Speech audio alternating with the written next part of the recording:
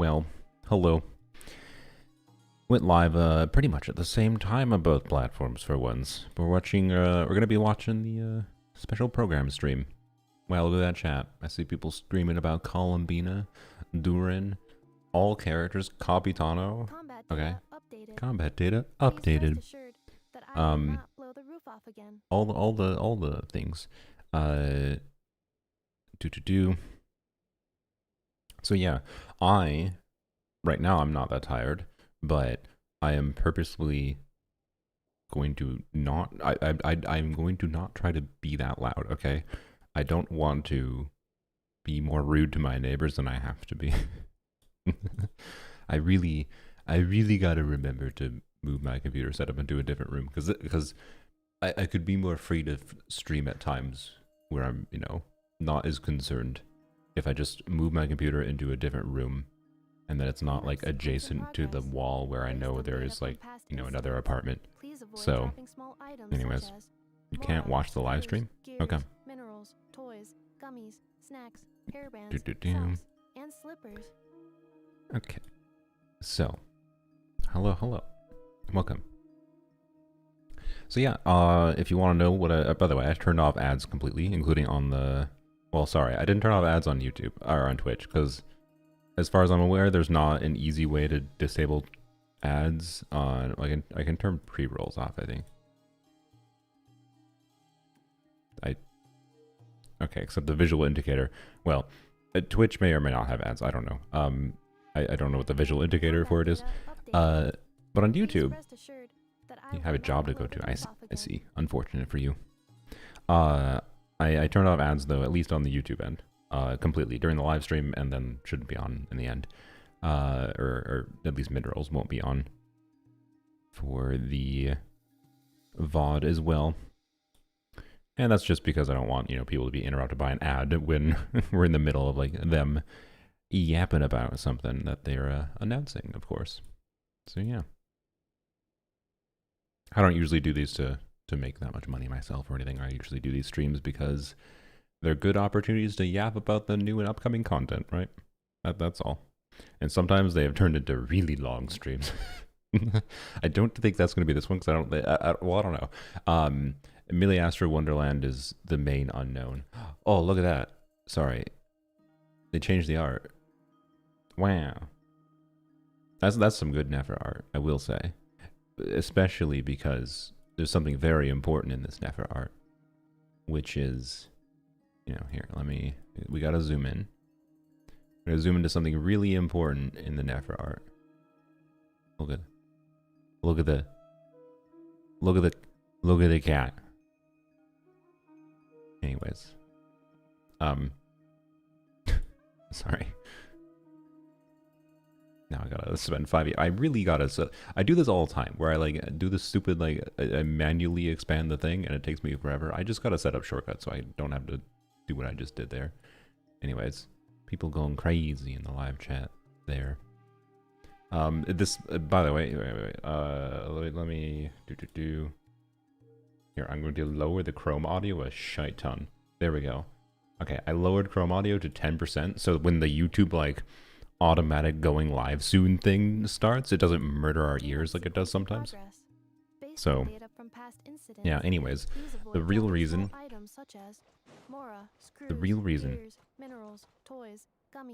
to pull for Nefra is clearly to get Ashru, okay? I just need everyone to know that, right? As someone who plans to get Nefra, I'm not getting Nefra for any reason other than I want the cat, okay?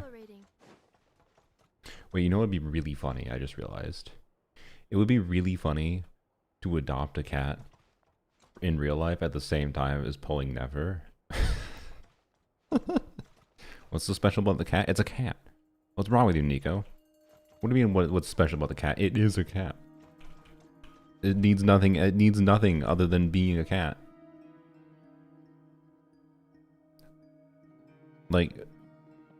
It's a cat. It's a cat. Anyways, I gotta get my windows arranged. There's not a lot of range. Okay, put that one there. Make sure I can read it. So yeah, the most interesting things I think. The only thing I really know about the content next stream, by the way, or what rain? Maybe I'm not awake. The content next version is I know what Nefra's kit is, but I don't really know much about any of the other content they're adding. I know UGC is going to become a thing, but UGC is weird because, you know. So I don't know. Like maybe a lot of the stream will be focused on UGC, and that's probably a good thing. So yeah. When is the stream? In about 10 minutes. 9 minutes, I lied. So, yep.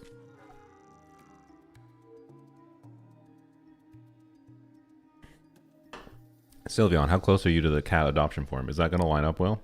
Is that my excuse? You can do the cat adoption form redemption at the same time of getting Nefra. That would be appropriate. Do I need to stream more so you can get more channel points? 61k? Ah, shoot. Okay.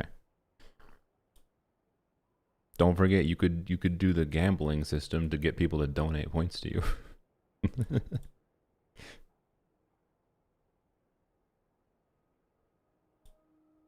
Combat data updated. That's mostly a joke. Press to Mostly a shirt joke. that Can you houses slap the half cat? of the roof off What? again. What's wrong with you, bot news? Anyways, you know, but we should go spend our resin. I thought it was appropriate to start in the curatorium of secrets. But yeah. Anyways, I'm looking forward, obviously, to the Archon Quest next patch. The Archon Quest is very good, so I'm looking forward to whatever they have in store next patch. But I don't know what exactly it's going to be about. They did show Durin and Varka and Arlecchino in the thumbnail. So that's cool. I look forward to Arlecchino's return. Durin and Varka's, well, not introduction per se, but proper introduction. So yeah.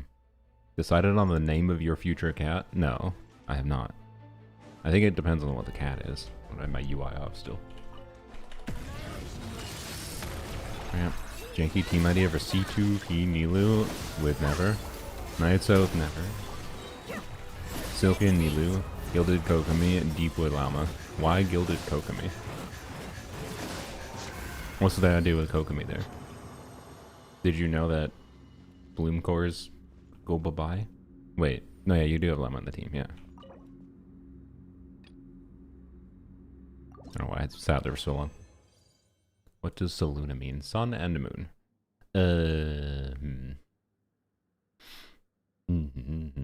I already have I have one I'm gonna have to reroll.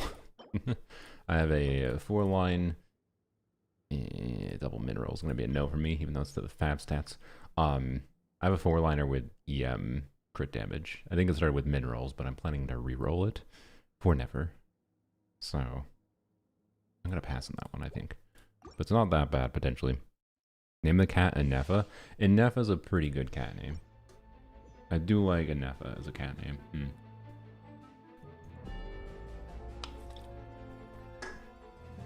It's mostly the Silken Nilu. Kokomi is flexible. I see. It's just Gilded Dreams isn't literally doing nothing on Kokomi was why I was asking. So you can use Kokomi perfectly fine for Never. Supposedly, by the way, there's been rumors of old characters getting buffs, like mostly specifically Mona. But we got those rumors at the same time of getting rumors about like Durin's kit, which is not going to be next version. But it's possible they announce the buffs this patch, or this stream, by the way, and that's why I'm mentioning it. So that's something to be aware of as far as, wow, as far as unknown things that could be a surprise in this stream. That's what I'm always looking forward to with these streams is, do they surprise me with something they something they announce, or is it just here's Never, there's gonna be a new story, wow, there's events, or is there something more? Will they announce the 4 stars in the banner? Will they stop their stupid crap where they only announce the 4 stars in the banner on like major version streams with like the 0.0 versions and then Lantern Right versions? That's the only time we know the 4 stars on banners at all ahead of time is on those two. Like, please just announce the 4 stars. Free me. I just need to know if Lanyan's on banner. Anyways, OMG, please, I just got Mona C6. Yeah, so we'll see. We'll see. Crit rate ER, EM is low roll value, kind of poopy, but that's a good combination of stats for support sets, so yeah. Bro, you have an unbuilt C6 Mona? Sacrilege? Well, let me tell you this. A C6 Mona is not really that much better than a C0 Mona.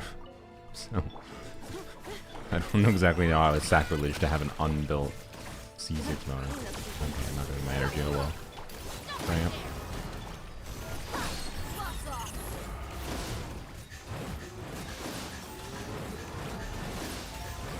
But yeah. Anyways, I have no idea what they.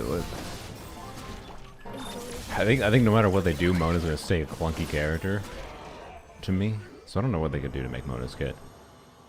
I mean, I would consider using her as an alternative to Farina more compellingly if her buff just, you know, lasted longer.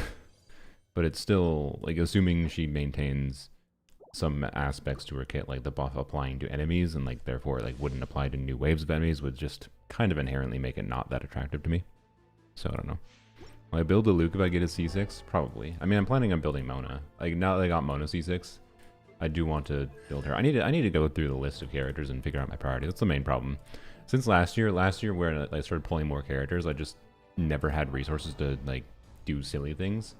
I want to go back to doing some silly things and, like, you know, putting resources into Mona to try to get her, you know, to do a stupid team built around this dumb constellation, among other things, right?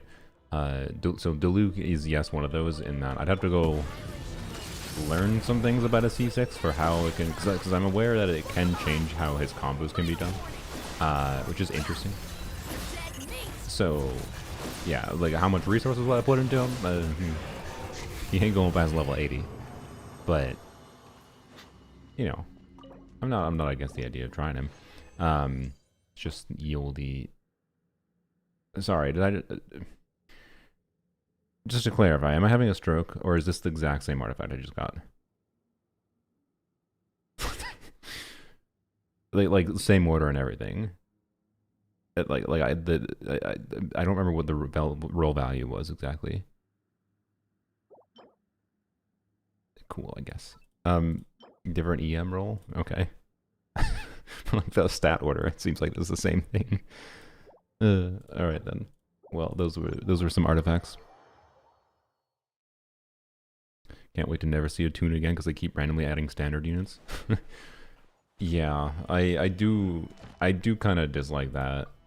There's rumors that supposedly they're going to add 2 standard units this year, which would be an enormous dick move to add Stella Fortuna this year, and then also add 2 more standard. Like diversifying the standard pool is now actively quite bad, because many people would prefer just getting C6 like dupes for, you know, level 95 100 characters compared to getting the new garbage characters they release. If the standard of characters in the standard pool is going to be Mizuki tier, then they should just not add standard banner characters to the pool. If they add characters that are interesting with kits in some form and have some value, then by all means add standard banner characters to the pool.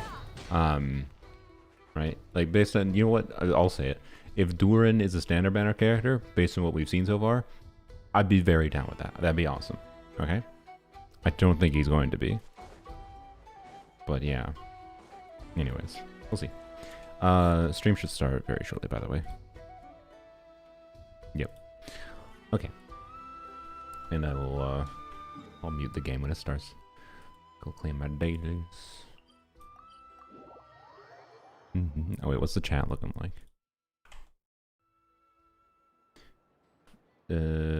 Farina first phase. I actually, okay. Funnily enough, I think it'd be actively a bad thing if Farina is in phase 1.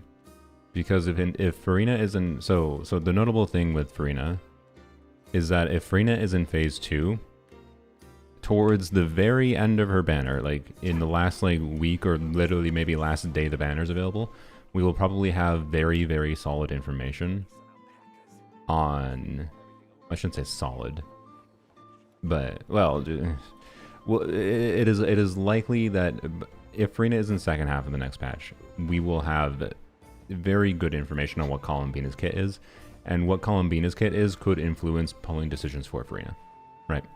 Like, it would influence how valuable it is to pull Farina versus pulling the new Hydra support. Hey, there we go. It's going. Okay. Yeah. I should mute game audio. There we go. Also, I didn't claim my dailies. Oh, I should probably format this better. Let's see. That's not... Okay, I mean... Theater mode.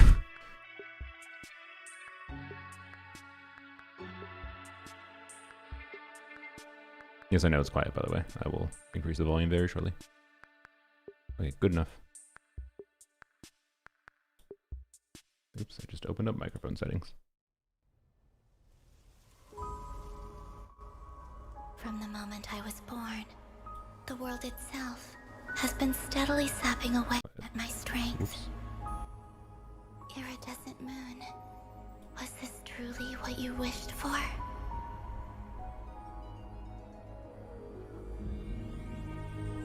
We finally got a clear look at his face and learned his true identity. I want you to kill him. He would never suspect. Okay. A visionless visionary? Chess. I did indeed lose my power to see the future, right up until just now. I believe I saw something new. Pants man. Why is he attacking the damselette? What's going on? Twitch ads on the stream. I turned pre-rolls off, but I don't know how to individually turn off Twitch ads on an individual stream, so I can't. This is a threat that the Knights of Favonius cannot He's a ignore. warpit There are only with the same pants as lines everyone else. uniting as one, and I'm talking all the factions and not cry. So you're placing all your hopes on me, huh? Then I'd say you'd better make it worth my while. I don't work for free. Let the simulation begin. Can't hide the truth. Let's see what you're made of. Seek within. A burst animation you'll use all the time. It is a Zapdos and burst few that probably members will of the make sense to Temple of use. Silence rescued Layla, who was out in the desert We're in the trapped in a desert? state of delirium. Layla, what? How What's many happening? moons are there in the Are we going to Sumeru for the story? What? What causes our rise and fall? What obliterates love and hate? What? Even now with the sun shining Did we just go back to high in the Sumeru? sky, there are those who would call forth a dead moon's ghost. It's dangerous being too sharp for one's own good, you know. Yeah, it might be event story. I guess Just that's true. watch. It won't be long before calamity descends upon us all. Hello, Yehoda. Makes sense. I feel like Yehoda should have been added Come this on, time as then, well. Mr. Ray here. Let's pick up And where suddenly we we're left not gone. off. Within the next 24 hours, we will face the biggest crisis the world has ever seen. Freedom Hello, comes at a Arlequin. heavy price, doesn't it? He betrayed me. Some friendship, that is. Oh, really? Dang. Our king was such a proud, solemn man in those days. Is this the first time Dane might be showing up? Will you not rest until everyone down here is dead? But the fragile In a crown was non-Dane shattered by pack? lies in the end. Your little game of heroics is over. She can never achieve wholeness when the world does not accept her presence. Get She's Clifford coming out out of here! of their cave. Running is our only option. I can distract him, so you have plenty of time to make your escape.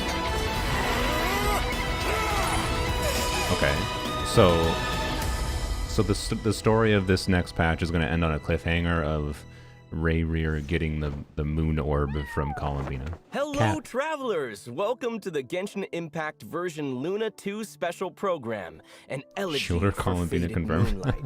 I'm Zach Aguilar, the No, voice no, of the no. male traveler, Ether, and She's I Shielder have a bunch Farina. of She needs other awesome shielders to be co-hosts paired me with her. today.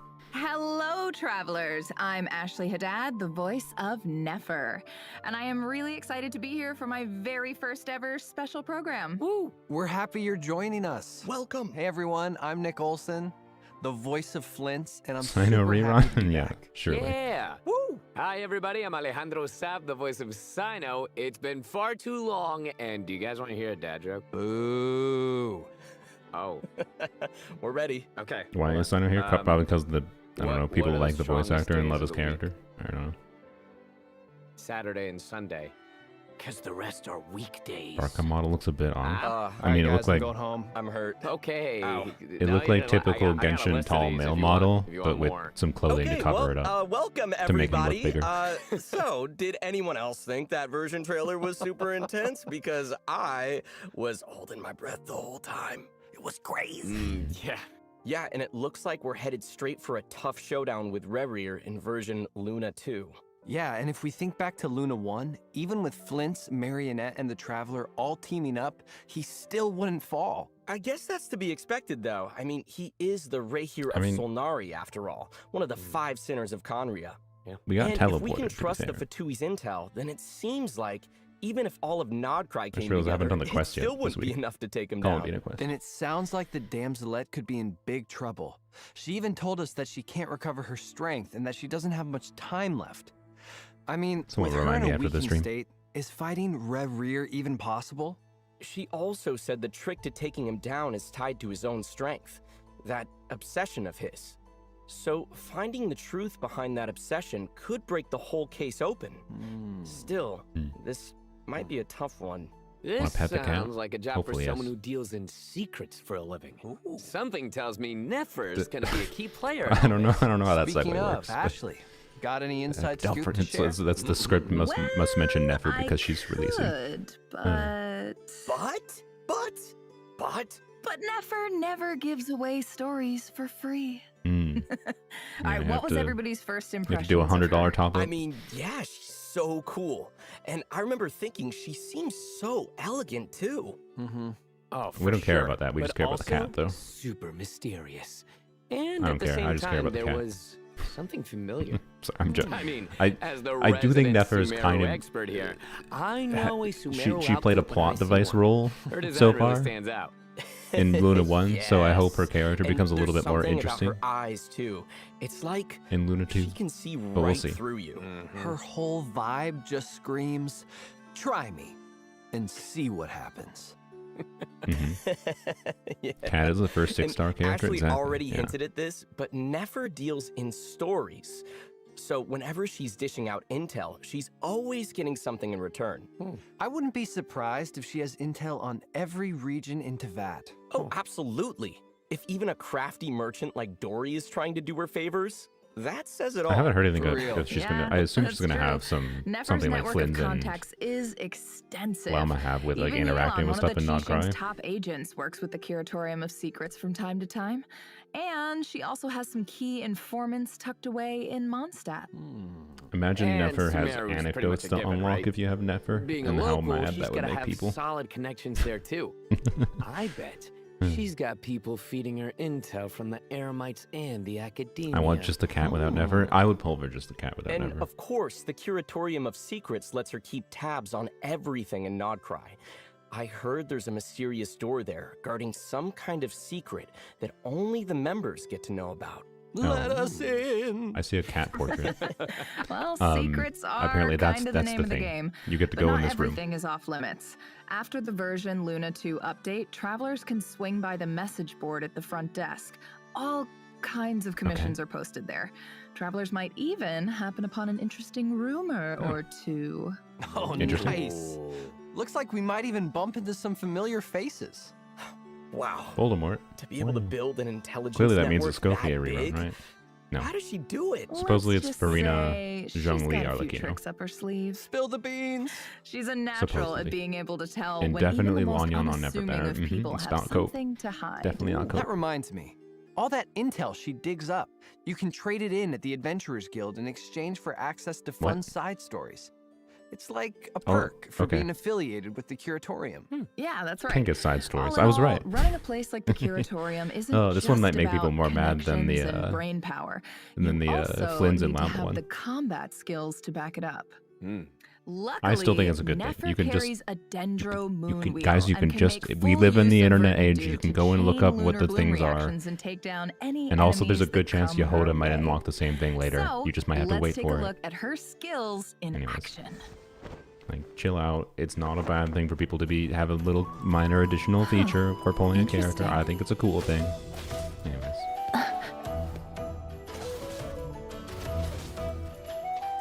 Bloom cores. That means they recorded that footage without having 2 knock cards in the passive. Or in the team. So then there they did. I better wrap this up. The mystery unravels. That's a very short demo. Hey, oh, there we go. whoa, Okay. those kicks are so smooth. I'm taking notes.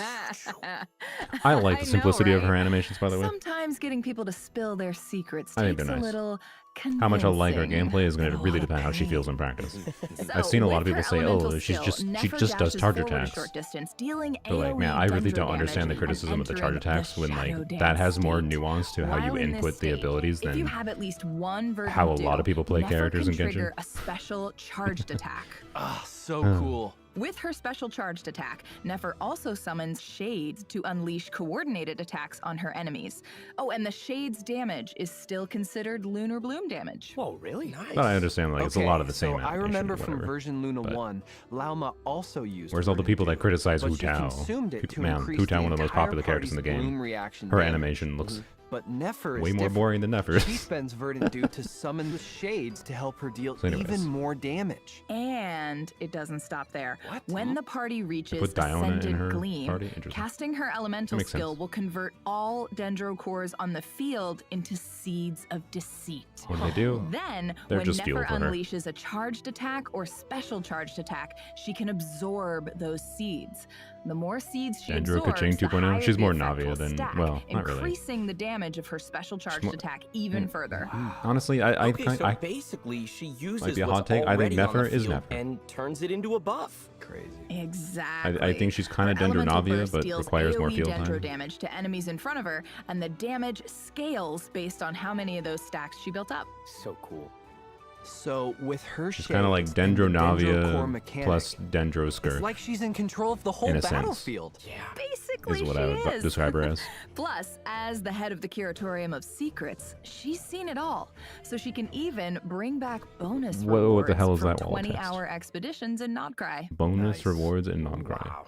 So awesome. Primo gems, clearly. All right. Well, this seems like the perfect time to That give would make people travelers really a quick mad. rundown on the event wishes. Yay! In the first half of We got 3 to version first Luna half. 2, Yeah, I think it's a travelers bad can thing. Look forward to event wishes from Nefra This is a bad thing in and my opinion. Farina. Also, frick you for not a new revealing the 4 5-star stars. catalyst, Reliquary of Frick you, Truth, Hoyo. will be Reveal the featured 4 on the stars. weapon It banner, pisses me off that they along don't with reveal 4 3 stars. Nodcry specific 4-star weapons. Wait, Moonweaver's Dawn? Oh, That oh one okay. looks So familiar. that confirms that you that's only get the weapon refines for travelers that were through the able to contra claim banner. from Great, the world cool. quest in Thanks, version Wayo. Luna 1. Now it's being Honestly, added that to the banner with, so with the travelers with can the get more refines on that copies weapon to being only refine through it. the banner, that's kind of a shit weapon in my opinion. So cool. In the second half of version Luna 2, we'll have returning event Kill wishes me. for Lanyan's gonna be in the Arlecchino second and half. Zhongli, so don't miss out on those if you're interested. All right. Well, that brings us to our first break. And take a look at the first redemption code, travelers. I'm doomed. We'll see you on the other side. Please. Cat.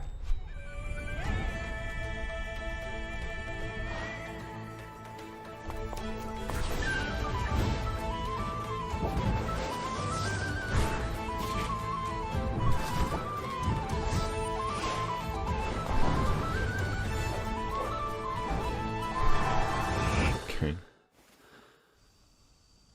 Interesting way to throw in this animation. I haven't seen it before. I don't think they released this animation before.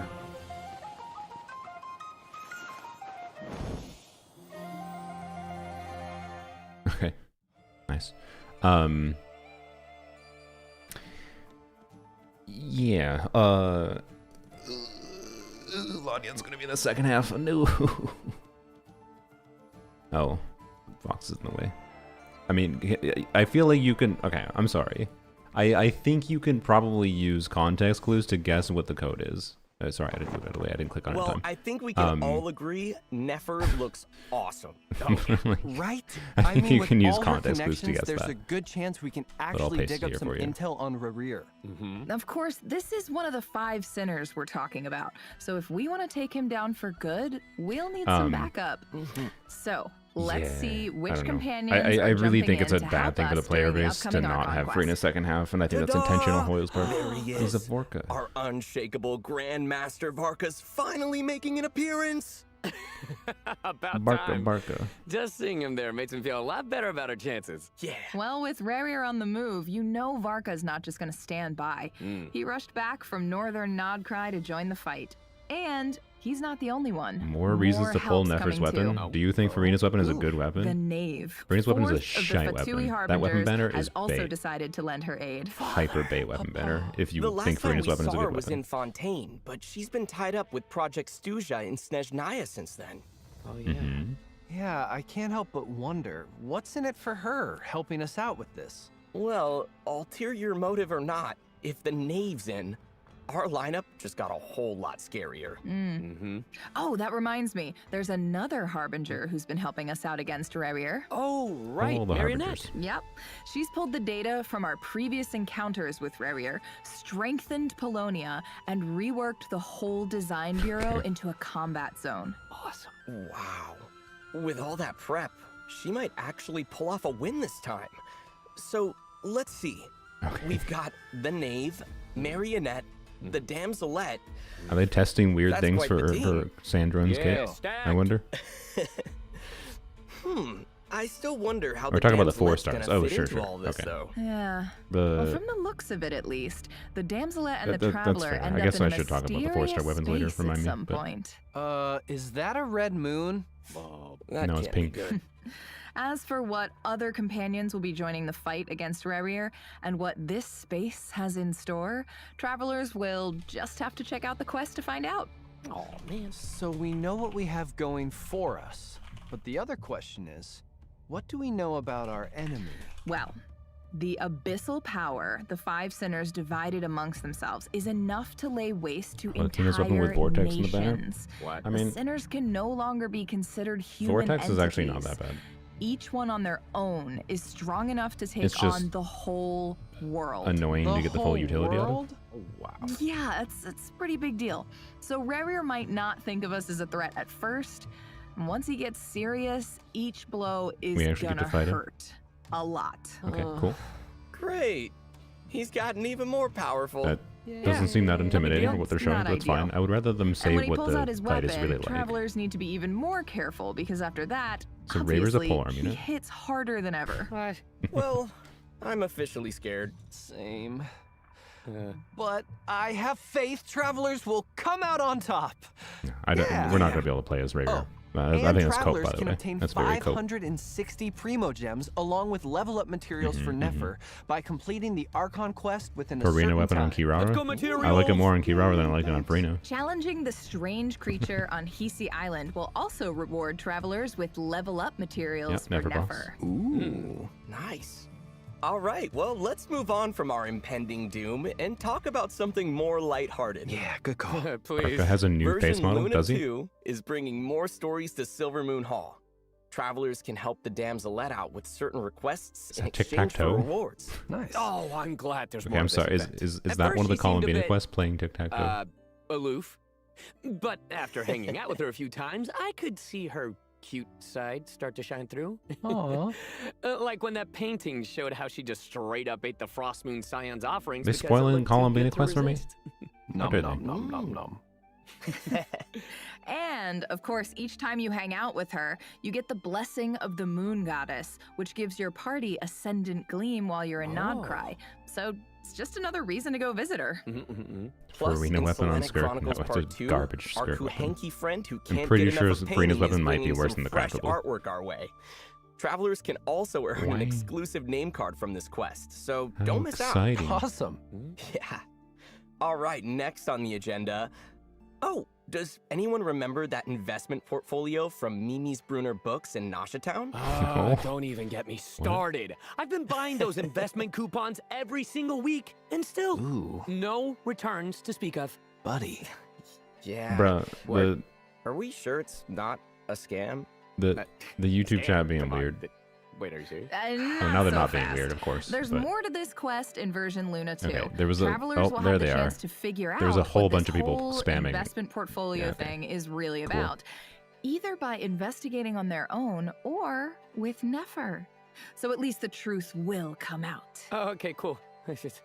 No. You got scammed, pal. You got scammed. Oh, and travelers can look forward to a small change in version Luna 2. When tracking mining sites at a blacksmith, the nearest one will automatically be set as your target. Thank Nice. God. Very helpful. Awesome. Yeah. All right, it's time to talk version Luna 2 events. Hit me. I'm Oh, yay, guessing my we're favorite heading part. back to Sumeru? AKA the Bingo, part where we in can lower the Ruins volume. Exploration Fieldwise Center, travelers will join forces with some old friends to get to the bottom of a strange incident in the desert. Ooh, what kind of Feed incident? Chatter's gotten Well, nothing on it all started Zenla's with Seed live stream. Layla. Maybe I don't know what She that was like. went stargazing in the desert and fell through some Okay, so yeah, quicksand the straight into Sumeru an ancient Sumeru ruin. stuff seems to be the event, which is fine. Yeah, well, she That's started cool. experiencing some strange mental side effects as a result. Is she a free character Along next? with the Wait, other we got person who fell into the ruin. Another? No, we got a weapon. Wow. Is there a free character What's next match? Is it going on Layla? there? That That's- is for travelers to find out. Not a very good free character, to be honest. But Play the game. Wait, but look at all these old friends. At least we've got a good team on our side. Mm-hmm. Yeah, that's quite the lineup. I feel like we're in for a big discovery. Uh-huh, yeah. And meanwhile, the Free academia Never, has set yeah. up a whole new branch dedicated to teaching Surely. students the skills needed to survive in the wild.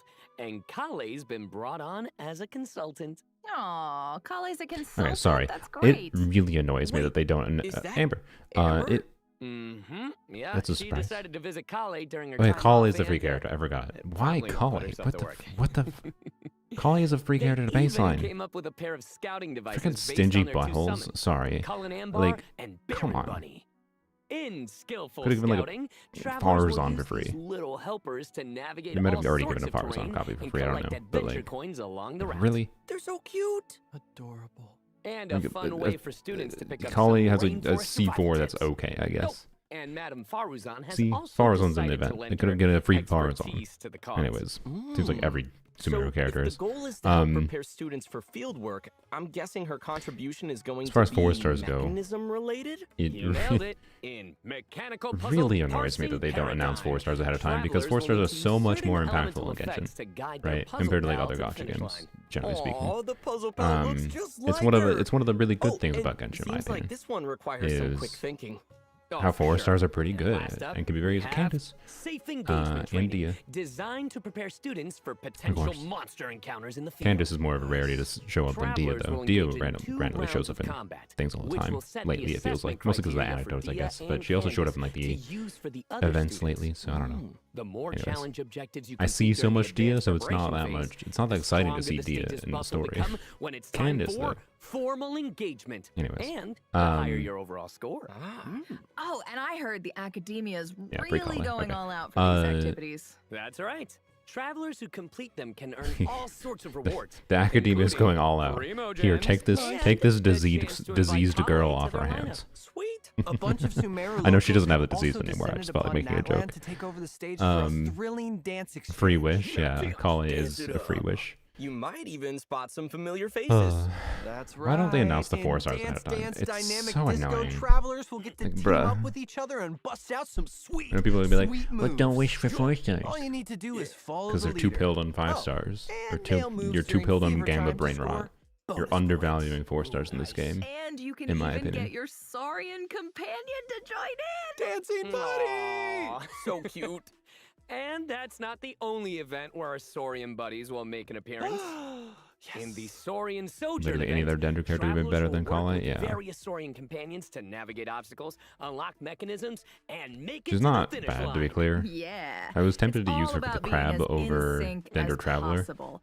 But Of like, course, like I'm sure Kale's Dendro teaming application up with works Saurians better is for the second crab nature than to Dendro most Traveler, I travelers would at say. this point, so it should be So- a breeze. Oh, sure, no doubt, no. Yeah, Like yeah, Kale yeah, being yeah. given Just for think free of is a it as reminder for people another that, fun hey, adventure the with crab our is favorite companions. very beatable Yay! with Kale, So is a go have good thing, I blast, guess, travelers. arguably.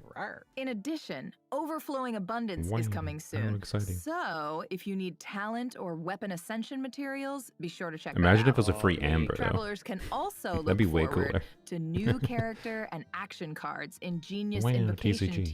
TCG, Okay. along with some brand new Are skills. they, to are they try going through out. this faster? It's not just The me, right? Forge So I'm Realms assuming they're Temper going through this and faster because they're Heated talking. Battle They're going to talk Mode about are also UGC, right? returning, so don't miss out, travelers. There's so much. Awesome. Wow. That's my All assumption. Right. Well, 'Cause let's they're take a quick blazing breather through. before we dig They've into some been- very exciting news. Yeah, they've been going for like 20 minutes. Is it Miliastra Yeah, okay. They're gonna talk about. That's Yeah. right. So don't go anywhere, travelers. Let me in. Okay. Quiz for you, chat. What do you think the word is this time?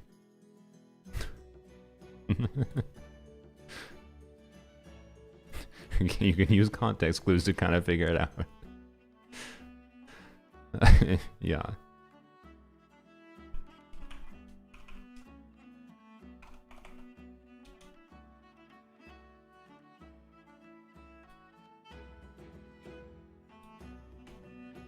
All right.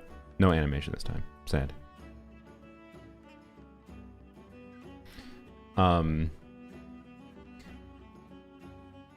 I wish they would condense. Just like I've gotten used to Zenless only doing one code, and that's really convenient. It's annoying as hell to have multiple codes to put in.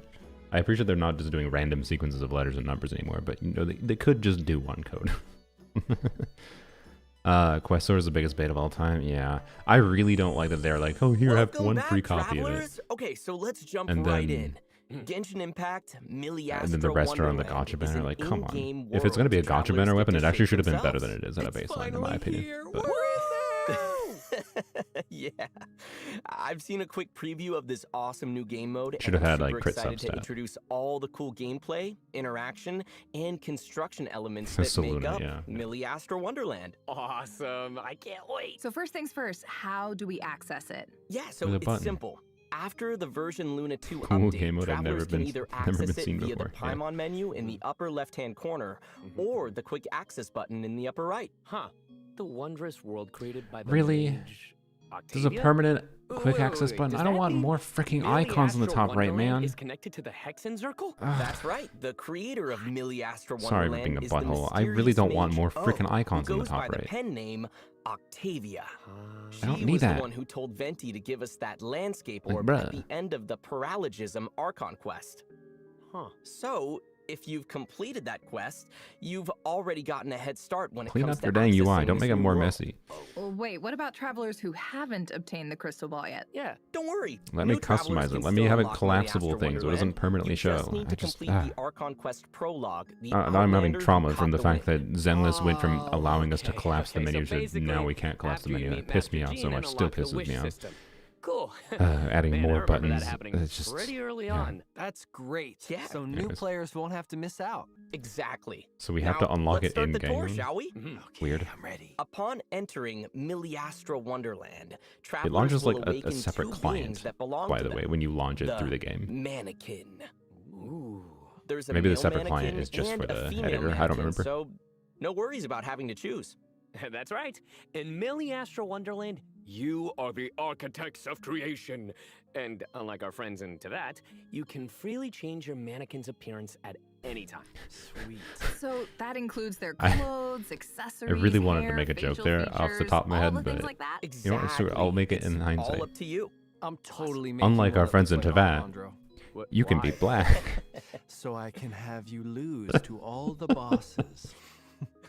We should That's- mention that's- the outfits that's you choose immediately for what your popped in my head mannequins when aren't when he confined to said that. Miliastra Wonderland. Oh. When your mannequins are adventuring throughout Teyvat, their outfits will be projected there too. Awesome. Then travelers can take all sorts of cool pictures of their mannequins throughout the vat. Cool. That'll be so Yep. fun. I feel Can't like use them at travelers Abyss, by are the gonna way. go all out. Yeah. I'm sure Or that theater. they will. Or staging. Plus, Miliastra Wonderland Is their has kit so good enough many to use cool in there? outfit pieces No, and but it would have been fun. accessories to And choose now from. there's literally no Yeah, reason to and give a it shit looks about like it. we can combine them in all Unfortunately, sorts of ways they, to they, make the there was a ensemble fun. super There was unique. like some And fun the nuance sets to their are kit. nice too. Especially if And you're there is someone now who isn't zero fun super nuance to their interested kit. in It's a designing pointless the whole puzzle kit now ensemble. for Overworld, Exactly. or just There's personal some expression. little something for you know, everyone. the personal expression is cool. And once your ensemble Obviously. is complete, you But- can use the custom avatar feature to create unique profile pictures. And now hold on a second, Zach. you still haven't told us how we get these outfits. Right. Oh, How do you think you get yeah. the outfits? You can get them in a lot of ways. We're listening. First, there's the Chronicle, which is a lot like It's the Battle gambling. Pass. Travelers are It's- already it's familiar gambling. with into that. It's a gotcha game. After completing It's- corresponding it's quests, gotcha travelers can mechanics. increase their Chronicle level to obtain various rewards, including outfit pieces and sets. Travelers can also choose to unlock Chronicles of the Realms to earn additional Why does it say outfit US pieces $5 to and get for special free? rewards. In addition, there are 2 new special promotions. By purchasing Oh. Teyvat's Gnostic Hymn You- or okay. Gnostic Chorus You Battle get- Pass, I see. travelers will directly There's obtain 2 Chronicles tiers of of the Battle Realms Pass from in the this. current period You of get shitty Miliastra Battle Wonderland. Pass if you buy the And Battle by Pass at a unlocking baseline. any Chronicle in Miliastra Wonderland, you can Or you purchase get a the discount current vice Teyvat versa, Battle okay. Pass at a special discount. Wow. Oh, nice. Okay, so it's not like you need to buy 2 whole separate battle passes. Exactly. So I be mean, sure to check I'm out just future gonna not. announcements for more details on that. All right. Now I'll for take the free second shitty way battle travelers pass. Can obtain these I mean, not outfits. free. It's free with the normal battle pass. Crafting. It's like I'll give that it's Just better like than how nothing. certain The materials fact and that blueprints are you get a required to free craft shitty battle furnishings pass in with the normal Serenity battle pass. Teapot. I'm sure Certain the items are extra also paid required battle to craft pass is outfits going in to be Miliastra Wonderland. better Travelers for might some have reason for noticed just cosmetics, now, but it's all just there's a cosmetics, so I don't give a certain shit. item you can get I through do the not care. Chronicle that looks like a fabric brush. It's called Lustrous Materials, and it's an item used for crafting outfits. Wow. Travelers will also need outfit blueprints known as I'll catalogs, never touch that. which The travelers game can get mode from the or standard Ode banner, Encounter Echoes. the gotcha. Wow. It looks like If there you're are so ignoring the many styles. gotcha in this mode, So that's true. fair. It looks like you can go for something cool or casual or something straight out of a fantasy world. That's awesome. I love choices. But I want hopefully you're not all ignoring the of game them. mode. You're ignoring the game Okay, mode? now hold on. All a right, sec, Zach. Skoja. You You're mentioned something ignoring called what the might standard actually save Ode this banner. game. Does that mean there are limited time banners? I don't think it's gonna That's save it right. immediately so to because keep things engaging, Miliastra Wonderland will get a new theme cool. with each version New update, themes, yeah. along Alright. with a limited time event ode to go with it. Oh. The theme for version to be Luna clear, it's 2 kind of its own is game. Phantom Night It's Candlelight. Genshin, and Roblox, the whatever. exclusive outfit set, Candlelit Revelry, will be featured And on clearly the event Oyo's banner. like I wonder if we can And make we some money happen to like have a quick Infinity preview Nikki of did, this version's which is theme. cool. Let's take a look. Yeah, is there any girl outfits with pants? I don't really get it. Have you seen Mario Maker? Have you seen the potential for the player base to be able to create levels within a game system? Like, but anyways, I get why you don't get it right now, because all Hoyo is showing off is the goddamn gambling bullshit rather than the actual game mode.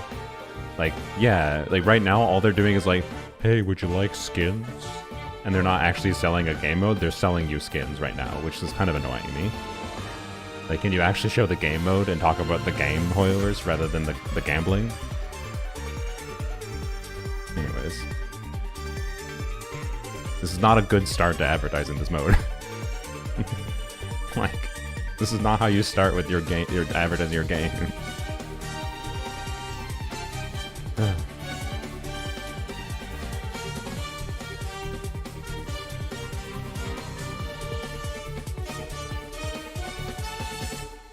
I strongly wish they had started with a lot. So this current version, you're not going to be able to bring your existing characters into this game mode, by the way. But they said you will eventually be able to. I know, right? So Plus, in hopefully, addition my to hope the legendary set, is that Candlelit eventually we can bring our own characters 3 in so people can different create elite like sets custom will combat also be content, available right? to obtain from the That's event my mode. hope for this, Dude, personally. they look so cool. Yeah. I am sure people will Plus, create other once interesting you things that reach are a not certain combat level related, in to be clear. Miliastra Like, Wonderland, you can unlock I think the there should be outfit fun gifting stuff to be function. had, but Just head to gifting mode, and all the items you obtain can be sent to a friend with a high enough report level. Gifts? Wants to give me one? weird. Guys? Okay. You get a gift. You get a gift. Everyone gets a gift. Hey, there's a trading system, So which is generous. interesting. Travelers can also purchase clothing items directly from the in-game store, which offers a wide variety of sets Quit and Infinity Nikki, individual don't make a pieces. gamba for skins again. I'm Plus, weak to this. Outfits I mean, purchased in the store can also be gifted to friends. Wow, awesome. then don't. Awesome. Lastly, there are Just also tell yourself, some just quests that reward don't. Just tell outfits yourself and no. items. You're not allowed to. And when you log I into don't know. Miliastra Wonderland, you will obtain 4 vouchers that Or can don't be play the used game to mode, I try guess, on if you're that different worried about it. outfits.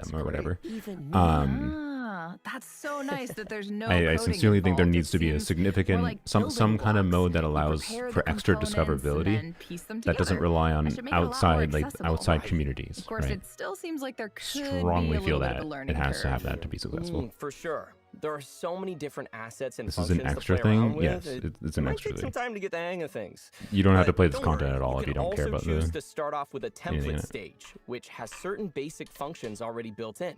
So that should make it easier to get your ideas off the ground when you're first starting out. Oh, good. I can't wait to get in there and start experimenting. Let's play. Let's go, guys. I don't know how Plus, the devs the have prepared a coding bunch of support situation tools and works in it. services to help make So the I learning really process don't know how as limited this smooth is. as possible. So if you're interested in doing a deep dive into everything have a the dev editing guide. tool is Interesting. capable of, be sure to check out the Academy. That's right.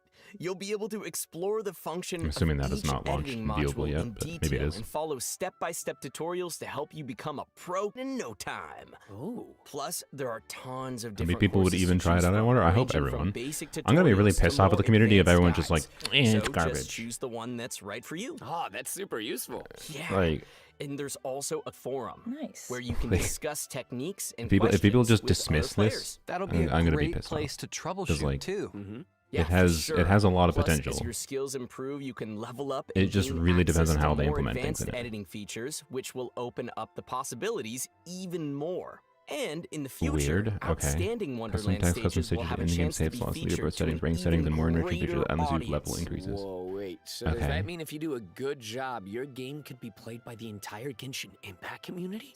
That's right. So okay. try your hand at Wonderland, travelers. Wait. Who knows? The next master could be you. Let's go. Oh, yeah. I remember in the Luna I'm not a fan of that. Does that mean so? What I mentioned there for discoverability, does that mean like your course can't be like Miliastra randomly discovered if you Wonderland aren't a certain Inspiration rank? Incentive I actually Plan think it's a is good thing. launching in version Luna 2. The play data from the stages will Yeah, that's determine good. their Have earnings. programs to incentivize So people to do things. Yeah. basically, the more popular Um, your stages, the higher your earnings. Exactly. Plus, it's worth mentioning that the incentive plan offers long-term earnings as well. Okay. So, if you create a stage that continues to be popular, your earnings will continue. You can also What's look it saying? forward to a new reward mode launching in version I totally Luna forgot. 4, the Miliastra Wonderland Bounty of Ingenuity Plan. This is a force down which of the will new give you update. a I'll chance cry. to create more detailed and engaging Guys, I'm pretty sure gameplay it's not going to be experiences a and receive significant storage additional size earnings increase from them. Okay, so on mobile. if I'm If it understanding is, this it'll be right, optional. starting in version Luna 4, On PC, I we'll doubt have it the is chance because to PC receive just has all the double assets already. earnings? That's right. It's Your rank prevents you all from up to accessing you. certain creation Unleash features. your creativity and generous rewards could be yours. Yes, exactly. Is that what it was? In fact, there are I mean, impressive teams I'm not- of I don't know. individuals It depends what's pioneering limited. the way in Miliastra Wonderland already. Let's take a quick look. If the intent is to Imagine prevent if something like large this amounts of shows trash up in bullshit Genshin from Impact's being Miliastra Wonderland. like that's one significant problem with like these kinds of ideas for game, looks like so allowing lame. players as a community to create levels within the game system. Like it's a problem that Mario Maker has, where like 99% of Mario Maker is trash shit garbage, and it's kind of like, and on another level, it's more accessible to like limit options when you're new Stop doubting me. to some level. But I don't know. I can see why it'd be annoying, to be clear. Pour But I don't know. finir, on connecte aux joueurs concernés. I see the downsides le and the sélection de upsides classe of est en place. structuring it that way, and I think the details of exactly how that leveling up system is structured matters a lot. 好了，找到节点图了。可是要怎么设置植物的生长条件啊？ Speaking of, shouldn't we be doing the test run now? Why is the audio decent, by the way? That footage.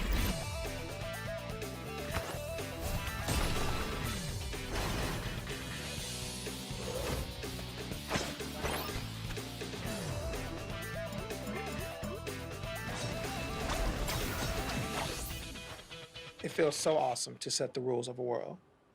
So guys, what was your motivation for getting into game dev? I love meeting new people. It connects me with other equally interesting people. Somebody curb his arrogance. Parce que je ne veux pas me contenter de créer des jeux Thrilling imaginés Genshin. par d'autres. 这是我最爱的游戏。 I hope you don't. 我想在当一个旅行者之外，做点不一样的事。 Denn der Editor erlaubt mir das zu tun, was ich am besten kann. 一からルールを作りたい. 나만의 이야기를 모두가 즐길 수 있도록 하려고요. En mi caso es porque tengo un montón de ideas interesantes. Y es genial poder hacerlas realidad y compartirlas. Who knows? There might be pleasant surprises along the way. It seems like more work. I think people who like creating things don't generally feel until they start making, until they start relying on the money they make from the creative work. I know what I'm doing. I don't think they consider creative work. Yeah, me too. Unpaid I work. hope My all God, the you guys are. travelers out there decide to try it out. It looks like My so much God. fun. Guys. The code is Miliastra Wonderland.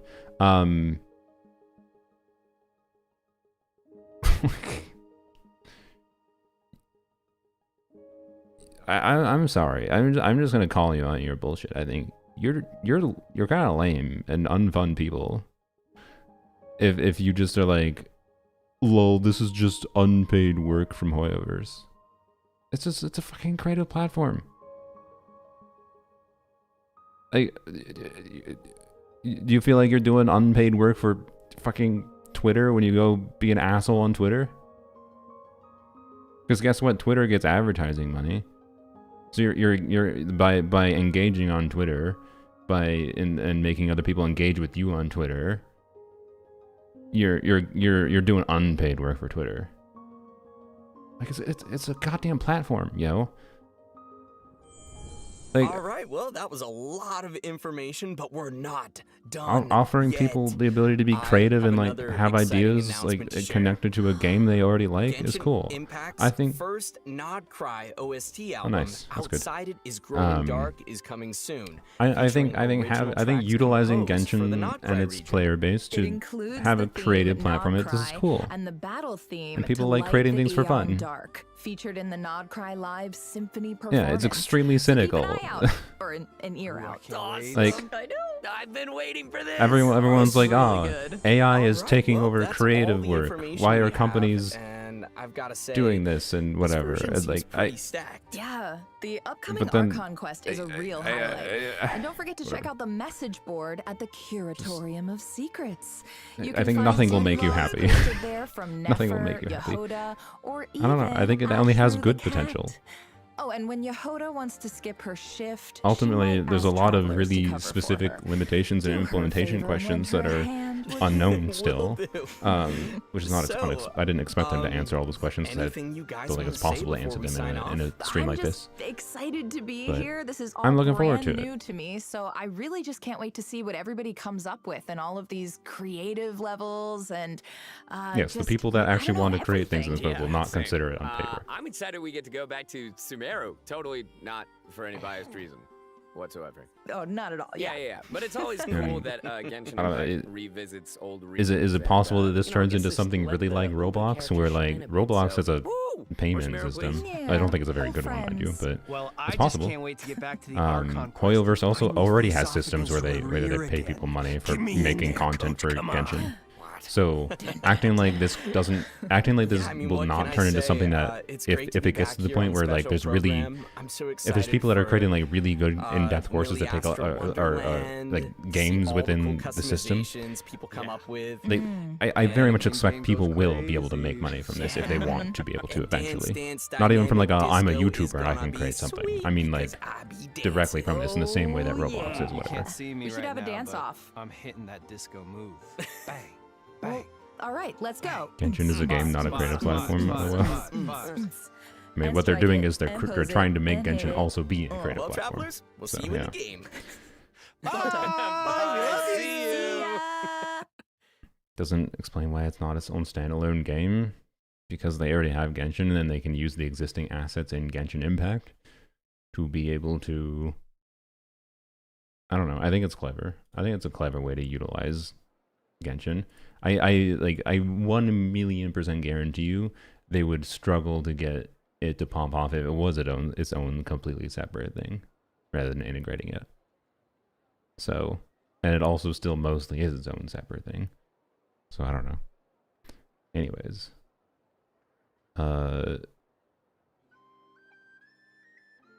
they didn't really show anything that meaningful from what they, to be clear. They didn't show anything that meaningful for the UGC mode, the content mode, Miliastra Wonderland, but they I do think it was a mistake to start the presentation off with the gacha and cosmetic system. Like, cool. But yeah. Wow, more. How exciting. So, anyways, I'm gonna go broke on first half banner. Yeah. Oh man. So yeah, those are the obvious. Sure, let's start with talking about the banners a little bit. But yeah, I don't know, I'm looking forward to UGC mode, but ultimately it's gonna be, it depends. Like, we're gonna go into it, and the immediate reaction, because the Genshin player base only makes people, the Genshin player base only likes to be unhappy about anything. So people are gonna have negative reactions to it probably, because it's just gonna be simple and boring to start, because no one will have created anything yet. Crazy idea. But so I want to encourage that they're gonna have to, you and them being Hoyle, but the entire community is gonna have to let things cook a little bit for Miliastra Wonderland. No optimization. Oh yeah, they didn't talk about optimization, probably because they wanted to talk about Miliastra, whatever. But they also didn't. There was no dev discussion post for optimization, so maybe there's just no QL next patch, which is interesting. But so I don't know. What was the first code? I don't remember. I'm sure my mods probably posted in my Discord server if you're on my Discord though. So anyways, I need to close my links on my browser. Okay, bam, bam. Chat come back on screen? I suppose so, yes. Oops.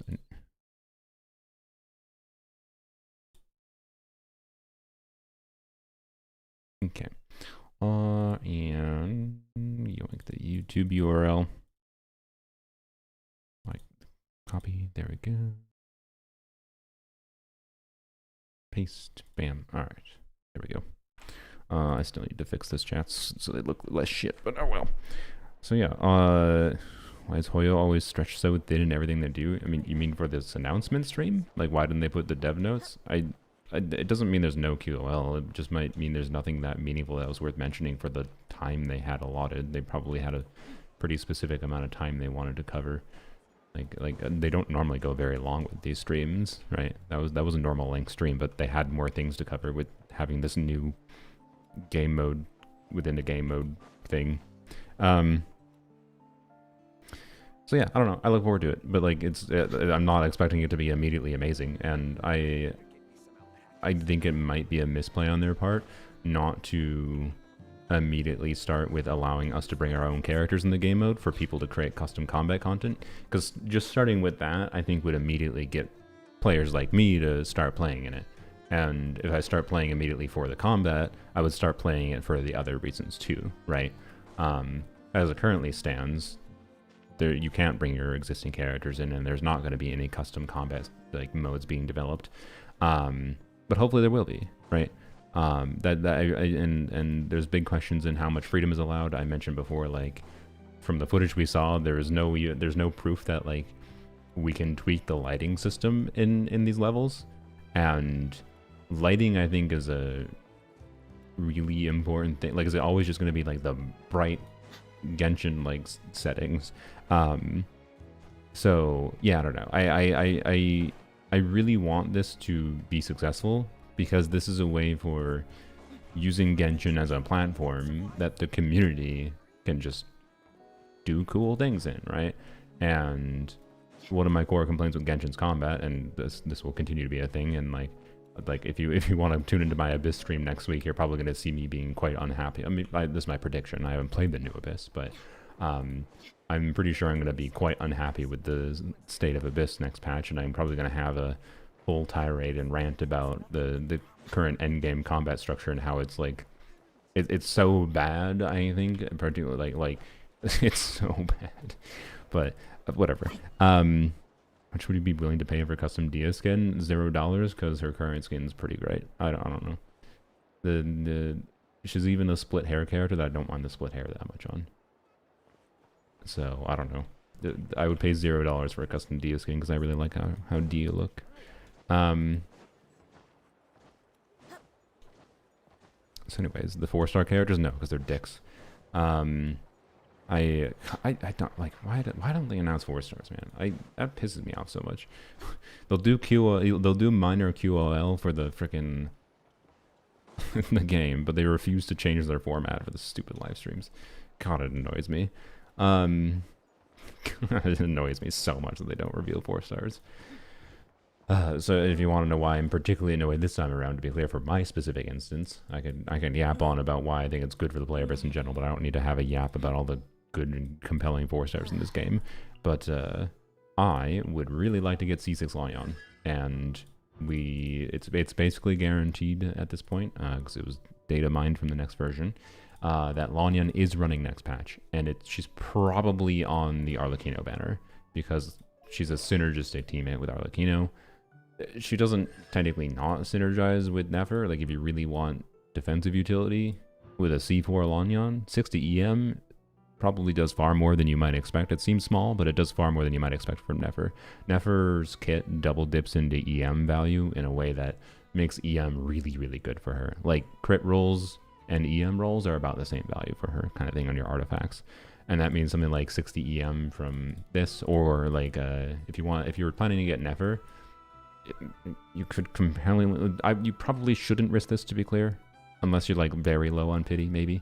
But like a C1 Ino is like a 5k-ish DPS increase. I told someone this on Reddit recently, by the way, because they were like, there was some stupid person commenting that like, oh, blah, blah, blah, blah, blah, diminishing returns, like bullshit things. Like, this player clearly didn't actually understand how Nefra's kit worked in particular, and they said it wasn't that good to like stack a bunch of additional EM on Nefra. I'm like, actually, no, Nefra's really, really good with extra EM.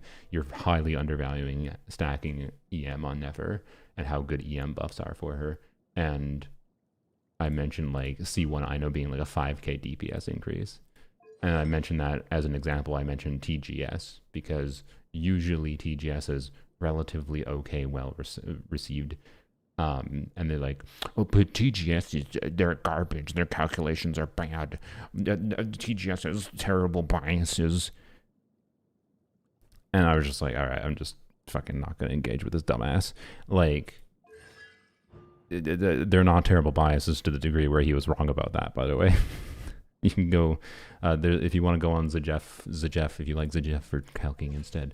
Zajef Clips has an upload, I believe, for updated Nefra calcs, and in that calc somewhere in there, if I recall, he showed Ino C1 being a 5k DPS increase.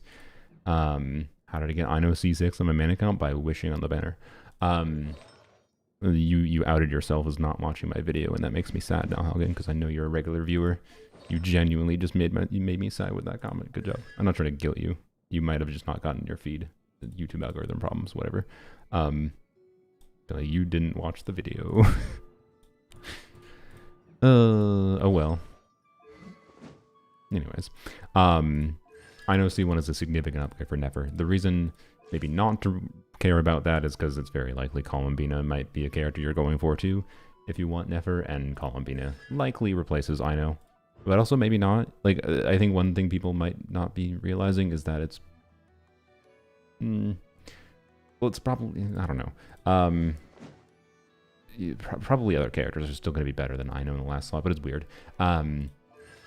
It's possible, like, double Hydra with Columbina Ino is the best bet, but we'll see.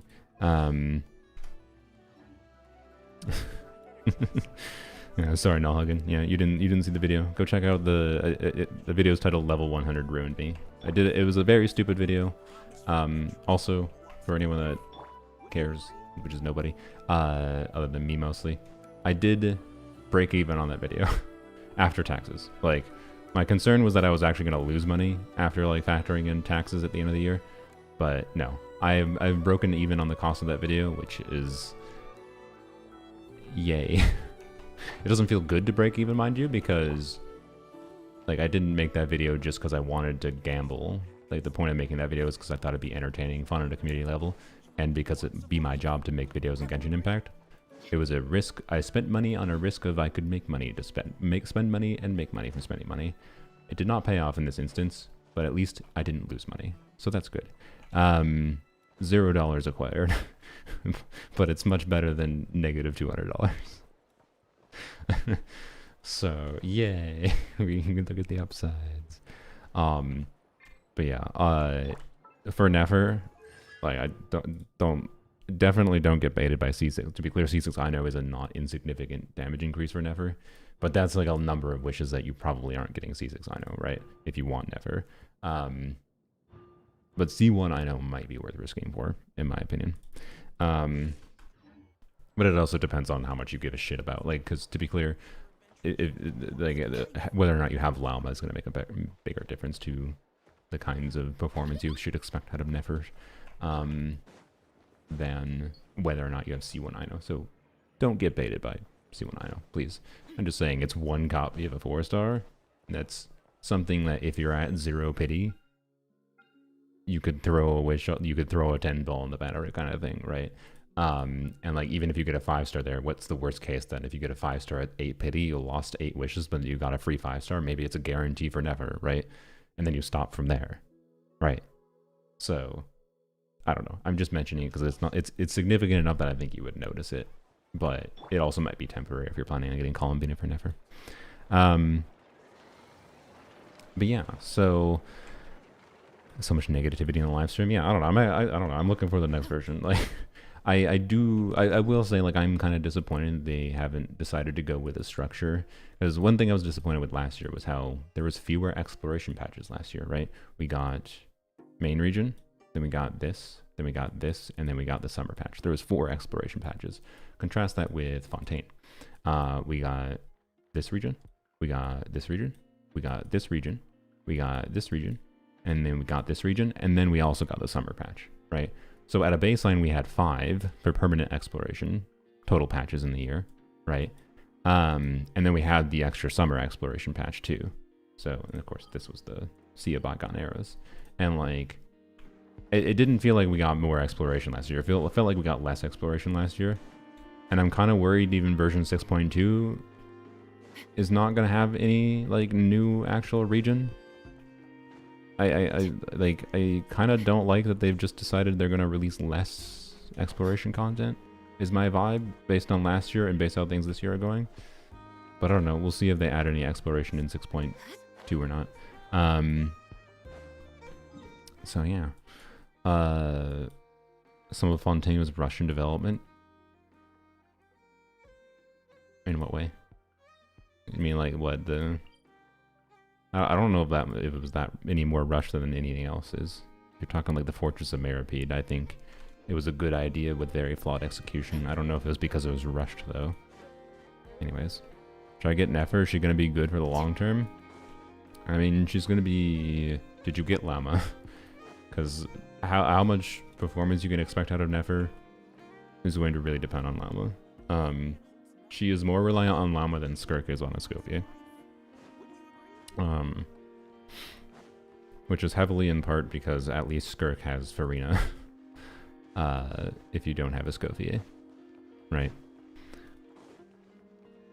So, if you like Nefra, I think Nefra can be more than a usable enough character as long as you set your standards, your expectations properly. But Hoyo clearly is deciding to, with any main DPS 5-star they release nowadays, apparently this is just, they're just doing the same thing they do with their other gacha games, but it's, in many ways, I'd say more annoying in Genshin because of the fact that they split the releases across different patches. So if you're someone who doesn't pay attention to, like, to what the next character kits are coming out, or have a good grasp on, like, just team building in Genshin in general to be able to predict, like, whether or not you should pull Durin. I'm just going to say this now. You should... I don't know for sure, to be clear. We don't know what the main DPS kits that Durin's going to pair with in the future is going to look like. But there's a very good chance Durin ends up being like a best-in-slot support for Varka or Alice, is my guess. But that might be wrong. I hope it's wrong.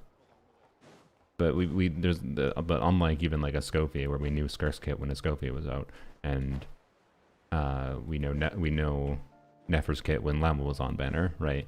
You could make that decision at least, but you had to pay attention to the next, like, what the information was for the beta, right? So, anyways, and a lot of people don't.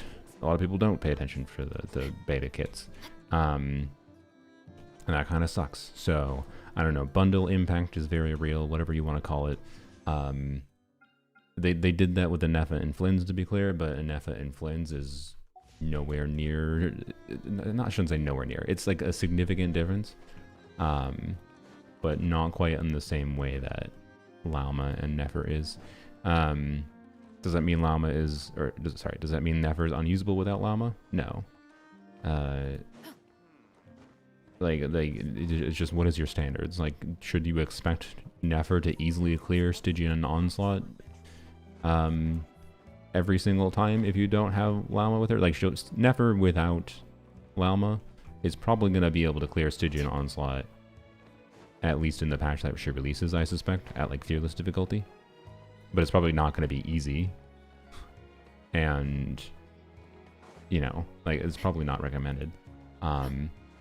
But still, she's a Dendro unit, and she can be used as like just a generic on-field Dendro applier, like kind of like, you can do like a Quick Bloom team, like a Hytham, and just basically do, you know, that. It's fine. So, like, by fine I mean actually like pretty good. It seems to be potentially better than Alhaitham is. Quick Bloom Nefra seems to be better than Alhaitham, but then Nefra also has the ability to turn into a hyper carry, but you kind of really want Lauma to make her be a hyper carry. She can technically be a hyper carry with just Ino. Technically her kit is enabled with just Ino, but the total damage performance is way lower than with Lauma. So, to a degree that it's not her best non-Lauma team, right? How is Flynn's with C0 Ino? I think Ino is the best character, even at the best Hydro character to use with Flynn's, even at C0. There's minor upsides and considerations to use someone like Candace over him, over Ino C0, Candace C6 that is, but also significant downsides using Candace C6. I can tell you from experience on my Polearm account. So yeah, Ayaka Shenhe's the OG Genshin bundle, kind of. I don't know. I think they,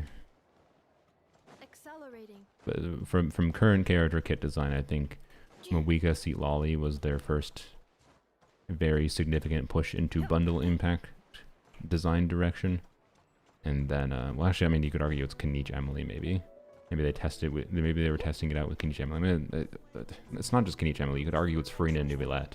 You could argue they've done it for a long time, but now Genshin is in a state where there's a quite significant difference, in my opinion.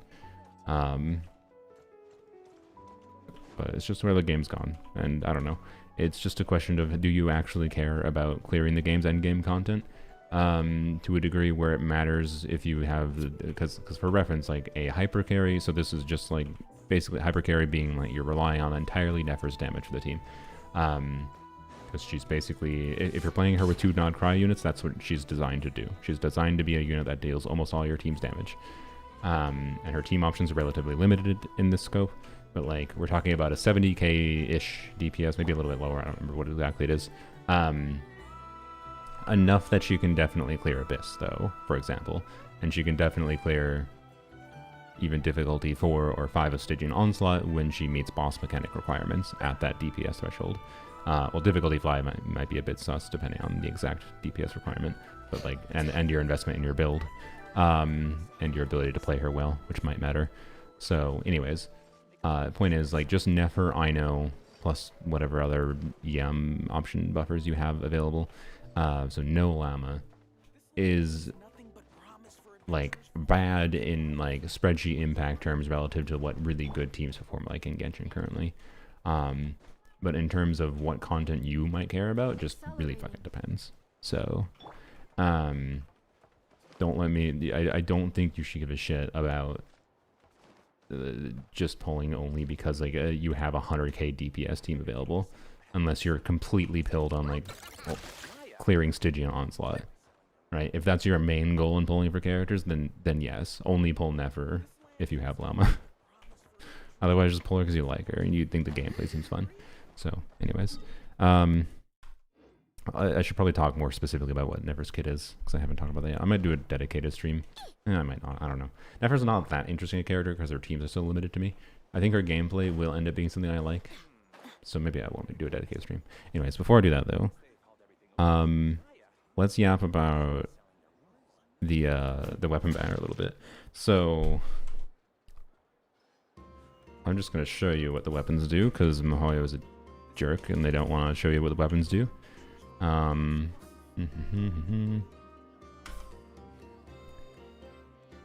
Weapons. Okay. So one of them, by the way, they said was on the banner. I think they said, did they say it was on the first half, by the way?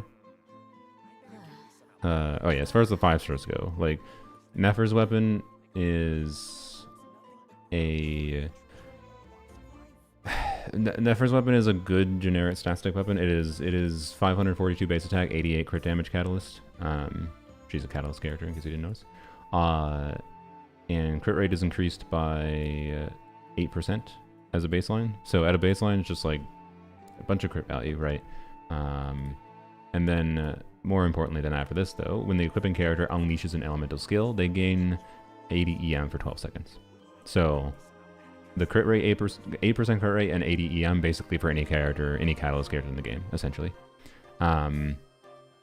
They said all are first half, that's what I thought. So yeah, all these weapons are first half, which is interesting. It makes the 4-star weapons make this weapon banner kind of weird. And I'm somewhat surprised the polearm is on the first half, because like I would have expected they put the polearm in the second half. It's kind of unfortunate actually, because I would have considered pulling for the polearm on polearms only. You'll understand why, but the polearm on polearms only could have been a cool weapon to have, but I would have considered it if it was on the Arlecchino Zhongli weapon banner, right? Because double 5-star polearm banner plus a 4-star polearm, that would be compelling. That's like the one situation where it's maybe worth being stupid and pulling for that 4-star polearm on the count. And then I could get maybe Arlecchino weapon dupes. And then like you might be like, Vortex Vanquisher is bad, and it is, but I think I'd probably use Vortex Vanquisher on a Nefra and prefer it on a Nefra over Staff of Scarlet Sands, I feel like. So, anyways, apparently it's on the first half banner because clearly MiHoYo's, the fact that the polearm is on the first half banner is because they're going all in and trying to bait people in the first half banner. And that probably tells me that people still have a perception at large in the generalized community. They still have a perception, presumably, that Farina's weapon is good. It's not. It's one of the worst 5-star weapons, in my opinion, to go for.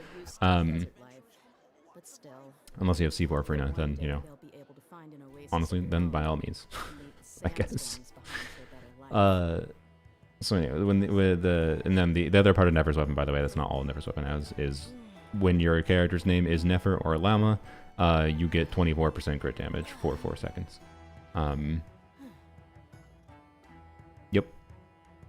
Although it says when the equipping character deals Lunar Bloom damage, then you gain the crit damage. So I don't know if that applies to your first hit of Lunar Bloom damage.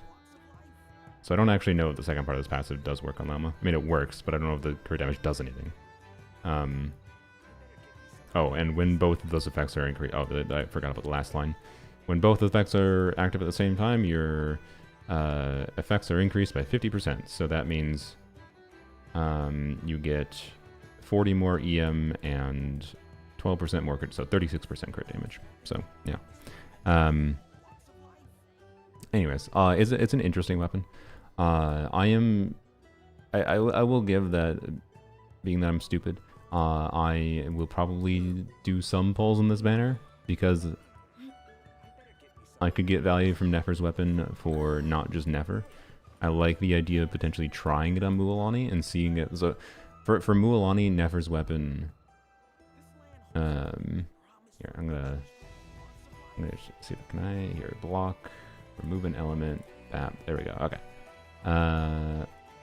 Here, I'm using my element zapper to remove the images for the weapons, because if I have the images, there's a chance I get a copyright claim, or a copyright strike, which is really bad, from Hoyoverse, but if the images aren't here, it should be fine. Okay.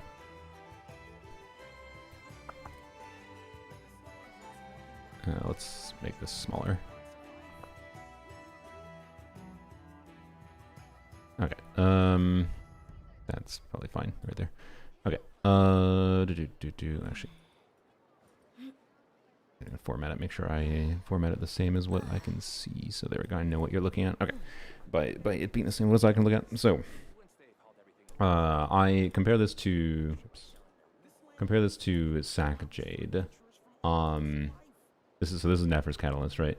Compare this to Sack Jade Mulani, and I believe this is worse than R5 Sack Jade, which is the battle pass weapon that gives a F ton of HP. I think it's possible. It's a little bit more nuanced than that in practice.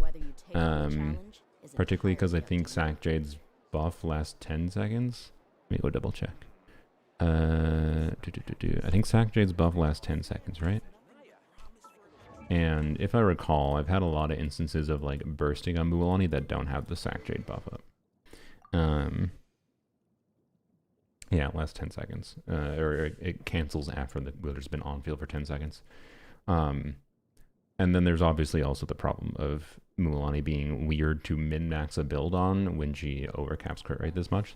So, like if I, like as an example, I have this. This is a, oops, didn't do that. This is a really good piece for Mulani, right?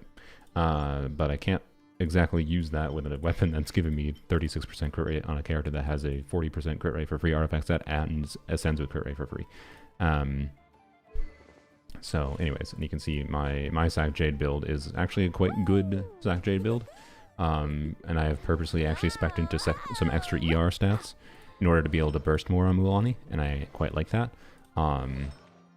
Like there is ways to diversify your stats to have it not be that much of a problem to you know, be maxed out on crit rate at a baseline, and actually having a little bit of overcap crit rate is not inherently a bad thing either, because this lets me like do my burst before I do my skill and have a real chance of it critting. So anyways, this Mulani overcaps, and yep, as you probably didn't hear what I just said, the overcapping is not actually a problem. There is a benefit to having that extra crit rate. There's been a lot of times where I burst on Mulani before pressing her skill, and that actually feels worth considering doing a lot, because I actually have a very decent chance of critting without pressing her skill first. Whereas normally you can't consider doing that. You're forced into like doing skill and doing the burst at the end of the rotation rather than being able to use it for front-loaded damage value. Otherwise it'll just like never crit if you have like a 50 crit rate. So yeah. Anyways, yeah, I figured you typed it before I said so. Anyways, this weapon compared to Nefra's weapon on her is weird, is the point. I would vastly prefer Nefra weapon on Mulani over frickin' Widzith. But if you min-max around Widzith RNG, is Widzith potentially still better than Nefra weapon on her? But yeah, maybe. So like, I wouldn't pull Nefra weapon specifically for Mulani, I don't think. But for me, I think I would very much like to have it as an option. I think it'd be cool. That's kind of all there is to it, in my mind. And then there's other Catalyst characters I think it'd be fun on, because remember, 8% crit rate and 80 EM at baseline for free. So, I think this is worthwhile to go over, because I do think this is an interesting weapon better because of the 4 stars, even though I haven't gotten to the 4 stars.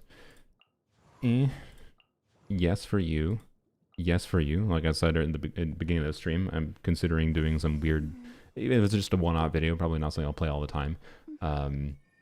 For just doing some stupid DPS Mona shenanigans, trying to get like a big forward vape. Because the gimmick that I'm thinking is trying to abuse stacking this. So you literally spend like 3 seconds underground to max out this bonus, and then try to get like a big nuke damage on her charge attack. It's stupid. It's not going to be that good, don't get me wrong. But doing that and then getting like a front-loaded forward vaporize turn Mona into a really shit version of Mulani that scales on attack. I don't know. Yeah, it'd be a cool weapon for that, right? Yanfei could be cool. Ningguang probably not, but it's an okay stat stick. But I probably would use, you know, the other stat sticks I have personally. You would be okay. You'd be okay. You'd be fine too, obviously. Crit damage stat stick, of course. Duh. Crit value gibber. Probably nothing really meaningful for you other than crit stat stick. Similar story.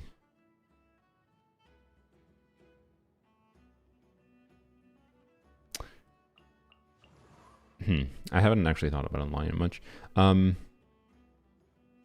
It's not gonna be. I'm like 95% sure it's not gonna be better than Sacrifice or anything. the weirdness with Lanyan for weapons other than sacrifice is just if you don't want to do the extra skull on it because you don't want to spend the extra field time. So I don't know. It'd be interesting on her to test.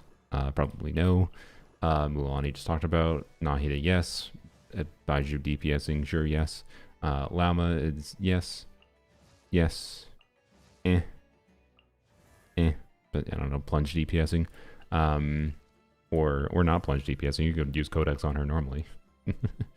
Yeah. So I don't know. I think it has enough compelling use cases, and like catalyst units are flexible for how they can be utilized for doing shenanigans or otherwise, or like for their intended kit or whatever. Like obviously Yanfei is intended to be a DPS, so like I think it's one of the better generic DPS catalysts in the game.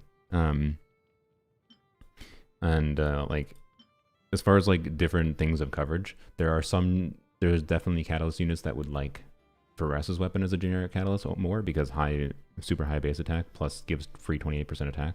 The rest is just the plunge buff doesn't even matter. Like the base stats can be good enough. Like the base stats on this is good enough on Yai that like you'd be surprised how close this weapon gets to Yai's signature weapon on Yai just with the base stats and no plunging, right? So live stream already happened, yeah, and I'm just yapping about things now.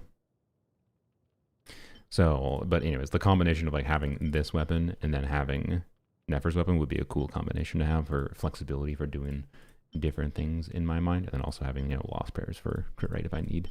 Like, I don't know, I like catalyst units, I like shenanigans, so it's a temptation for me, and I think I will like Nefra, right? But Farina's weapon is shit. Farina's weapon is so bad. I don't feel like going into it, but Farina needs AR, and I think Stygian Onslaught releasing substantially exaggerated even the value of Fav on Farina over Farina's signature weapon to a crazy degree. And Farina doesn't do so much damage that it's that valuable to pull for a crit stat stick for her and overly focus into her damage stats. So anyways, like, and if you really want to do weird shenanigans with min-maxing Farina with a 5-star weapon, I strongly feel that Key of Percussion Suit is more fun both on a supportive level and on a personal DPS from Farina level, because if you want to get like really big vaporized numbers from her, like I kind of feel that Key is a better signature weapon for Farina than her own signature weapon as far as 5 stars go, but her real signature weapon is Fav, and I don't know. I think they bungled making this weapon, or maybe they did it on purpose because they wanted it to be a really low impact bait weapon. Yeah, I don't know. It's pretty bad. That's all. I don't think I need to go on that much of a tirade on it. Why do I have it, by the way? The only reason I have it is because someone freaking gave me top-ups to wish on Siegewein and Siegeweин's weapon banner, and we got this weapon from the banner. That's the only reason I have it. I used it on Farina once, and I was like, wow. Cool. Back to Fab forever, or Key sometimes. Not having any 5-star catalyst in your account is very annoying to DPS catalyst. Yes, and the fact that then the 4-star catalyst in the banner is interesting too. So, anyways, like if I only get like 1 copy of R1 of the 4-star catalyst in the banner, I would be happy and fine with that. I would love to get more, but like, you know, so. Anyways, I don't have the new sword yet, unfortunately, because I haven't finished those quests. The new sword that is like you get it from, I believe, doing it was this world quest or a different world quest in Hisi Island. You get R1 of it. So that one is on the banner. So yeah, let's talk about the real meat of the banner, the 4 stars, because like the 4 stars being on the banner significantly does increase the value. It's got a shitty 5-star sword with it. But Nefra's weapon is valuable enough, and maybe you'll just... And so if you like Nefra, like I like Nefra, and you can get value from the weapon elsewhere, and the 4-star weapons are valuable, it's a case where maybe it can make sense for you to wish on. I do wish to say, though, like, in my case, it still doesn't make sense to wish on, being that, like, unless I get lucky with Lanyan running a Nefra banner, but I feel like it's not going to happen. I think it's cope, but I'm going to continue coping until they announce the banners fully. I will make a joyous YouTube community post if Lanyan ends up on Nefra banner. So, sorry, what was I saying? For me, because I like Lanyan is running next badge and probably is running on Arlecchino banner, and I don't want to spend money Although I feel like if I do end up spending more money for Lanyon, I apologize. I wish to be forgiven ahead of time if I end up spending money for Lanyon, simply because the amount of pulls I already have spent for Lanyon was so high that I should already have C6 Lanyon. It took me 200 pulls. I'm not kidding. I did 200 pulls on the banner for Lanyon, and I got 2 copies of her. Lanyon's literally the most shit luck I've had for copies of 4 stars, and she's like one of the 4 stars I like the most.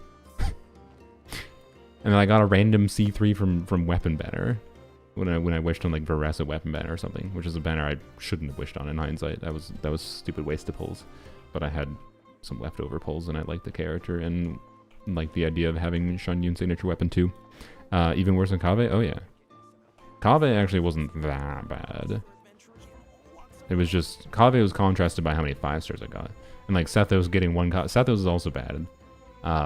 Particularly because Sethos has been across multiple banners. But Sethos has been in a case of like not getting very lucky getting copies of Sethos and then getting trolled by getting a ton of 5 stars. Like Sethos has single-handedly caused the most the most additional 5 stars on this account that I wouldn't have if I hadn't been going for Sethos copies.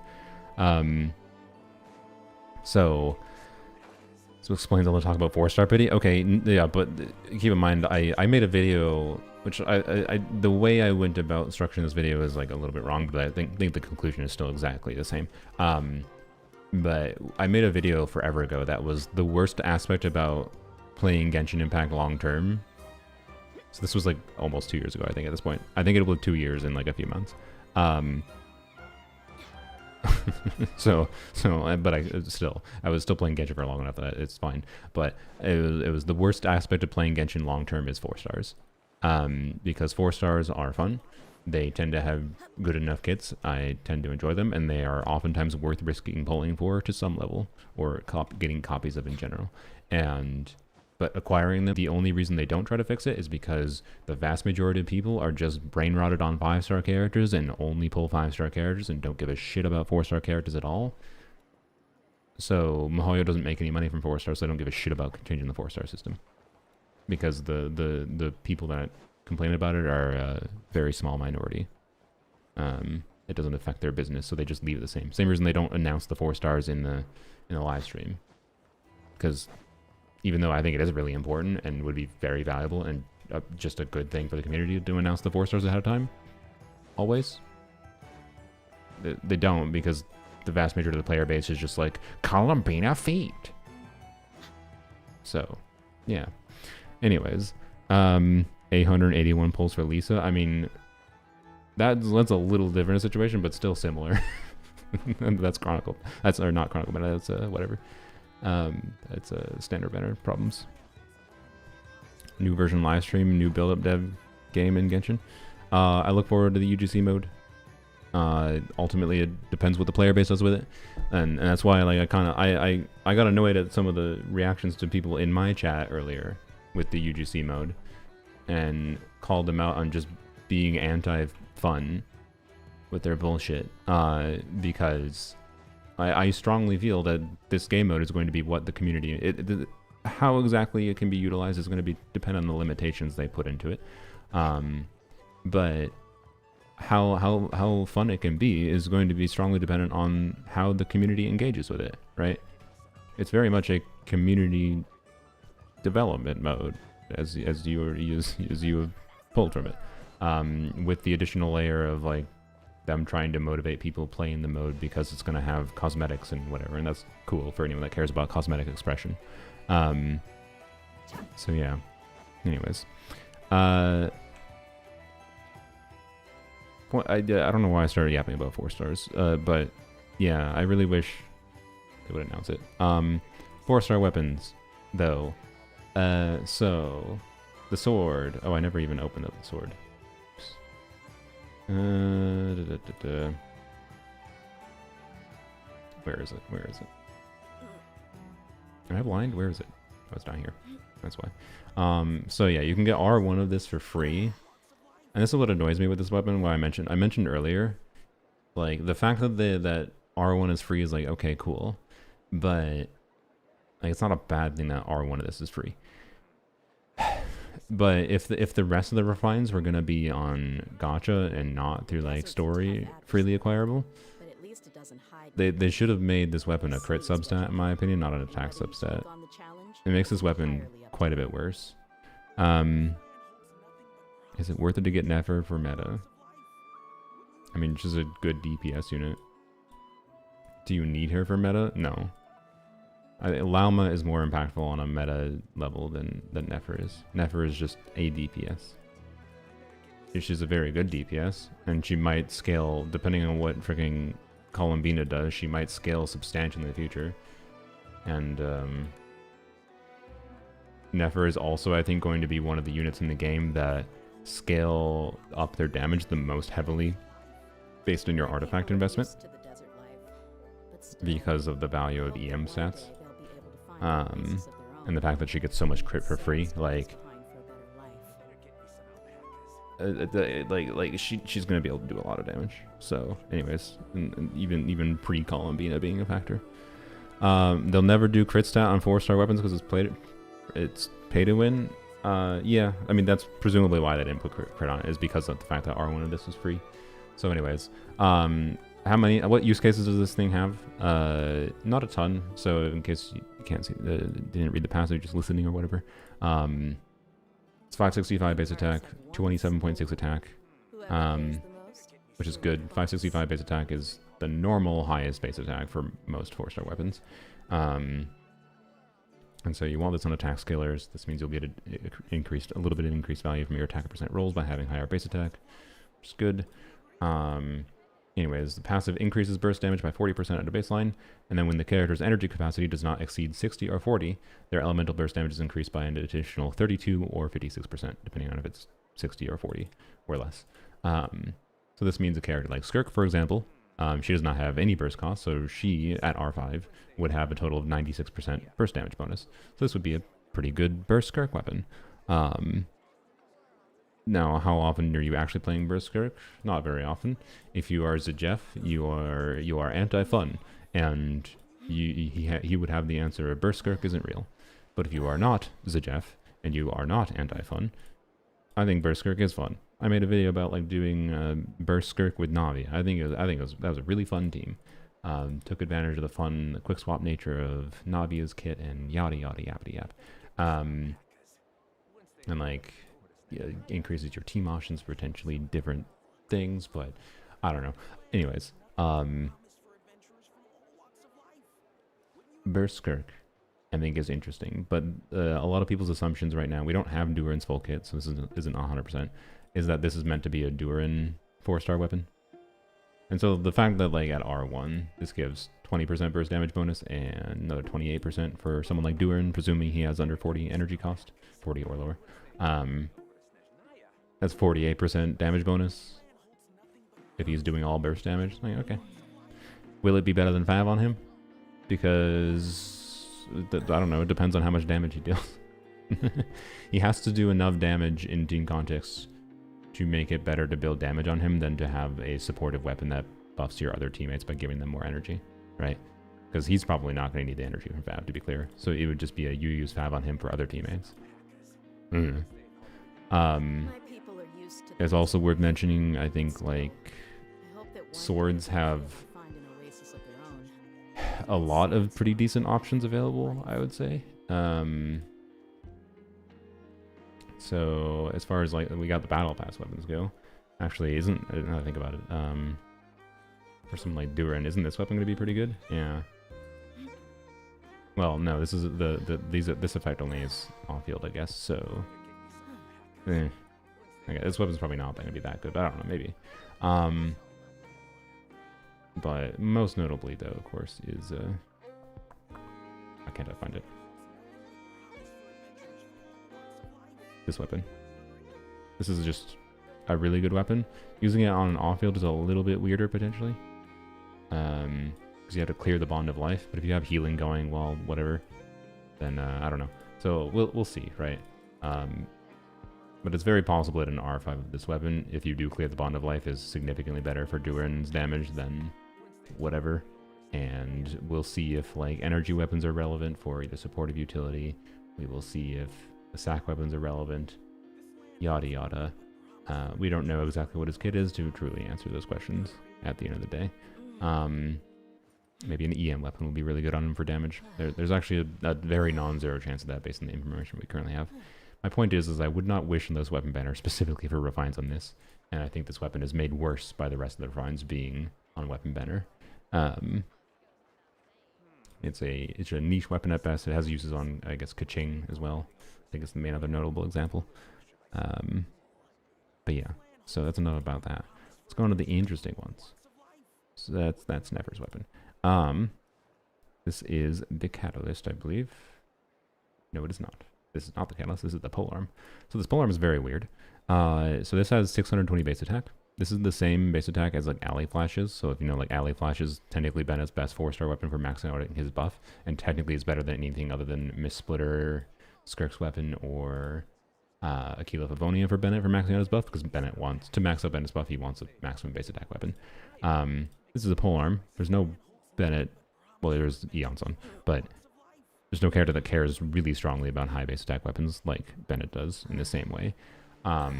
But still, it's a 620 base attack weapon with 9.2% crit rate, and that's interesting at a baseline, especially with like all the free crit artifact sets that exist nowadays.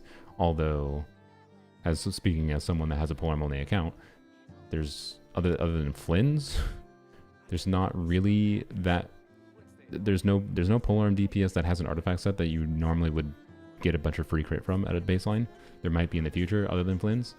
So like this is an interesting weapon for Flynn's potentially, and then this is an interesting weapon for a Nefra, I would say.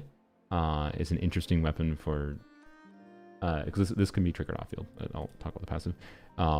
Just at a baseline, having high base attack, being crit, and what the passive does. It's a good weapon for a Nefra, potentially a good weapon for Flynn's, good weapon for Emily, a good weapon for... Honestly, which maybe a better question to answer is who is it not an interesting option for? Xiangling, yeah. It's a good weapon for Escoffier. Probably not Eon's on, because... Well, honestly, maybe, but no, is what my vote would be. I don't think you use it on Eon's, not over Fav. Emily, yes. Scofia, yes. Inefa, yes. Arlecchino is a weird one. I will say yes, just because I think Arlecchino would... well, no, you have to hit with an elemental skill, so you wouldn't get additional triggers of it. Never mind. It's a bad weapon. It might be just the base stat value, and then low uptime on the passive might still make it better than White Tassel, maybe, but like don't go for it. Definitely don't go for this for Arlecchino. I can't answer intuitively exactly if it's better than White Tassel for Arlecchino, but it's definitely worse than Deathmatch, for example. So no. No. I mean, you can DPS shenanigans. She can get multiple stacks on this weapon because she can, with C4, she can hit multiple times. So actually, for DPS service, fun stuff. Maybe yes. No. Yes, honestly. Particularly if you're doing like, I don't know, Sino and Nefra team. Giving him ER, giving him attack, giving him crit. I don't know. You Sino and Nefra, I know. Also enables the new artifact set on him, so you'd have free crit for free, so the lower crit rate isn't going to be that problematic. Sorry, I meant it won't be good on her. Yes, yeah, sorry. I thought initially it would have meant okay, but I forgot about needing to hit multiple times with the skill for a second. No.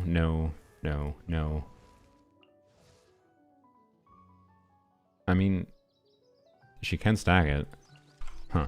Yes, I guess. How good is it? I don't know. Is it better than the catch is the question. So at R1, by the way, so this is 620 base attack, 9.2 crit rate, 3 stacks of this next thing, and it can be triggered off field for 6 seconds after an elemental skill hits an opponent's. Attack is increased by 8% and ER is increased by 6% with maximum of 3 stacks. So that means 24% attack and 18% ER for any character that's hitting with their skill, right? At R5, that would be 16 and 12% of the baseline, so 36% energy and 48% attack. That's a lot. That's a lot of stats, especially with a 620 base attack weapon. That attack percent goes hard. Like, it's an interesting weapon. So yeah, Rosaria, Raiden's an interesting one. It's compared to the catch, right? I would guess R1 is worse than the catch. That's my intuition, because the catch is really good, right? The catch is lower base attack, ER substat, gives crit and burst damage bonus, and it's passive. This, I think, does give... It definitely should be better with refinements. But I think that it's probably not better, or maybe similar to the catch at R1. I don't know. So it's probably not Pulver Raiden, but an interesting thing to consider if you happen to get it. So I don't know. This is definitely... this weapon on Raiden is definitely a spreadsheet question of like, at what refine does it become better, right? And it gives a similar amount of crit rate as the catch does. Like the catch gives a little bit more crit rate.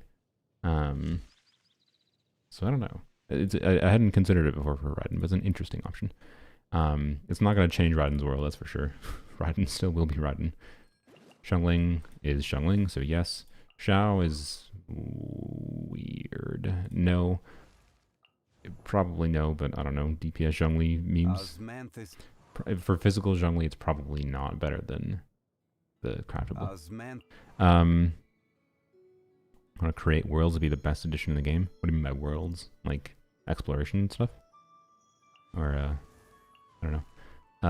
Xiao is weird. I'm going to say probably no, because he only has 2 skill uses, and I don't know. It's probably not terrible. It does give ER, but the stats, it's only going to be up for 6 seconds though. Because you do like skill, and then do burst, right? Actually, it's going to be up for even less because the burst animation. Nah, it's probably bad. It's because of 5-star burst animations being cringe. So, and yeah, a lot of people, if you're playing Xiao nowadays, I would hope by now you're playing Mono Animo, but, so yeah, that's true. So, I don't know. Basically, but I don't know. It depends on your existing weapon options. And Rosaria is interesting, actually, because she has a double hit on her skill.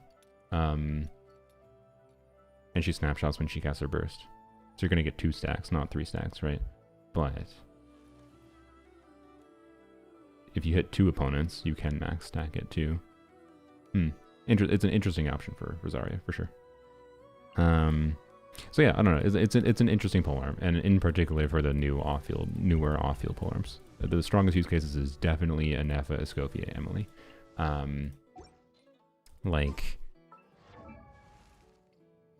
one question I would have: would I consider using it over Skyward Spine on a Nefra, for example? So first, I mean, at R1, right? At R1, it's giving less ER, but it's giving some attack percent, and it's a tiny bit more crit, but less base attack. So, like, I'm pretty sure this is, at R1, is worse than Skyward Spine for Nefra. Is my vibe. I'm pretty sure. But at R5, maybe a very strong consideration, right? So, yeah. Interesting. Is where that is. It has plenty of potential use cases. Is clear to me. But as someone with, a decent amount of 5-star polearm options already, like I'm a polearm only account, probably don't really need to go for it. On my main account, I also have enough options, and like having Skyward Spine, like I don't know, right? Like I wouldn't say no to it, but also obviously I'm in a state where I bought enough battle passes that deathmatch is also really good and whatever, yada yada. So depends on your account as always, but it's good, and it is a very meaningful potential value add for many people. Now the 4-star Catalyst, 510 base attack, 55 crit damage. It's a 4-star weapon with crit substat, with a crit damage substat. Crazy. This is the same as Wizith, and you want to know what else is really similar to Wizith? Wow, look at the passive. For 10 seconds after a charge attack hits opponents, EM is increased by 72, and then for 10 seconds after a skill hits opponents, EM is increased by 48. At R5, this is 144 and 96. If you add those together, that is 240. This is the most freaking Widzith, but better for Nefra with Revine's ass passive. But it's not so restrictive. Like, it's weird on someone like Mualani, because like you'd have to do a charge attack before doing Mualani's skill. Like Mualani often does charge attacks in her rotations, but it's usually like at the end of her rotation to make sure you get Hydro for like setting up like a scroll buff from your Shalonin or whatever, right? But the notable thing like to compare to is like for Nefra, we'll take Nefra as the simple example, but this would be the similar story for like Mualani. You'd really like getting the EM buff, or you want the damage bonus buff or whatever, right? But Widzith, same base stats, but has, you know, one, the downtime, which is the buff can only happen once every 30 seconds. So usually that's, if you're doing 20-second rotations, every other rotation, right? And the buff only lasts 10 seconds, so that's the same duration as this catalyst. And then the EM is 480. So in the case of like what you do on a spreadsheet level, if you don't factor in RNG optimization at all, which you oftentimes would potentially optimize around with RNG, so I don't think it's actually completely fair to do this on a spreadsheet level if you're trying to calculate the value of Widzith versus like this new catalyst. But at minimum, right? Like at minimum, in the most ideal situation, if you optimize around RNG and always get like the EM buff for Nefra, for example, the value of this EM on Nefra is 240 because it's going to be active every other rotation, right? Whereas this catalyst is 240 EM always active. So what this essentially means is that it's a lot better than Widzith at R5 for Nefra, mind you. And at R1, it's basically equivalent, but it's just consistent. You're gonna have Widzith will still give you like bigger numbers when you get them, but then you don't have to do any RNG optimization and whatever. Like this is what I was mentioning earlier, where like I am probably gonna consider throwing some wishes on this banner. If I get Nefra's weapon, that'd be cool. But I also would be quite happy just getting R1 of this weapon for Nefra, quite frankly. For characters other than Nefra, the charge attack requirement, someone mentioned Yanfei. Obviously Yanfei, yes. And the skill has to hit an opponent too, right? So it's weird, but it lasts for 10 seconds. So like, you know, is weird, but also good. So I don't know. I like that it's a Widzith alternative. But it's a Widzith alternative that doesn't necessarily have that crazy high of value on mini characters. Let's see. Going in the catalyst again. So like, probably no. Shenanigans. Yes. Probably no, but I don't know. Could be actually not, but he does do charge attacks. He would keep the uptime on the buff without a problem. And it's not technically valueless to have EM on him in some contexts. We don't know what Durin's kit looks like quite yet. It's possible Durin is part of Nubilet's best team and he'll start getting vapes. So honestly, maybe it is a compelling weapon for Nubilet. It's not gonna be better than like Sack Jade. It shouldn't be, I don't think. Isn't Lunar Bloom damage elemental? What? Sorry, what are you asking? Wondering why would Nicole be a cryo melt support for Alice if we have Seatlolly? Why are you assuming Nicole will be a cryo melt support for Alice? We don't know what the character kit looks like. Anyone assuming that's going to be the case is just pulling things out of their ass. But don't trust me. I have an uncle that works at Mihoyo. So I said supposedly. I don't think she will be on the same generic level that Seatlolly is. Like, if she is a cryo melt support for Alice, it's better than Seatlolly. It's going to be hyper targeted in some way. So I don't know. The fact that Seatlolly exists would mean that if Alice is meant to be a melt DPS, Nicole would struggle to be a need to pull because Seatlolly exists. But it's possible that they just could balance her cryo application in a way relative to Alice's pyro application that it's really hard to get consistent melts on Alice with Seat Lolly versus Nicole, like just on that baseline level. Like it's possible for them to do that, but what's more likely is they just put something highly specific in the kit, like if your name is Alice, get 500% damage bonus. Right? That's how they've been doing things lately. But it's also not. It's more complicated than that. But anyways, hi Jane. Thanks for watching and checking out my videos. How to build Kuki for a Nefra team? Isn't it just instructors? Well, no. You put. I don't know what you put on her. Do you put Serenade or instructors on her? I don't know. Serenade or instructors. You do Nefra teams. You want Serenade. You want instructors. Most of the time. You probably put Serenade on Kuki, I guess, so you can heal more, maybe? I don't know, it doesn't really matter that much. Update is out? No, we were just yapping about the live stream. They announced the update.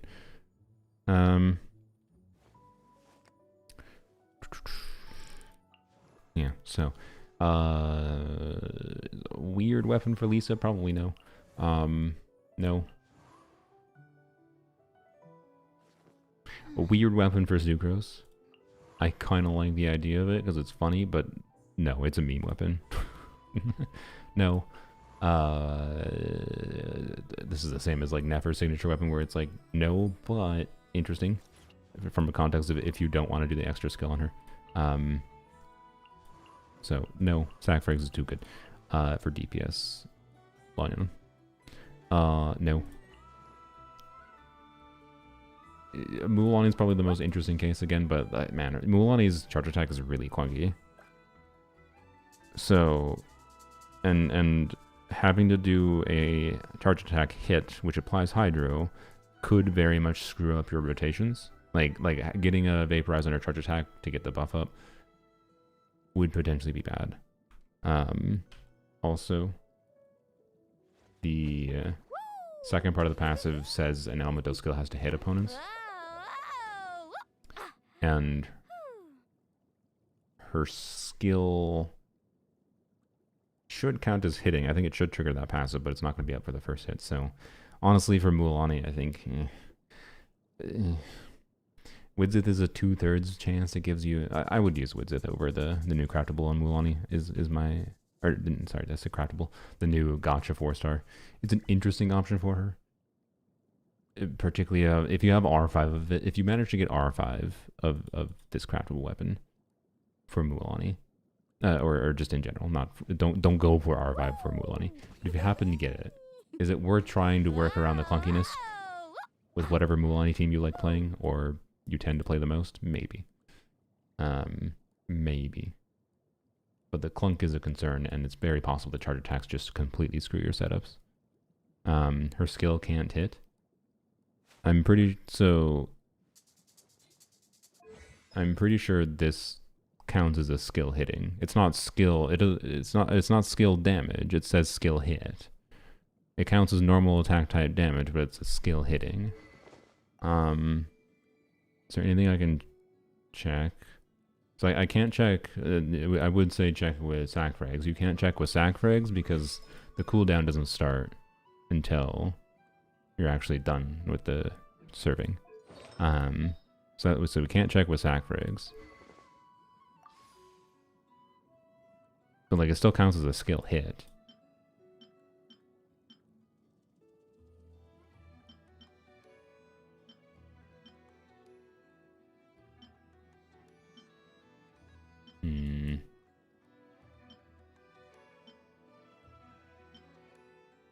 Using skill.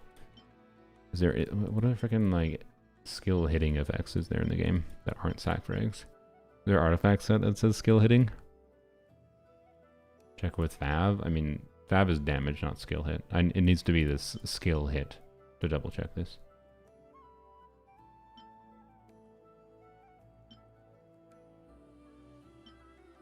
No. Drinking Horn? No, Drinking Horn does not say skill hit. Drinking Horn is any damage. Yeah, that's attack hits. Like, guys, I'm not talking about the shark serving around.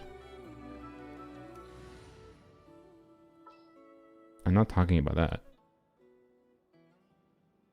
Oh, wait, does Drinking Horn hit? I feel like it does, actually, now that I think about it.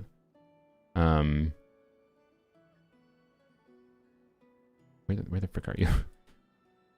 Too many characters in this game. Alright,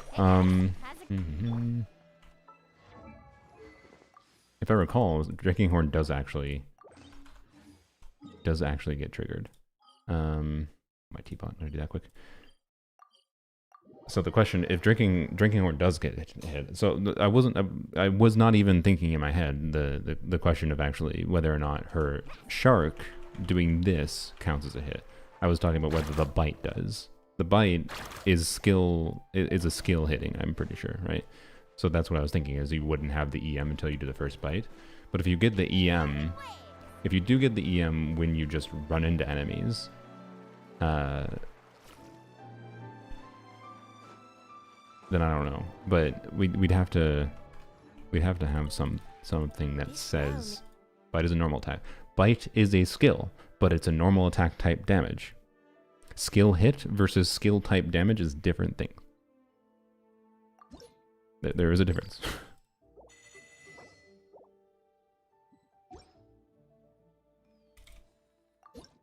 Oops. I feel like I'm gonna have to go show proof of this with a different character that's not Wilny. Who do I'm actually gonna. I feel like I don't need these right now, but I'll do it. But I kind of want just artifact juice. All right. Anyways, If you ever... the bite is normal attack type damage, but it is still a skill hit. So if we go to Sumeru, it's pulling Zhongli 4 people. It would be funny for them to run Lanyan. At least if I can, if they don't run Lanyan on Nefra banner, it is funny for them to run Lanyan on Zhongli banner, because Lanyan is better than Zhongli. I'm joking. I actually disagree with that sentiment, by the way, as far as like generic Shieldier appeal. I think Zhongli's appeal is the same as it basically always has been, funnily enough.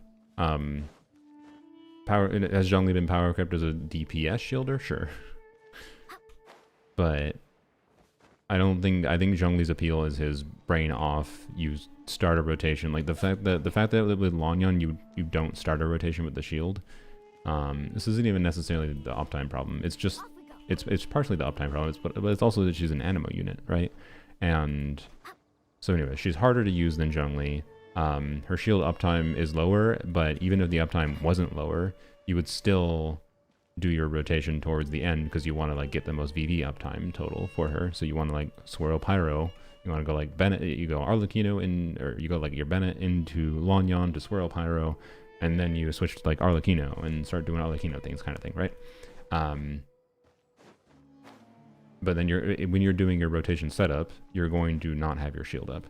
And I think that makes her a less comfortable unit than Zhongli. It doesn't matter that she has more shield durability with C2. It really doesn't. I think anyone saying that Lanyan power creeps Zhongli has not actually fully tried to use Lanyan and or Zhongli to realize the differences of that in practice.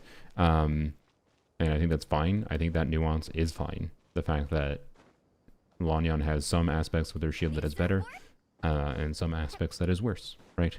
And yes, she can potentially buff more, but buffing more requires, again, gameplay restrictions and whatever. Yada yada yappity yap. So anyways, let's check this first. Yeah, it does work. I thought it did. Okay. See, that's very interesting. I forgot about that. So I don't know what that counts as, by the way. I have no freaking clue whether or not. So that counts as a hit, but no damage is dealt. I have no clue whether or not that counts as a skill hit, though. My assumption is that it should. Right? Like it's part of her skill mode. But I don't know. Unless do we have it? Okay, someone's gonna help. Is there an artifact set that would show? Oh god, we're gonna have to go for like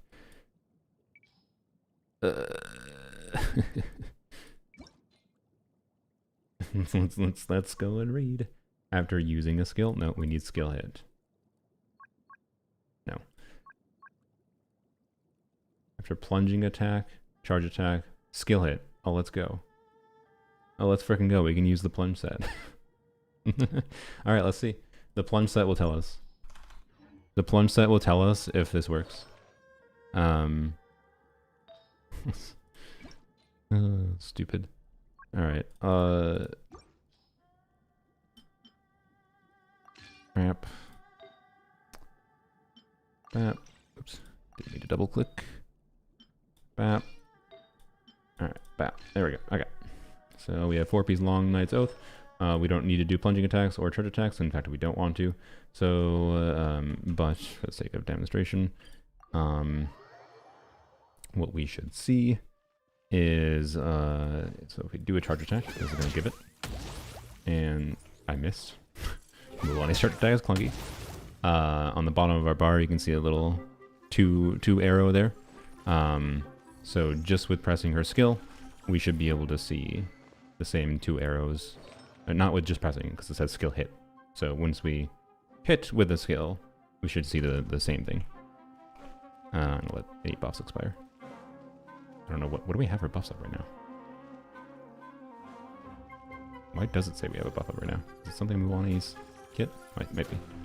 Need a surfboard? Off we go. Alright. Let's ride. Okay, so that does not count as a skill hit. Oh, god, you went invisible. Frick you, god damn it. Okay, so that's interesting. So it counts as a hit for triggering Drinkenhorn, but it doesn't count as a skill hit. But does her Sharky Bite count as a skill hit? It's not skill type damage, but I think it might count as a skill hit. That's the question. Is it not? That's annoying. Does not. That sucks. Frick you, Hoyle. Yeah, there's an inconsistency with that, I think, by the way. I do believe there are plenty of abilities in the game that have counted as a different type of damage, but then still count as a skill hit. The game is not consistently coded in that way, but I don't feel like hunting down what characters is because I don't remember off the top of my head. So that does make it a worse weapon, which sucks. Why does Drinking Horn count as a hit? Oh well. So anyways, important experimentation for answering the question of whether or not this weapon is relevant on her. The answer is definitely no without high refines. Because the second part just doesn't work at all then. Based on what we just checked there. And the first part can work, but you have to hit with a charge attack and it's clunky. But 144 EM guaranteed is good enough that like you could consider it if the charge attack doesn't screw up your rotation, but like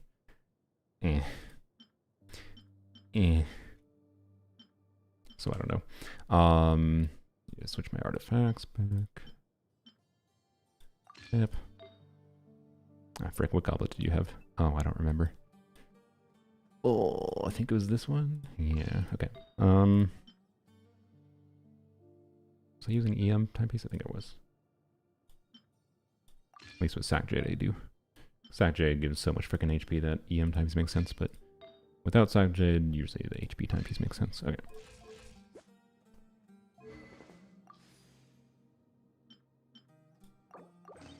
Alright. That is not the same build as I had before. God damn it.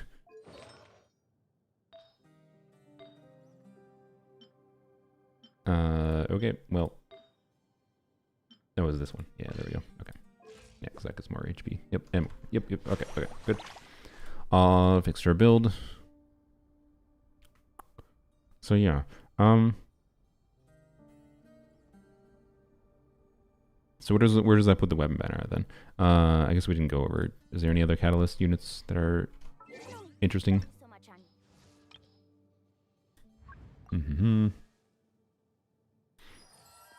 Wander, no. Yai, on-field Yai, not the worst for sure. I would actually rather use this on Yai in many contexts over Widzith for her.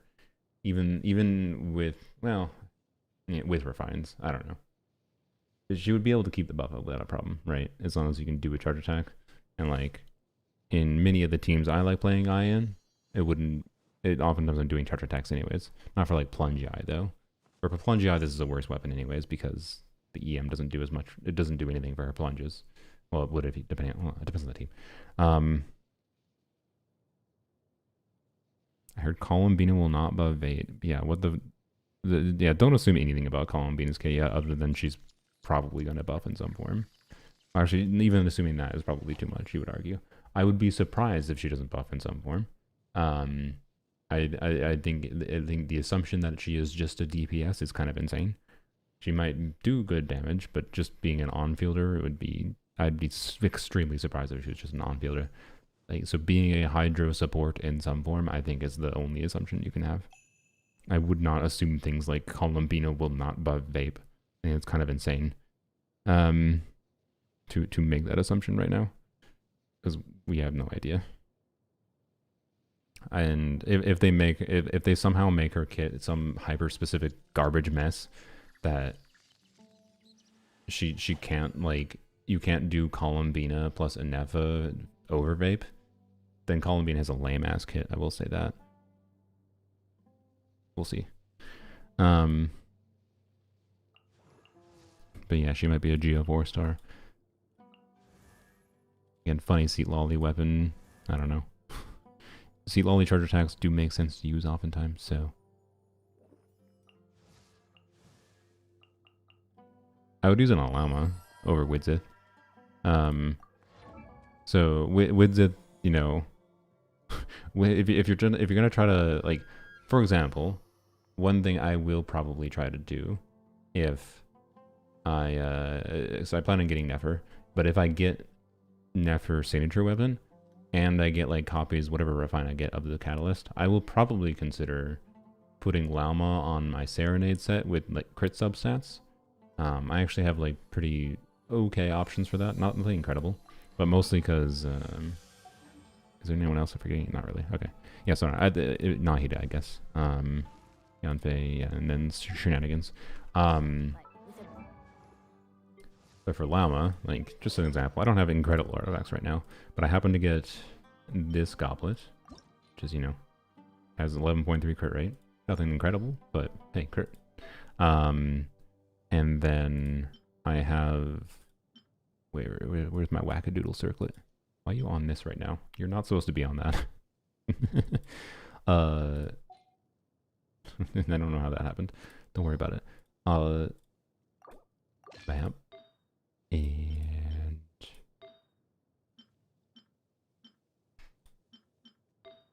I'll figure it out. 1 second. There we go. Yeah. Okay. There we go. Back on Deepwood. So I like having her on Deepwood, to be clear. And someone will need to be on Deepwood on the team for Nefra, of course. But so I have this, which gets crit rate, and I also got, yeah, this wackadoodle piece. Just randomly got this, and I was like, okay, sure, I'll take that. But as far as like having this piece goes, having this piece, and then, you know, whatever EM main stat on either an off piece or whatever, probably in my case since I have the goblet, and then use whatever flower feather that has some crit. Yeah, a couple different options for that. A wham blam, Lauma is in the terror. What actually would I have? Yeah, we can check what our crit stats would be. Put her on Widzith. And whether or not it actually makes sense to use Lauma Holy with Nefra is a little up in the air, because it takes you're gonna have to have Verdant Dew up. You're technically, so Nefra has a passive that makes you get Verdant Dew faster. So you should have enough Verdant Dew to be able to do Lauma Holy. It's just a question of when the timing of it can actually make sense to get a Holy on Lauma to use Verdant Dew, because you don't want to use Verdant Dew at the wrong timing. That would prevent you from having Verdant Dew for Nefra up when you need to do it. So it's just going to be, it depends. But something I'm going to mess around with is trying to get extra damage out of a Nefra team by having Lauma build for some damage. I think that seems fun to me. So I'll bias towards, I think I would need crit rate over crit damage. Tap. We'll do an off piece. Well, let's just do an off piece. This is probably going to be, well, one of these are going to be Nefras. Let's see. Probably this. Forgot I had that. That's all right, what a weird piece. And then Bap. And Bap. Okay, so... Okay, Flower Feather. Very good off-piece, timepiece. Okay, Goblet. Very good Circlet. You could do a crit Circlet instead, right? But, so we pretend this is the, new Catalyst, even a lower fine. And, yeah, I'm running... This would be 70% crit rate, 150 crit damage, right? Keep in mind that. Llama has her passive. That gives her crit. Wait, where is it? Yeah, right. When you have 2 non-cards in the team, gives her 10% crit rate, 20% crit damage. So this would actually be 70% crit rate with 165 crit damage. This would enable Llama to get in the neighborhood of like, if I can do a consistent holdie every rotation. But Nefra team rotations are going to be a little bit like dynamic. This is one thing I think I'm going to like about her. And I don't know, the nuance of like your Nefra team investment being able to invest into Llama to get more damage on her holdie is fun. I like the idea of it, is my point. Solar Pearl has elementals get hit in the passive. I just read that. I wish I'd read it earlier. My bad. So yeah. Yehoda works with Nefra since she works with Nefra. Works for. I mean, okay. But is working with the same thing as working for? I would argue in some ways no. Just because you work for someone does not mean you work well with someone. But I would be very down. I mentioned before I would really love the idea that that Yehoda, because this would also I think help reduce Nefra's reliance on Llama a little bit. If Yehoda was an anima unit and her gimmick was that she can swirl Dendro, because if she can swirl Dendro, she can do VV for Dendro, and that'd be cool. I don't know. So we'll see. Being the Deepwood for all teams. I mean, yeah, I don't disagree. For convenience, I can almost assure you for convenience, I will almost always use Deepwood on Llama instead. Because having to think about who is on, like, I don't know, it's just the problem. There's so many freaking good support artifact sets now, and every freaking team context you use a character, a support, or off-fielders in general, is like, what their best set is gonna just change wildly. It's a pain in the ass. So, I don't know, you're applying to someone, I see. But I agree with you, but I don't know, on a fun level, I think it's something fun to do, right? And for a lot of people, they might only play Llama with Nefra once they have Nefra, and therefore I think it is a consideration to put like Deepwood on someone else. Like, let's say you're playing Llama, Nefra, Diona C6, Ino. You put Ino on Instructors, put Diona on the Deepwood set instead. I think Diona's burst does hit off field, right? So it might be a little circle impacty. I guess you put maybe you do instruct. Well, yeah, it's probably fine. Yeah, you should be able. I don't know. Maybe it doesn't. No, I think you do instructors on Ino. Sorry, my brain was just computing. I was gonna say instructors on Diona maybe works, but ER needs to get her C6 buff up, and then other problems. So, anyways, Deepwood. I think Deepwood Diona works, right? You can also do Deepwood Kuki. Kuki is one of the best options for the last slot in the team. Yada yada. Main reason for that, by the way, is Sapwood Blade. Sapwood Blade is a strong weapon. Sapwood Blade is when you trigger a Dendro reaction. And there's also the Claymore equivalent, by the way. But so Sapwood Blade, when you trigger a... Oh yeah, I don't have R5 of it, I forgot. Try to get R5 of it, I might have to. I'm gonna check my billets, I guess. I think I have enough billets. Anyways, you can get a leaf, so at R1 it's 60, R5 it's 120. This spawns on the ground. It should be relatively easy to pick up with Nefra, most likely. But 120 more EM for Nefra is quite significant. So yeah, this is why Kuki is potentially a better teammate than even Nahida, because Nahida's burst animation takes too long. If you don't use this weapon on Kuki, I believe Nahida should theoretically be better. So yeah. Anyways, its point is there is the consideration and option to use Llama on this set. And by nature of farming a bunch of the DPS set, you might end up getting random artifacts like I have gotten. To consider doing something like this. So yeah. For now, I will just put her back on Deepwood. Because for many a team, Llama will indeed just want to be on Deepwood.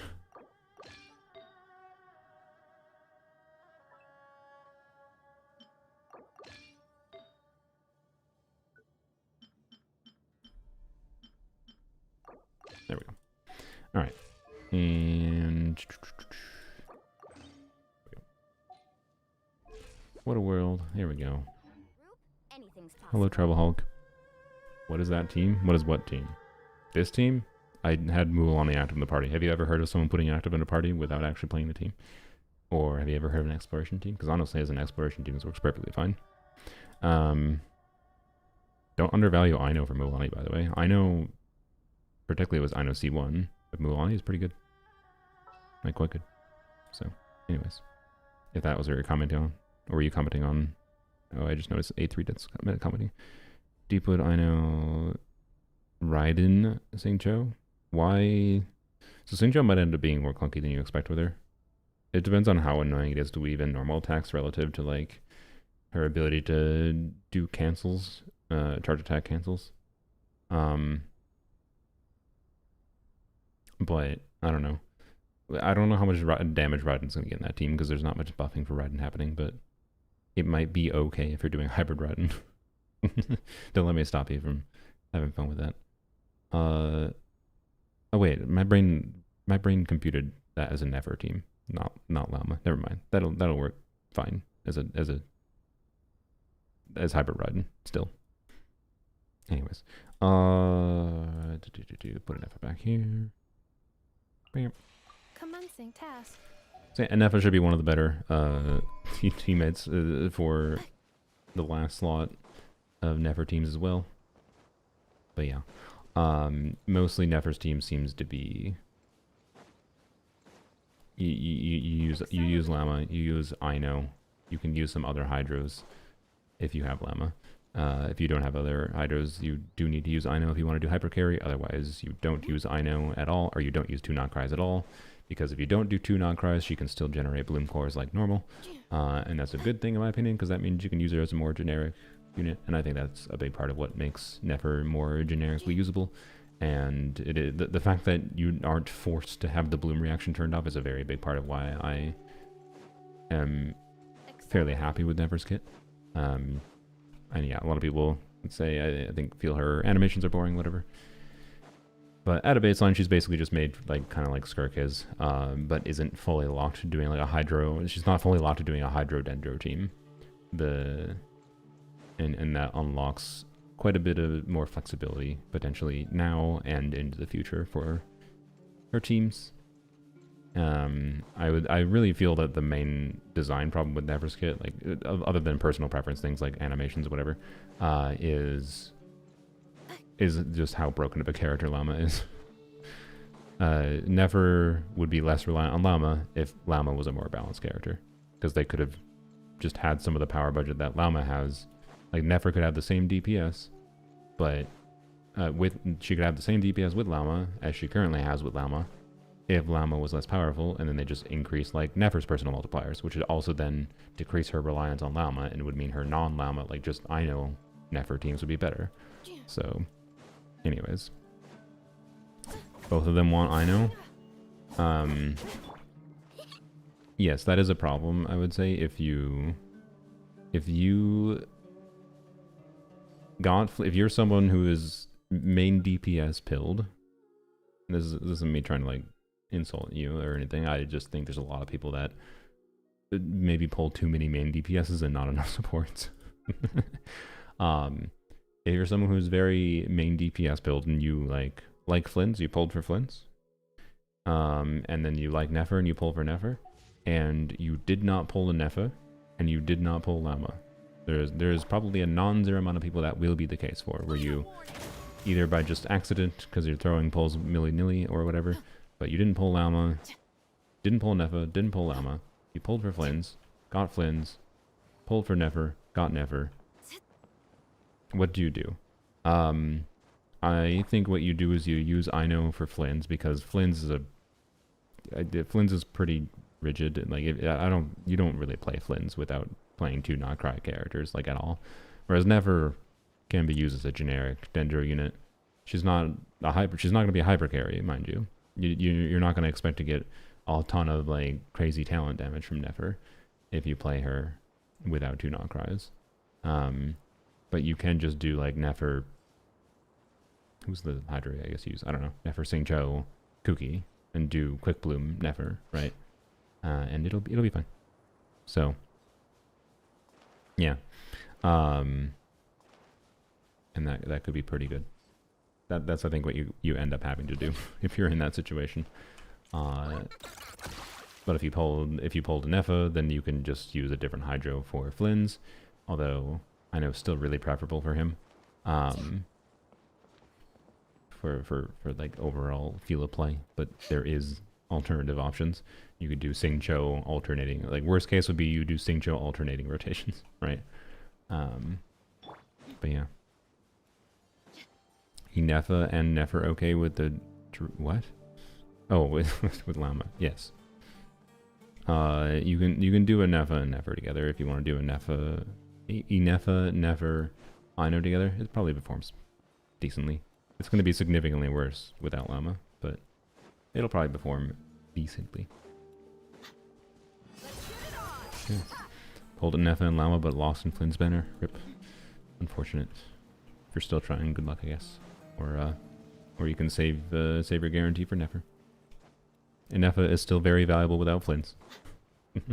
I've not pulled Flynn's and I have a Nefra, and I'm perfectly fine with that. I am more than happy with my Flynn's on polearms only, and I get all the value I need out of him there. Web event for Miliastra Wonderland. Cool. Alright.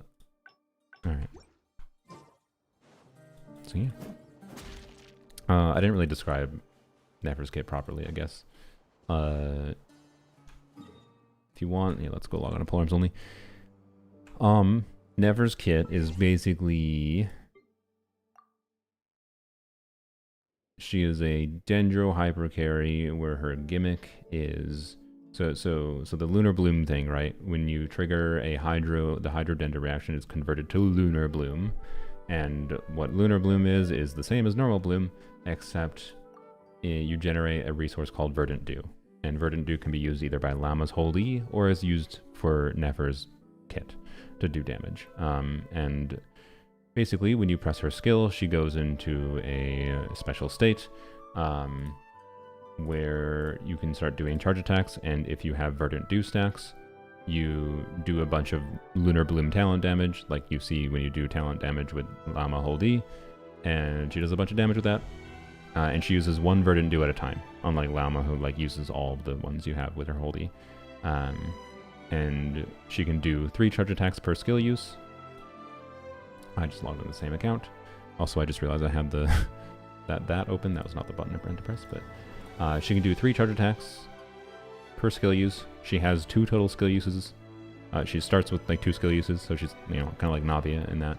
Has a 9-second cooldown for each skill, and yeah, 3 charge attacks per skill. She can be swapped out in between those, right? So you could do skill, 3 charge attacks, swap out, which is something I really like about Nefra. What that will exactly result in for her playstyle and teams will depend. As she is a little bit potentially rigid in her team building and whatever, but it does at minimum allow her to fit into rotations that aren't as rigid. Like she has 2 skills and they have 9-second cooldown, so functionally 2 skills per 18 seconds, right? Which you would think would make her want to do 18 or 20-second rotations. But Nefra can do just more like freeform rotations where you just want to be using a skill on her whenever a skill is up, kind of thing. And that I think makes her gameplay dynamic quite a bit more interesting to me. Because I think it'll be more freeform. And yes, you're just doing charge attacks, but there also seems to be definite nuance to doing cancels of her charge attacks to be able to get them out quicker. And I think with being able to get them out quicker, you also might be able to do shenanigans with sack frags, because sack frags resets a skill. Why did I go this? That was old Genshin habits. Maybe go there. So yeah, and then her main gimmick though, with like turning off the bloom reaction, happens when you have 2 Nogcries in the team, and basically that's her Skirk-esque kind of passive essentially, where she gets additional multiplier value when the bloom cores are turned off, and depending on how many bloom cores there are, which it only takes like 3, so basically any Hydra in the game that does more than 1 instance of Hydra application, just any off-field Hydra unit, right, will trigger enough bloom cores to max out that passive. And that's the Skirk-esque passive where you lose the bloom reaction, so you can't trigger hyper bloom on it or whatever. She just consumes them to get more multiplier damage. She absolutely can't run Nilou in her team. Oh no, she can, but the blooms don't do any damage if you have 2 Nogcries. So there's not really any reason to put Nilou in the team other than like either having Key of Kajna Suit. Right, you could run Key of Kajna Suit Nilou would be better than a C0 I know, for example. Or if you have a C2 Nilou. Because C2 Nilou, if you lock the team to full Dendro Hydro, will give you things. Thoughts on Miliastra? I'm looking forward to it. We'll see what the community makes of it. And we'll see what limitations it has for what the community can do with it. So I had a little bit more thoughts before, but yeah, I'm looking forward to it. So yeah.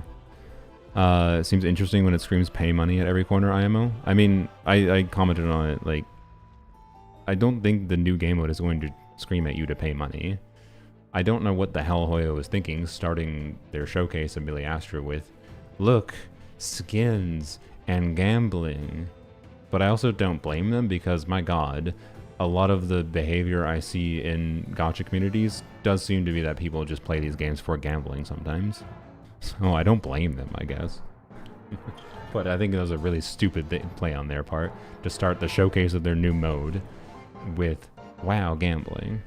But you shouldn't just because of the fact that they presented that to you in their advertising stream, that shouldn't like try not to have stupid preconceived, like so many times people ruin, in my opinion, completely murder your actual ability to enjoy something because you skew your first impressions of something by having a negative first impression that just because it was advertised in a stupid way.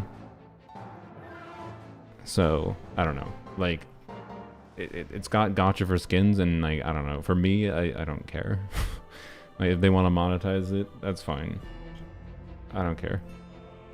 But I don't know why you should assume it's gonna force you to pay money. It's not gonna force you to pay money, I highly doubt. It's just there if you wanted to. So that's my guess. But maybe I'm wrong. Maybe it will have, hey, pay money, hey, gamble, hey, gamble, hey, gamble. Maybe it will. Maybe it will. I don't know. I just don't know why we would assume that right now, other than they started their advertisement with that. But just because they started their advertisement with that doesn't mean the actual.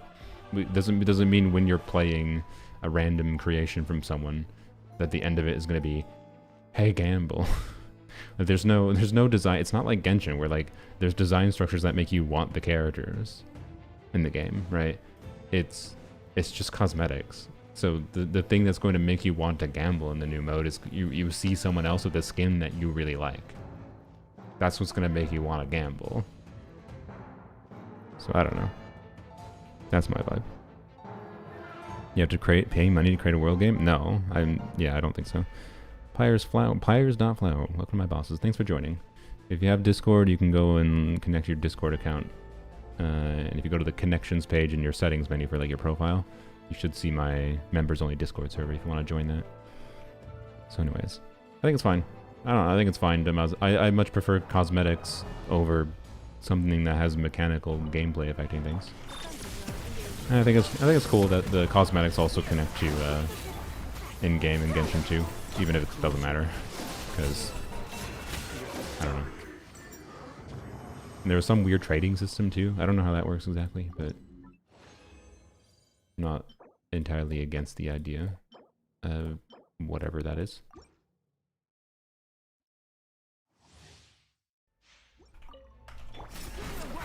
What did they announce? They announced the next version.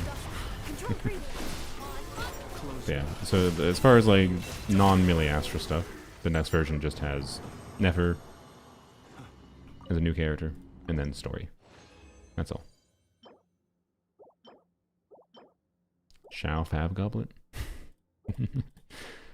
Yeah.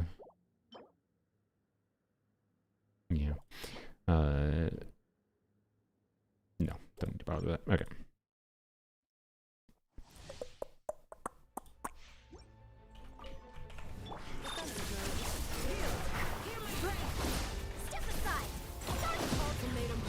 What are the 4 stars? Who knows? Well, no, okay. I'll tell you what some of the 4 stars are. So I'll give a 99% chance that Diona is on Nefra's banner.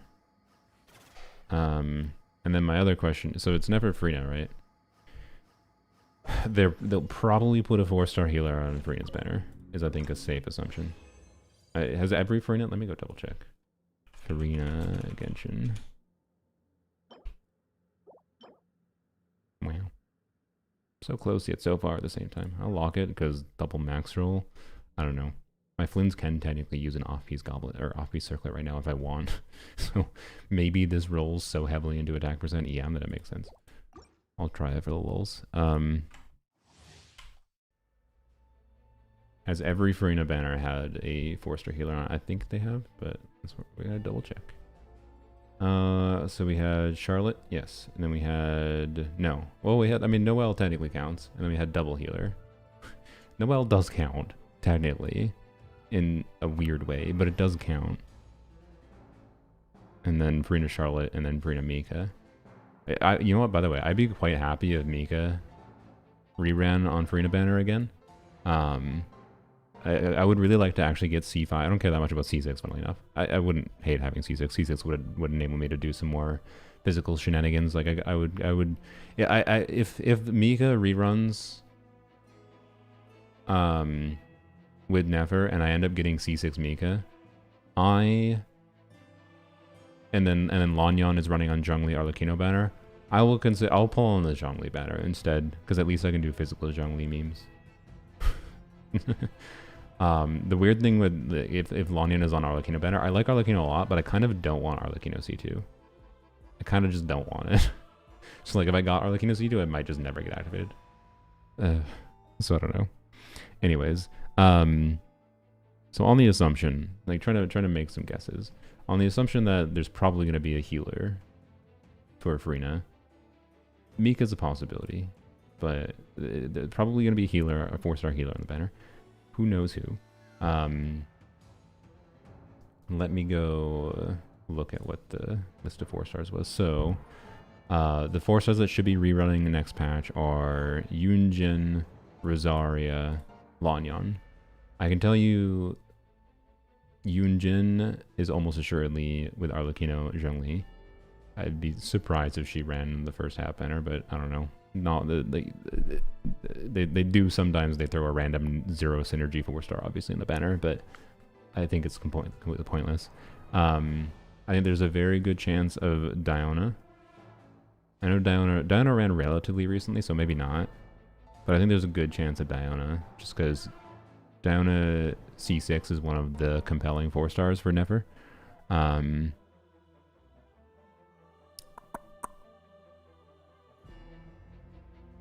And yeah, so I don't know. She's a little bit of a crapshoot one though. And then Rosaria is like, I don't know. I feel like Rosaria's also doesn't make sense on the first half. I don't know. There's going to be at least one 4-star. There's going to be at least 1 or 2 4-stars on the Nefra banner that aren't synergistic with Nefra, right? So I don't know. I really don't know what they're going to do for 4-stars in Nefra banner. I'm just assuming there's going to be a healer. I can cope with the idea that Lanyan is a defensive unit for Nefra, and C4 Lanyan does buff Nefra. But it's probably not going to happen. She's probably going to be on the second half. So I don't know. That's my only guess, really. There's going to be Lanyan, Yunjin, Rosaria. That could easily be the full second half banner. And the first half banner is just a crapshoot of like, there's going to be maybe Mika. Like Mika I don't think has ran since the last time Farina reran. So Mika and or Charlotte are potentially likely ones. If it's both of them again, that would be funny. Yeah, I think a healer is a given probably in some form for the first half banner. Kuki just ran, so Kuki's probably not gonna run. Sucrose just ran. Dory just ran, or is running. Clearly they should rerun Ino. Unironically, Ino would that'd be funny.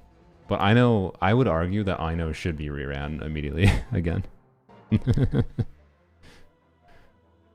Never generate dew without hydro? No, you need hydro. That is a requirement in her kit. Not much hydro. I don't know. I feel like Mika or Charlotte are probably likely. Maybe both of them would be funny. Hence a little bit of a crapshoot from there. But yeah, I don't know. Lanyon, Yunjin, and Rosario could easily be the second half banner. So it's weird, I suppose. Close your eyes. Where?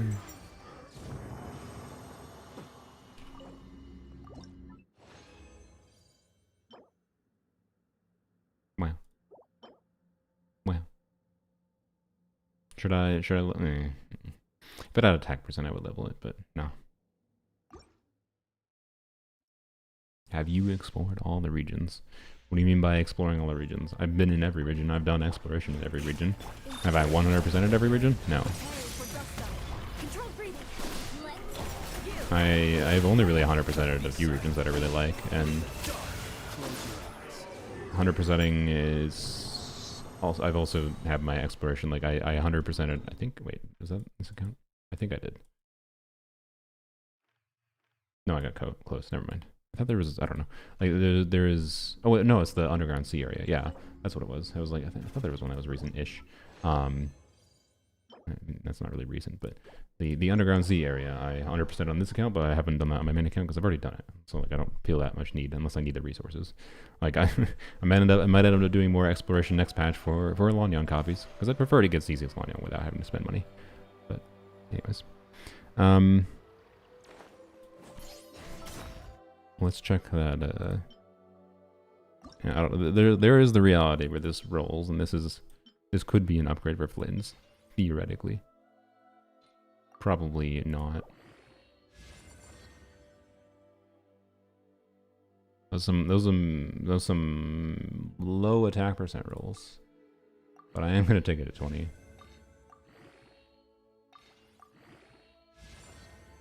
That's some low ass roll. That's so shit. What I gotta check. Was that all min rolls?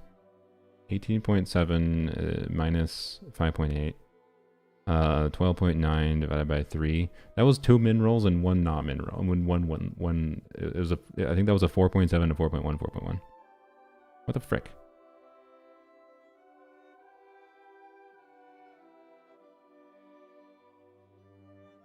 Bruh. Level 100 video win? Maybe tomorrow. Maybe.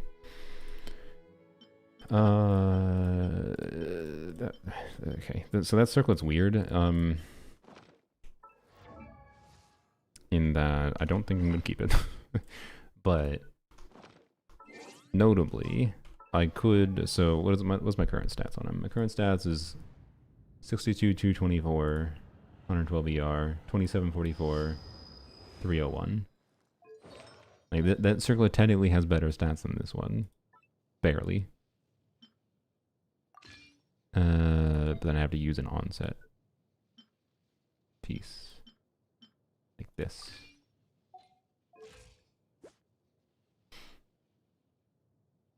So a little bit worse CV, same EM, and a little bit worse attack. So it's not better.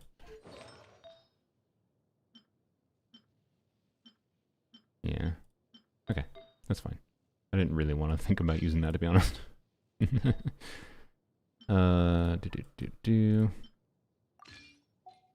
Okay. You know, we're probably going to craft for Flynn's a circlet next patch. I can't now because I crafted a timepiece for him, which I don't regret because I've gotten kind of F all for timepieces. from the domain directly. So that was a good play on my part, I think. But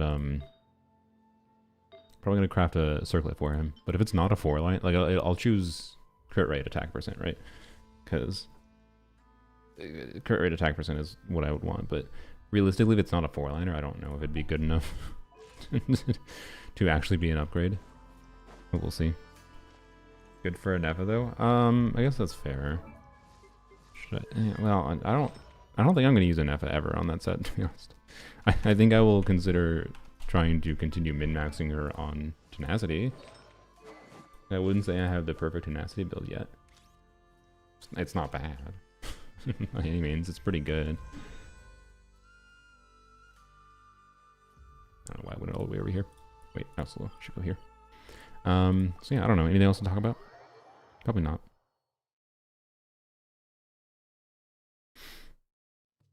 How many Twitch viewers have I had the whole stream? I haven't even paid attention. 36. Wow. I kind of like really hate how Twitch is more competitive in like a time space sense. Like streaming at certain times, you really want to not compete with other people streaming in like the same category. If you have a niche you're streaming, like my niche is doing Genshin BS. I don't know. Like it's interesting to me that like I see this pattern of like streams like this that I do tend to get good viewership on YouTube and they get way worse viewership on Twitch.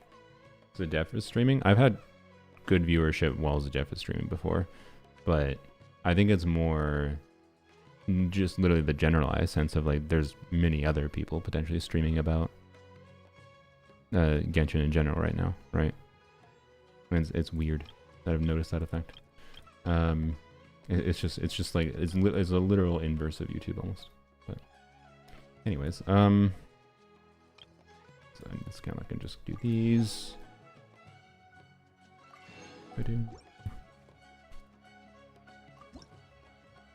Why did I click on that again? If you ever... Let's go. I don't know why I clicked on Mondstadt, but it's fine. Let's see if Overburn Alhaitham team would work with Nefra replacing Alhaitham. I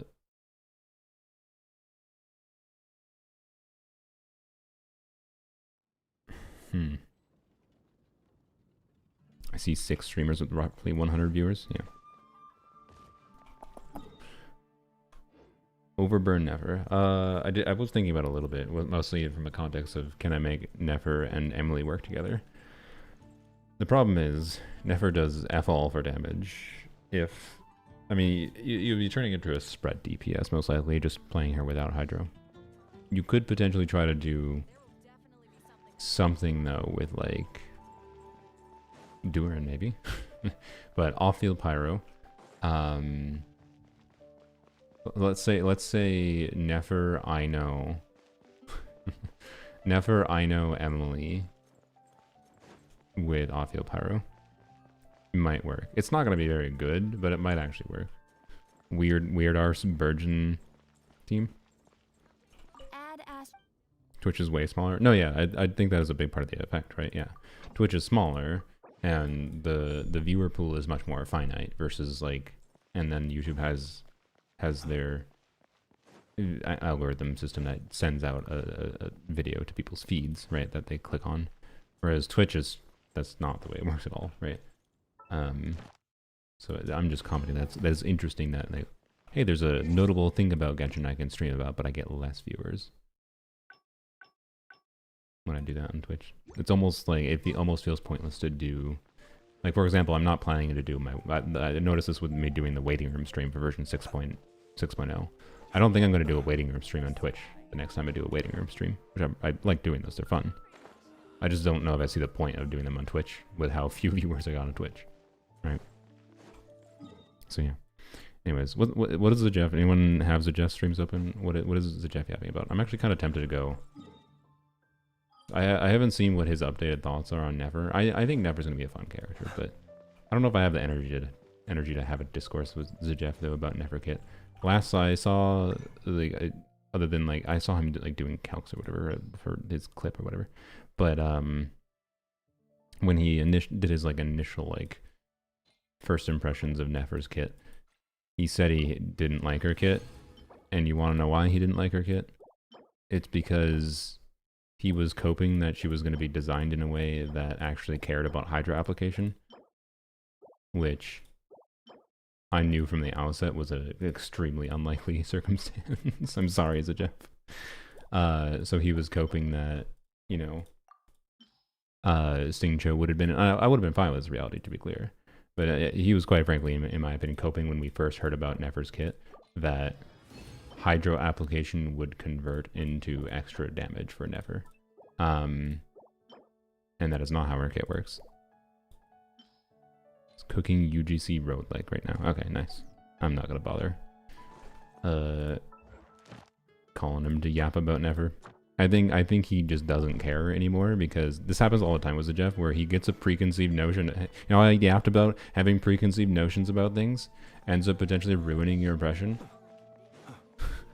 He got a preconceived notion idea in his head. He had a really cool idea in his head, and then that idea didn't come true, because of course it didn't. They have, like, MiHoYo has completely detached their character kit designs from caring about elemental application. They character kits for main DPSs at least care about having elements for fulfilling kit conditions. They don't care about application anymore, like basically ever.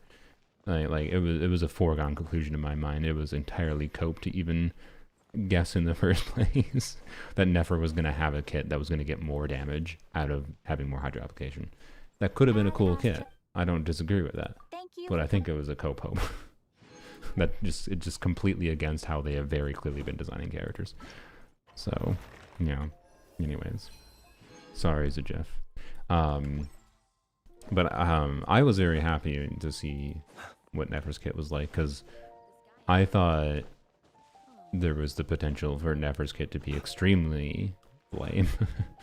But I think she turned out in kind of a potentially fun way. I went in with a negative conception before we saw Nefra's full kit, right, because of the leaks. But then it turned out not as bad as it could have been. I was happy with it. And Zajef went in with a highly specific hope that turned out not to be true.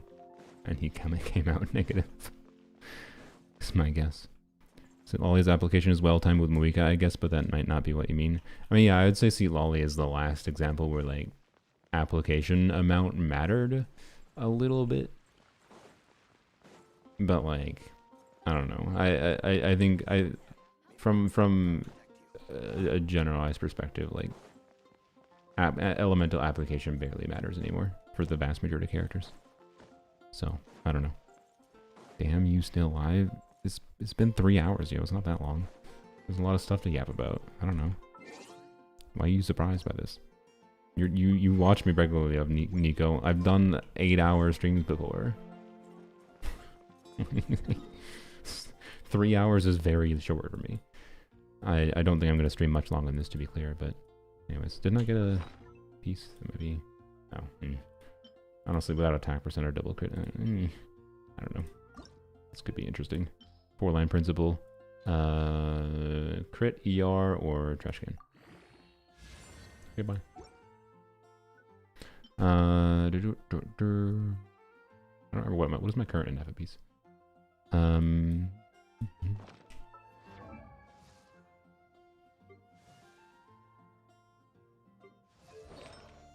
Oh, it's an off piece. I forgot. Okay.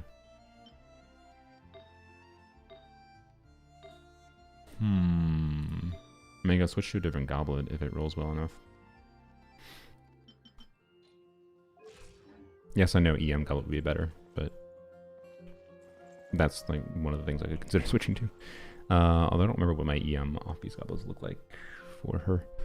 Okay, so may as well try it though. I don't know if I like the idea of having less ER on her though, is the main problem. But it can't hurt to try. Can't hurt to try. Feed this in? Yeah, sure, just feed this in.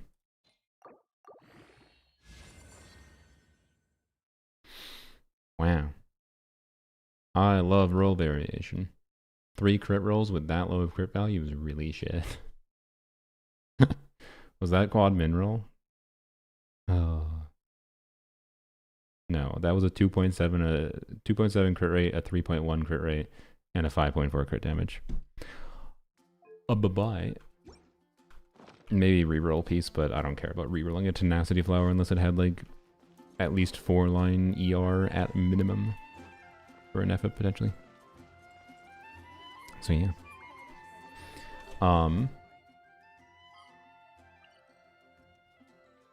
Let's go do. I think we'll end the stream with doing Columbina quest. Amazon, random Amazon logo there. I know why. It's because there's the program to get an Amazon gift card or whatever. You have bad artifact luck as of late. Do I? I mean, yeah. In the last week, I felt like I had shit luck. This goblet truly made me sad. This goblet, bruh. It's still an upgrade, mind you, but like the very fact that this rolled so shit with the roll values, I used it. But you might be like, oh, why are you complaining about 4 crit rolls? Because I used a decree roll on it. So the only question was not whether or not it rolled crit; it was whether or not it rolled with good roll values, and it rolled almost as bad as it possibly could have. And also, it would have been meaningfully better, in my opinion, if it rolled more heavily into crit damage. Like, I would have taken minimum crit damage rolls over all the low crit rate rolls. But, oh well. It still ended up being an upgrade over my old goblet. This one being an off-piece goblet. But, it's just really insulting. I freaking hate the roll variation system. It completely makes feathers go from, like, something that would be just really cool to use to feathers just feel like shit even when you plan around worst case scenarios. So yeah, in relation to account investment, yeah, I don't know, thankfully it's the kind of thing, like I could have had an extremely high ranking Flynn's build if that goblet rolled better, but there's no Akasha leaderboard for Flynn's right now. There probably never will be because the Akasha owner has their whims. Watch the Akasha owner immediately add a leaderboard for Nefra. And then Flynn's, and then maybe Flynn's gets a leaderboard when Nefra gets a leaderboard. I don't know. These characters, like both Flynn's and Nefra, is really easy characters to add a leaderboard in my opinion. Flynn's is a little bit more complicated to add a leaderboard for because there has to be ER subcategories. But like, so I can get why the Akasha owner hasn't added a Flynn's leaderboard, but Nefra is extremely easy to add a leaderboard for. So yeah, Akasha owner hates men. I don't think that's necessarily true. I just think Akasha owner has their biases, and I think the Akasha owner is substantially more likely to add characters that they actually like.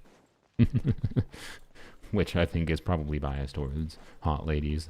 That's my vibe. I think the Akasha owner clearly loves Farina, and also doesn't know how to use Farina properly. Because there's no fab leaderboard, but there's the Farina leaderboard is the funniest fucking leaderboard on the site. Like, it's so funny. I don't know. Akasha is like useful as a tool in some situations, but it's become less useful over time.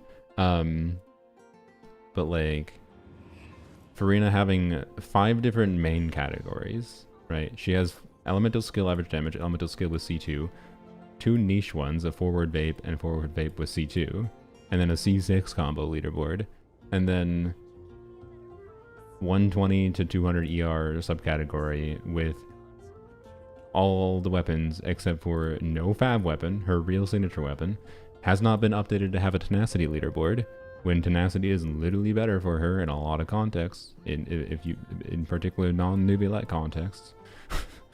Like, so it's just really funny to me.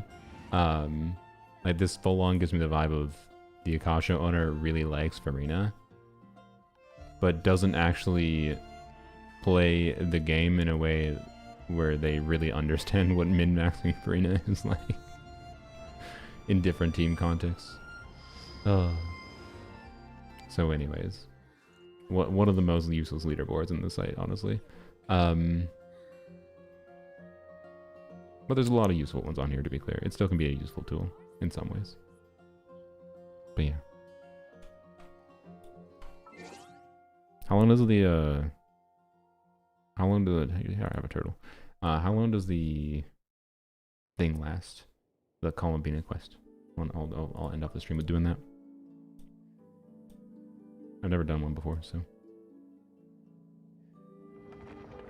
I understand no Chaska leaderboard. Yeah, I understand too, because she's whack.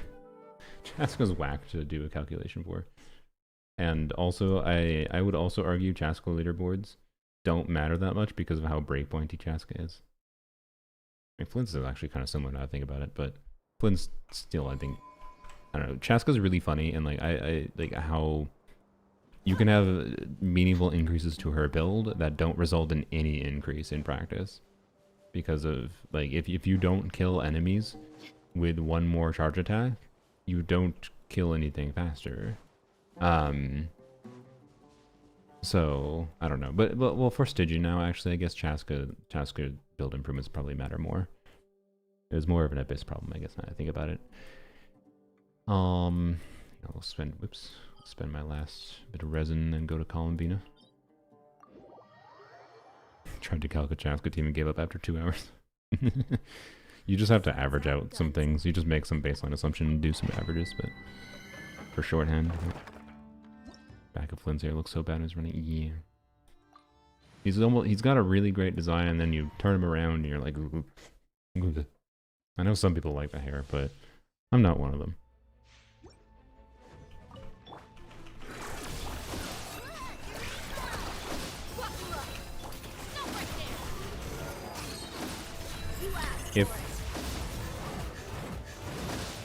If we can trade in the cosmetics for UGC,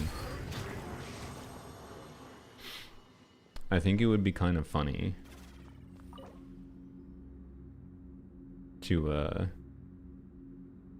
like what I'm thinking is if we can trade cosmetics in UGC, I would allow people to give things to my UID. They didn't like go in detail that for knowing how exactly it works. I'm sure there's some limitation for it.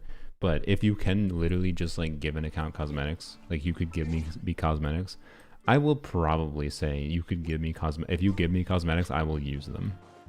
So like if there's some kind of customization that makes them really stupid looking mannequins, I'll use whatever I think people tell me to use if they give the crap to me. What are your thoughts on the live stream? Story content next patch looks like it'll probably be fun. Nefra's kit I like. Farina being first half kind of sucks.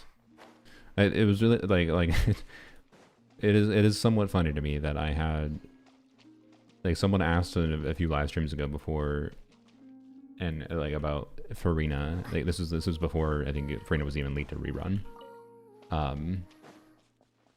Next patch, and I basically they asked about Farina versus what? I'm forced into walking here. Interesting. I mean, we can hear her. Oh, she's floating down. Freaking jump scare. All right. What was it saying? After your arrival, I wanted to see how close I could get to you from behind. See.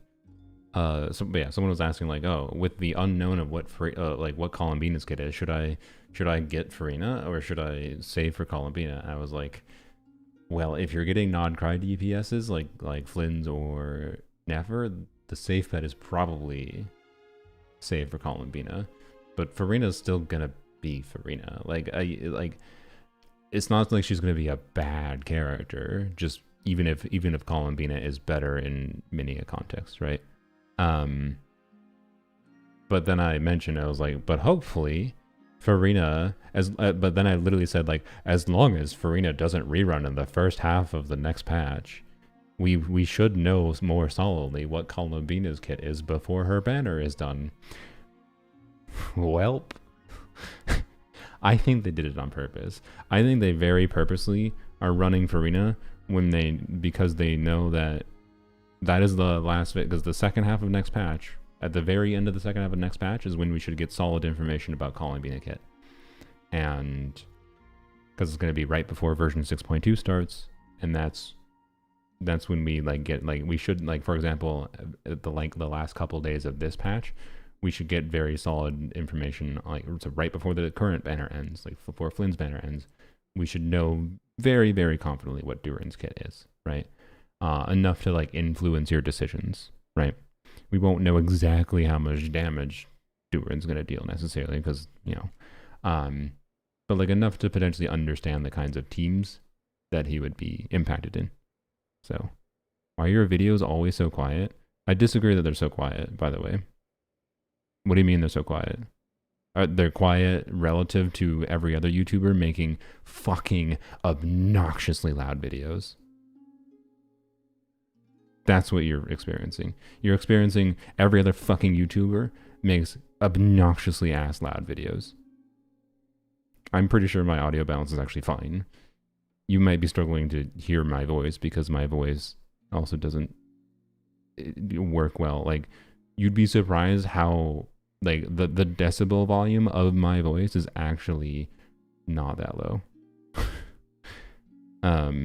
It sounds quieter than it actually is. It's a human perception problem. But like I can't really crank my audio much more. So anyways, chill? No, I'm not gonna chill. Or are you calling me chill? I thought I was angry. I'm not really that angry.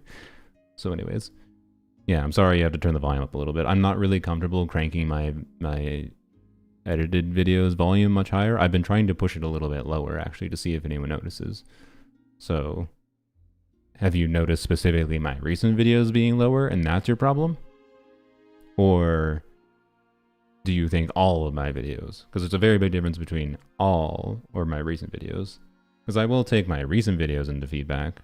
But if you're saying all of my videos, that's not really helpful feedback. But if you're saying, hey, I noticed specifically your recent videos were too quiet, I'll maybe take that into feedback.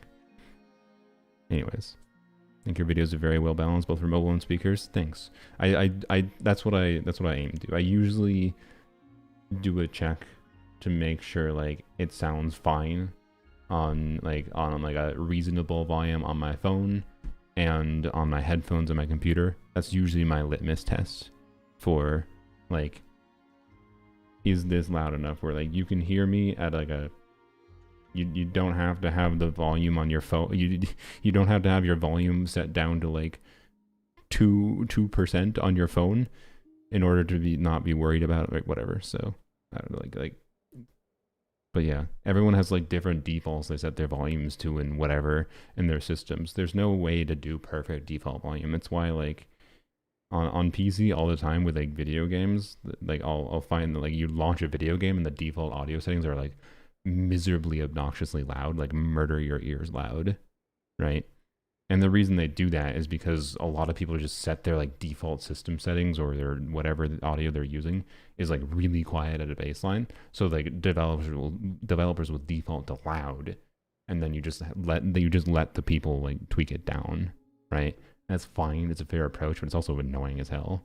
It's so rare to find a game that I launch that isn't obnoxiously loud when I first launched the game. So my goal is to hopefully with my videos make it so you don't have to substantially adjust my volume, but there's still ultimately going to be some people that have to, and so my question for you, which you still haven't said anything in chat, is like, so I would appreciate if you have legitimate feedback, right?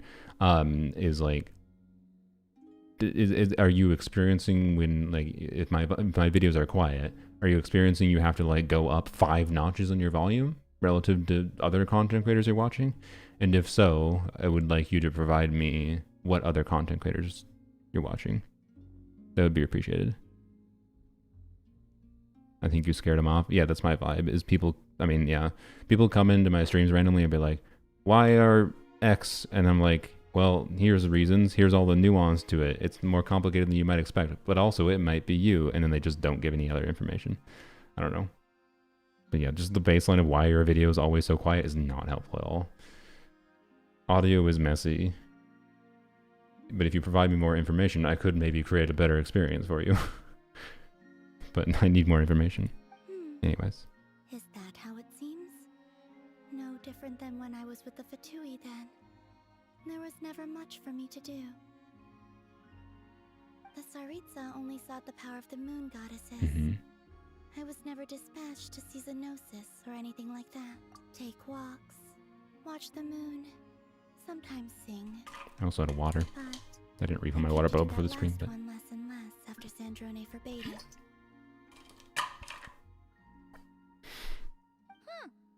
She didn't. No, she praised it actually. so I assume I had only recently joined the every how many of these quests are there? I assume every week she has like so there's probably like this because this is like the proper weekly Colin Beatty quest. I assume.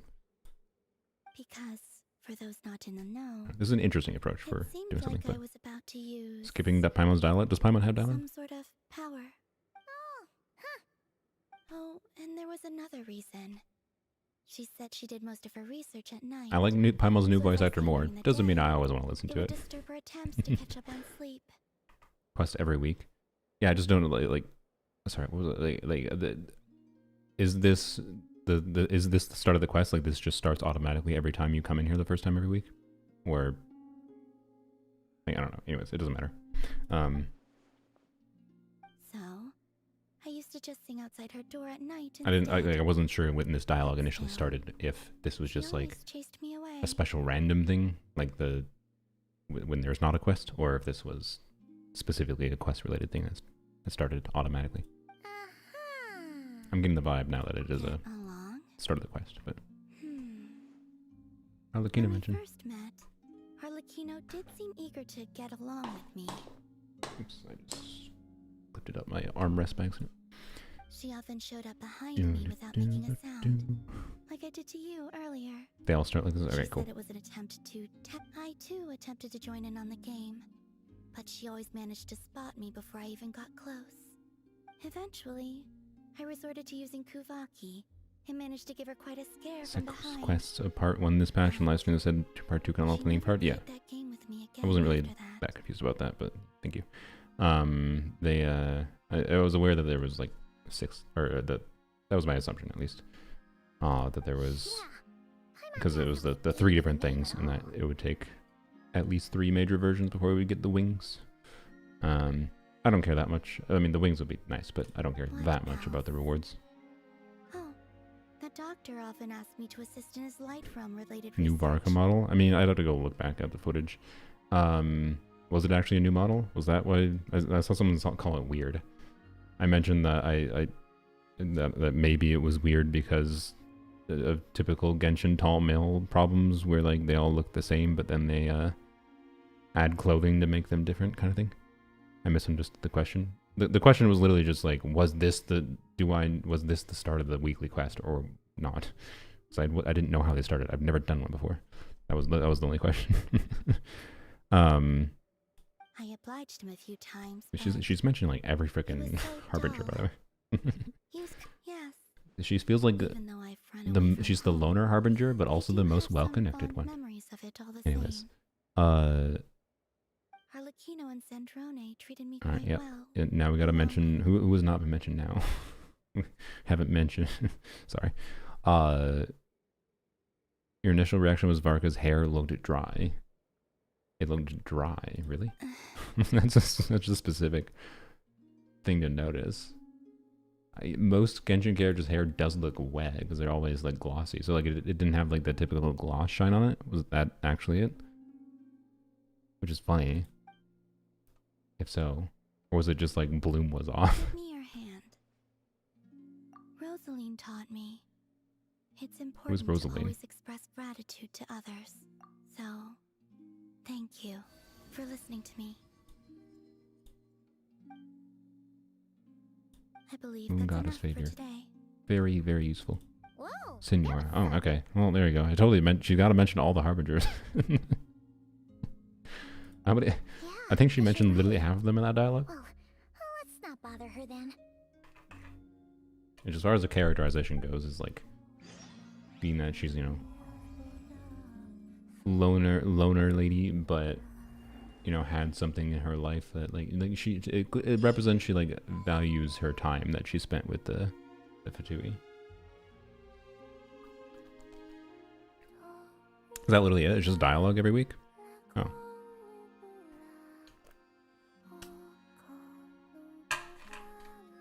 Alright, almost out of water. Sorry. Very thirsty. Only ones who treated her nicely was the ladies. Oh yeah. It's a little sad.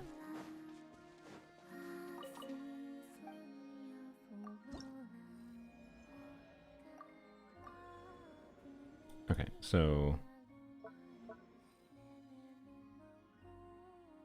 Yeah, okay. So yeah, you complete 6 of these. I see, okay. Yep. Yeah, I am behind because I only completed the quest last week. So, oh well, that's fine. I'm not too really worried about it, but yeah, I'll have to wait for the wings. Rip. By the way, I'm just gonna place my bet now. Version 6.2 is not going to continue the Nod Cry quest. It's gonna go off somewhere else. And then you won't be able to get these until version 6.3. So, that's my bet. And therefore, I'm pretty sure I'll be able to catch up. I think I will be able to get caught up to anyone that is ahead of me. Not that it actually matters. So anyways. What is it? Oh, it was a new event. Oh, okay. I need to do a... I need to do that. Actually, should I do this now? Maybe I should do that now. Can we do co-op with it? Anyone want to join for doing that? I don't know if it matters though. Can you can't damage each other. It's like the typical Mihoyo co-ops and never whatever. If people want to join, you can join, I guess. But I'll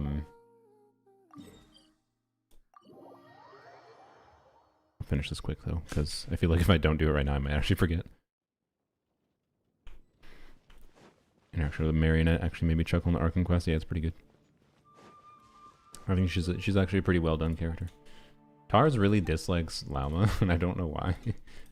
Like, I know it's like relatively simple, like pretty much every Genshin character is, where Lauma's characterization is just her crisis of faith. I don't know. Like, I don't have a strong argument for her like being a crazy compelling character, because it's just like she's a typical Genshin character where it's like she has one like interesting surface level aspect to like her character that's like enjoyable, but then not much past that. Most Genshin characters don't really go much past that. But I don't like, but like Tars seems to actively think she's has bad characterization, which is funny. And slightly greedy people doesn't really matter for the score. Yeah.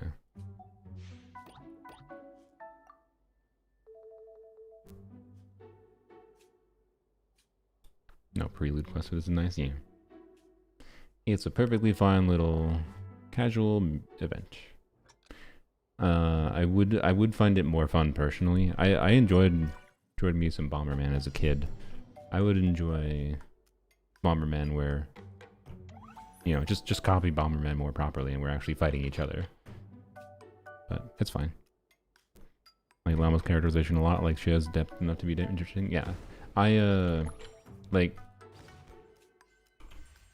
I myself, I don't know, maybe Tars just hasn't ever experienced, I feel like, I don't know. The reason like Lauma is relatable because I think most people tend to experience some form of crisis of faith. And for some people, you know, it's some amount of, they lose their faith in what they had before, or they renew their faith in some level. But either way, like, the crisis of faith storyline is like, it's like relatable characterization, and I think it was executed in a pretty decent way, right? So I don't know. I'm not quite sure why Tars dislikes her as much as she does, as much as he does. Just a slip up.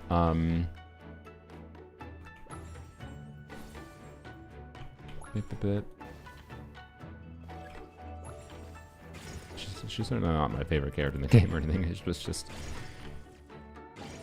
she's more of an enjoyable character than I expected. That's all. I don't know. To make up for her big Uba look? I don't know. I prefer she looked different still.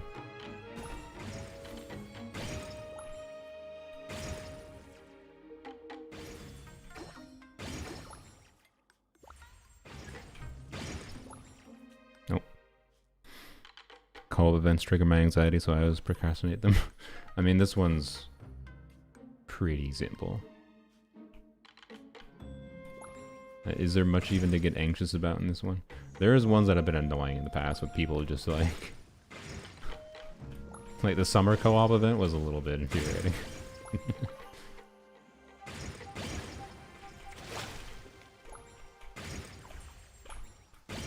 What, fighting at the range? God damn it.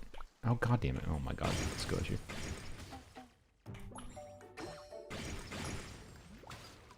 There's still one. Where?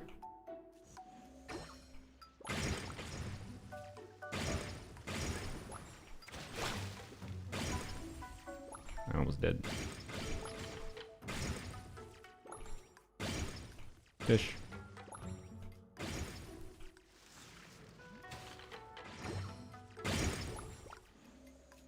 Where's the other block? Oh, that placed that terribly. Oh, I killed myself. Oops. Good job, me.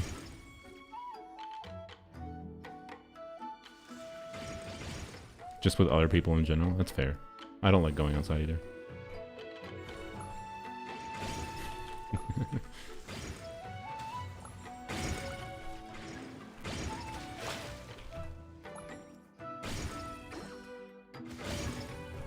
Wow, we actually got it stunned.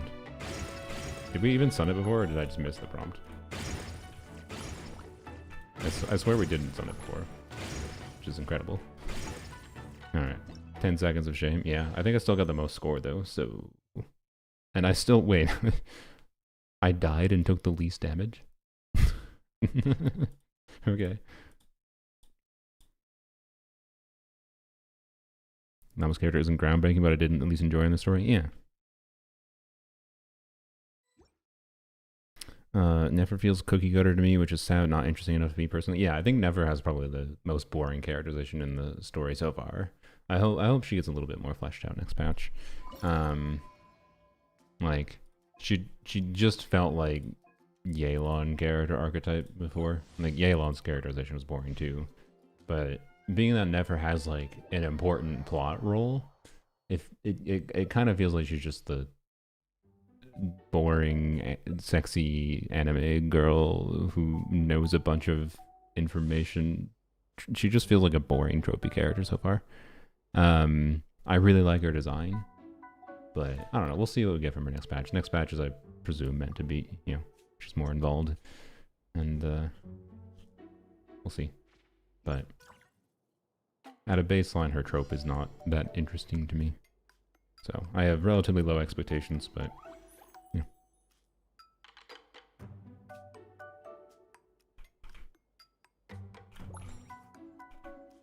Nope, I didn't start with one. I was like, why can't I place another?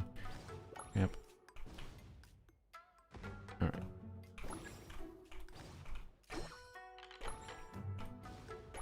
Oops. Kill this fish. Oh, that one had a shield and stupid. And I hurt myself.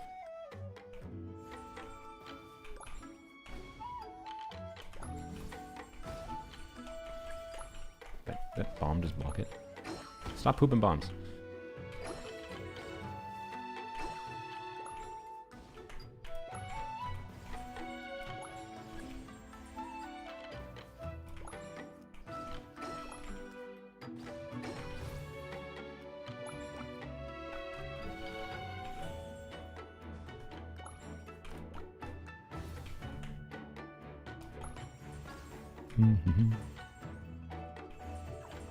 Oops.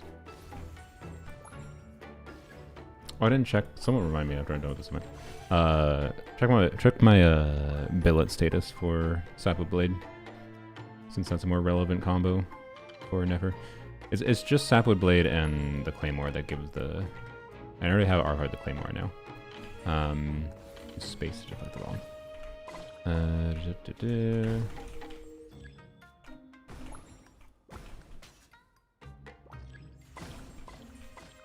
Yep. But I think it's just Sapwood Blade and the Claymore that do the leaps that generate whatever's. Yep. That one's That's not gonna hit, but...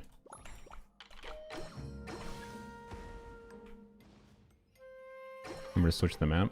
I think I did switch the map, didn't I? Yeah, this is different. One was the water map. That was pointless. Okay, good.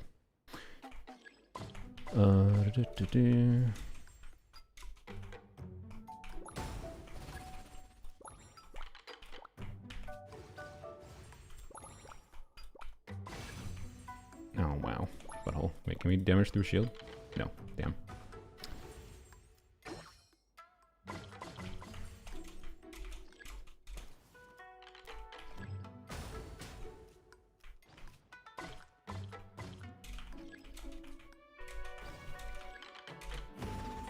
Wow. Okay. Yellow and Kooky came out. Kooky was more interesting to me. Yep. 4 stars will always have the more interesting kits. That's always been true. Well, not really. I mean, yeah, honestly, for me, yes. 4 stars has always had the more, like, weird ideas in their kits. Oftentimes in the past, that just means they were worse. But it does seem like they try new ideas a lot with 4-star kits. Stolen my co-op event, yeah. Terrible game. Okay, billets. Sapwood blade billets. Okay, I have billet boxes. And I have...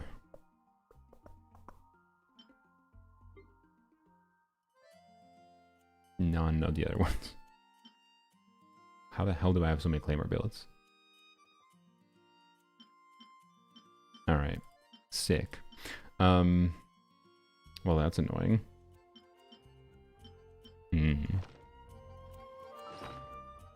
Sapwood blade for with Nefra, yeah.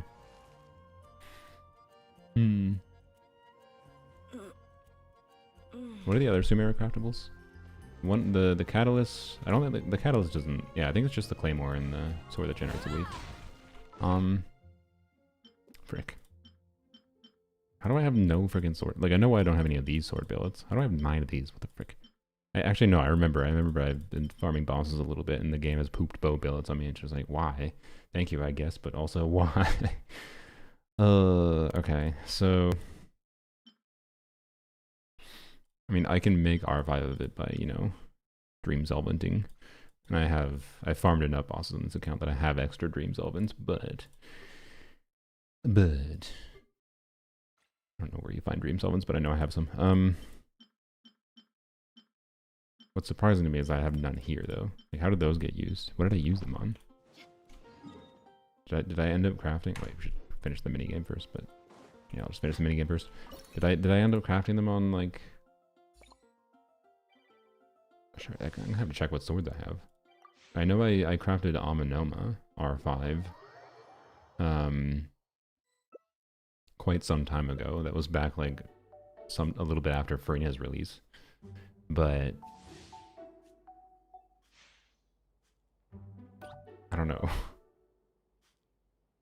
Fontaine craftable? Yeah, that's where they went. Yep. I forgot I crafted Fontaine craftable because I wanted to see how Skirk would perform with it, and I wanted it as an option in general because it was a cool generic weapon to show that's like more relatable. I wanted to use it on Clorin too. And compare it to different things. Like, I didn't know that I was going to compellingly use it long-term on any character, but I knew I would find enough use cases for it that at least it would be nice to be able to show or have as an option to, like, make my characters be more relatable if I want that. Yes, it was definitely Finale of the Deep.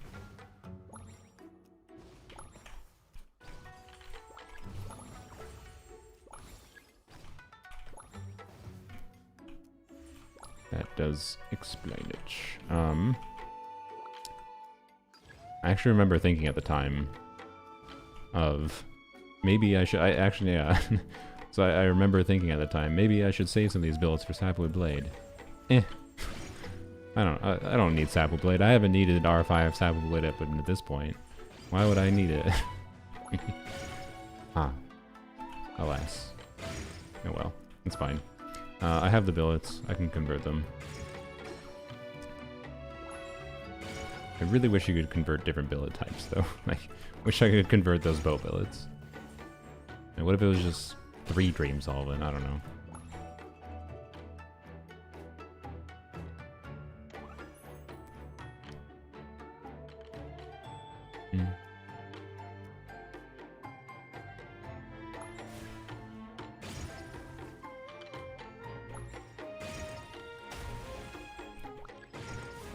I'm gonna hit the bomb. Oh, it's me.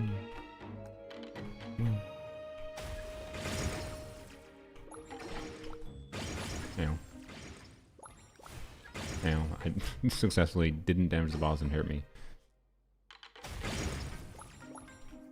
Oh, stop. You please don't place bombs in my spot.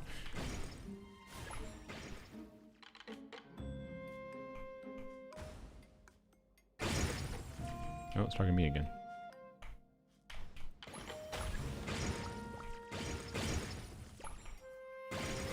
Almost.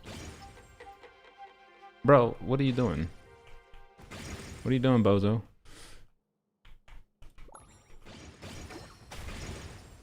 There we go. Wow. Yep. Yeah, I didn't know they would release a DPS unit that scales so heavily on EM that min-maxing every source of possible EM buffs for her would make sense. And it's very possible, to be clear, I won't end up actually always playing her with it or anything. So I'm not too concerned about it. Like, I'm not going to go craft it right now. But I do want to be prepared to do it if I want to. And, yeah. I only have 2 sword builds in general, though. So I'd have to do two of those, and I'd have to use 2 of my boxes. That's fine. Not ideal, but fine. I don't really think there's any other swords right now that exist that I need to craft. The new sword is just I have Key of Kashna suit. I also have the other HP sword, so I don't really think I need. Unless Durin ends up being an HP scaler, maybe.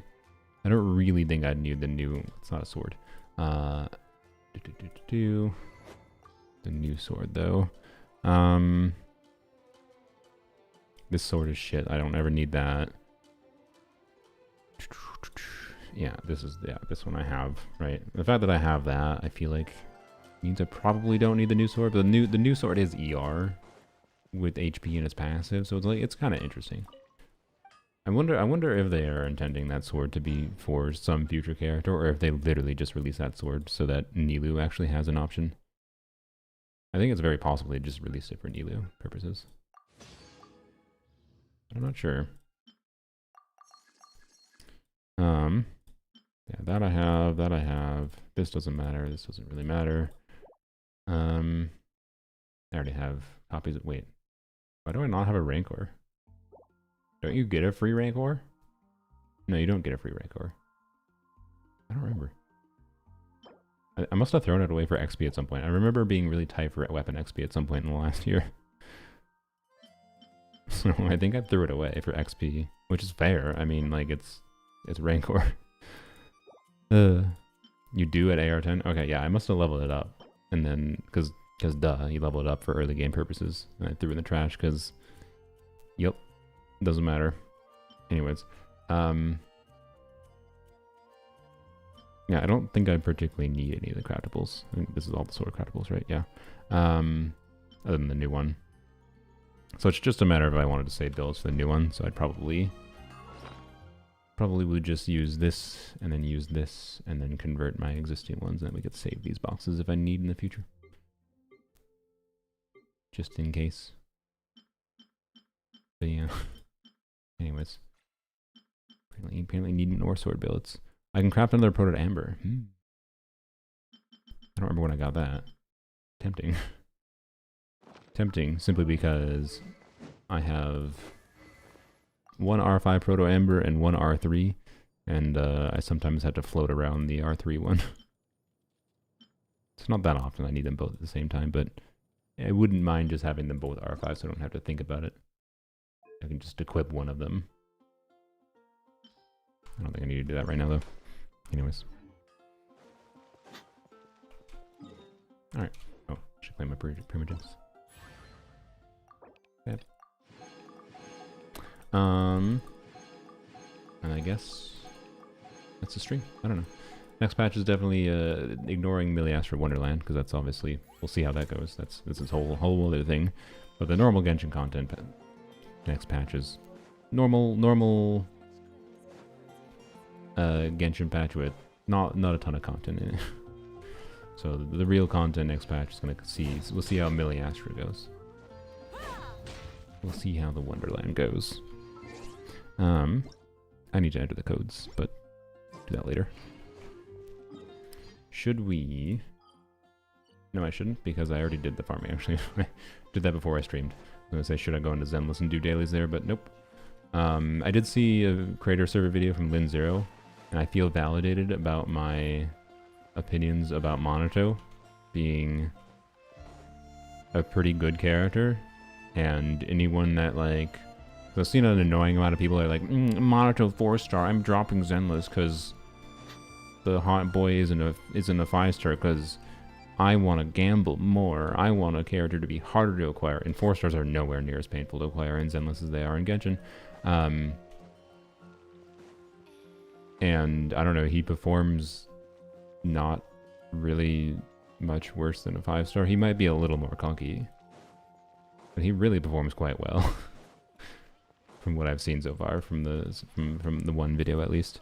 And that's also what my expectation was based on the videos I'd seen from private server pre-release. So can I review your Nubilet? Sure, I'll review your Nubilet. By the way, we're probably not doing a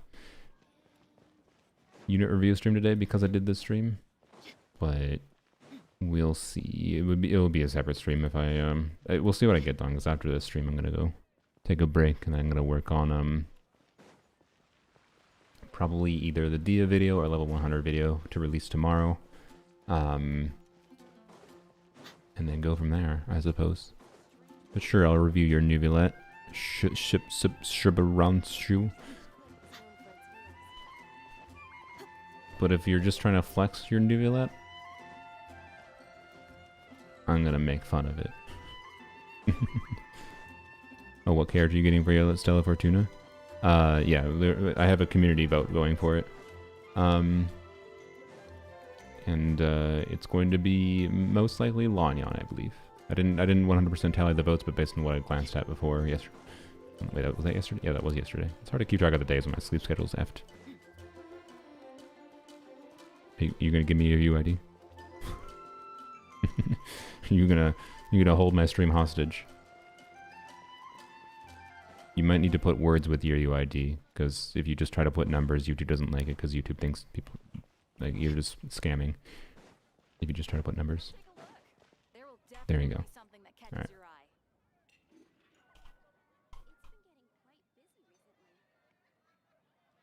Streamer needs good rest. I don't need to sleep quite yet. I'm fine right now. But I do need to work on other things. So we'll see how long it takes me for other things.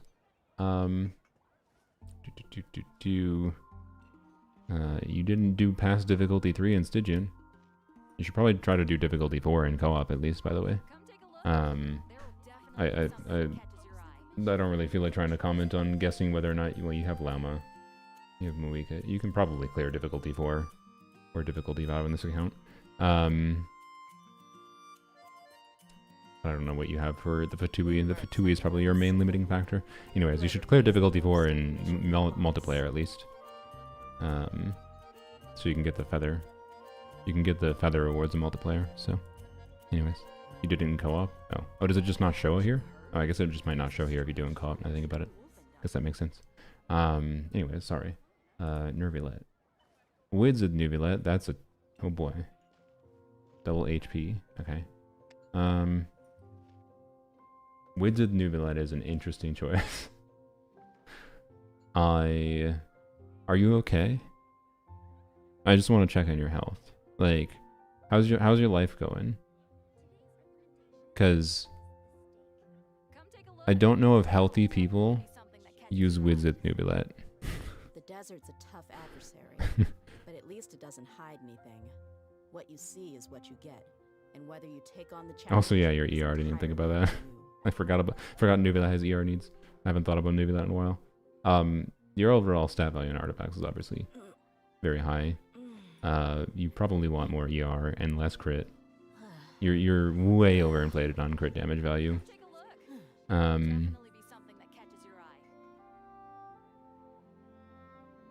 Also, I don't remember how much worse HP Goblet is for him than Hydro Goblet. Almost assuredly, Hydro Goblet is a bit better. So people are used to the desert life. we're checking, but I can see why you're trying to use this off-piece timepiece. Yeah, where do you get more ER in this build even? Probably in the timepiece. Yeah, I don't know. This is a Nuvilat build I would despise playing personally. This is such a comically low crit rate. Like, aim for 1 to 2 crit ratio, and then once you hit 100% crit rate, then you can min-max going past that. Your Nuvilat build would be meaningfully better, ignoring the ER problems potentially. Because I don't know what Nuvilat has 500 different teams. So fuck if I know what your Nuvilat's ER needs are depending on what you're playing. But your crit rate circlet, right? If you you would gain 20% crit rate from a crit rate circlet, 21, whatever. So we'd go up to 61, basically 90, not even capping, right? But close enough to the cap. So if we assume a crit rate circle, assume similar crit value, like where you have 21 crit damage. So you lose 40 crit damage. Same crit value. You lose 40 crit damage. You go up to a little bit below 100% crit rate. Your average damage is going to be way higher. It's going to be like it's going to be you will see it being noticeably better. You might not have to be clear the exact same circlet, like with 3 HP rolls. Obviously that matters too. If you have a circlet with more ER with crit rate, I think it's worth considering. But yeah, that's where I personally would highly recommend you use a crit rate circlet. But you know what? I don't know. If you're fine with the nightmare inconsistency of his critting and with it not doing anything in the passive 90% of the time, you know, whatever you enjoy. Whatever you enjoy. Trying to get a goblet. I mean, at this point, if you want to get a goblet, I'd say you either use 4 elixirs to craft an onset goblet is a consideration because your off-piece is so good. And this is the kind of off-piece that makes it make a lot of sense to use a crit rate circlet on Nuvilat, right? Like, oftentimes min-max Nuvilat builds do want a crit damage circlet. But this kind of build, I think, definitely wants a crit rate circlet. It's too loaded in crit damage substats. If you had the inverse, where you had, like, this was a 18 crit rate instead of 37 crit damage, then, yeah, you do a crit damage circlet, right? So, yeah, that's my vibe. But if you don't mind the inconsistency, I don't know. It's like he's not a big number unit. Where like I can be perfectly happy with speaking of low crit rate, I can be perfectly happy with a 70 crit rate Raiden, and dealing with that inconsistency on Raiden. But on Nuvilat, it's like you don't get like big instances. His damage is very balanced over the full duration of his attacks. So having low crit on Nuvilat, I think, just makes him feel bad. But that's just my vibe. Anyways. Excited about Lanyan Arlecchino banner? Don't you dare manifest that. No. Look, I know there's like a 90% chance Lanyan is on Arlecchino banner. I so badly want Lanyan on Nefra banner. Please. Please. Please. Expose the Freyna ER.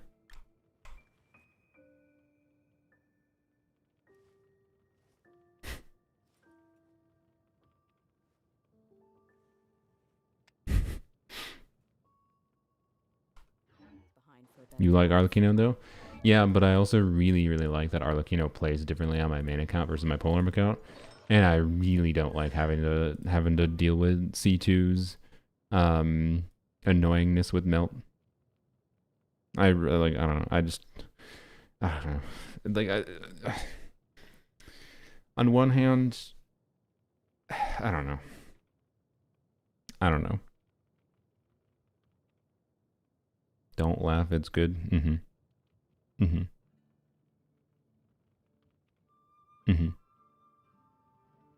Alright, you know what? I'll give you the benefit of the doubt. Shibaransu. What team are you playing with, Divilet?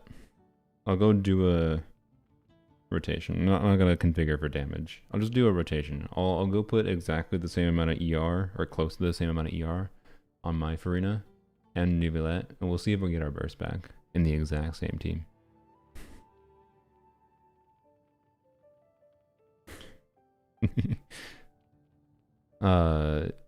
Yeah, I definitely don't. I don't know. I don't care about Zhongli at all. So like, I don't know. Yeah, I don't know. I hopefully Mihoyo throws me a bone, and because like there's no way Nefra, all the characters in Nefra's banner are going to be synergistic with Nefra anyways. There's probably going to be a healer on the banner. Mihoyo, just throw Nefra. Sorry, throw Lanyan on the Nefra banner just for the.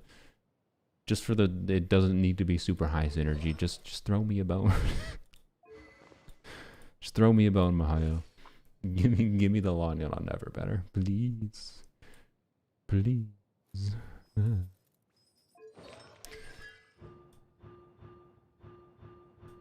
Yeah. Remember, each copy of Lanyan cost me 100 pulls. So if Lanyan's on Arlecchino banner, it's not even necessarily a question of C2. It might be a question of C6. Oh dear. Not that I want like a bunch of copies of Never or anything, but I would prefer getting copies of new character. I don't know. I really like Arlecchino's balance where she's at.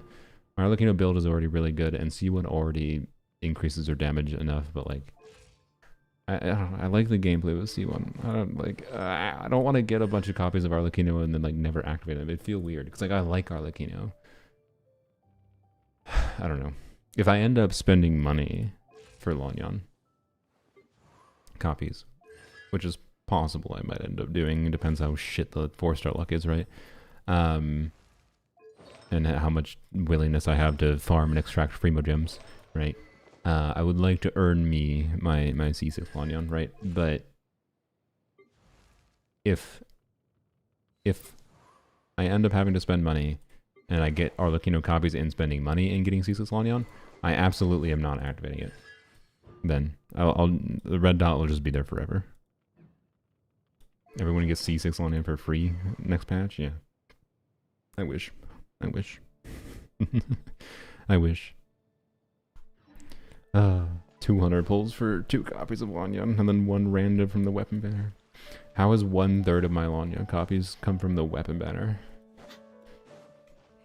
I feel like I'm one of the biggest fans of Lanyan, and Lanyan is the least big fan of me, apparently. Lanyan is a meta player.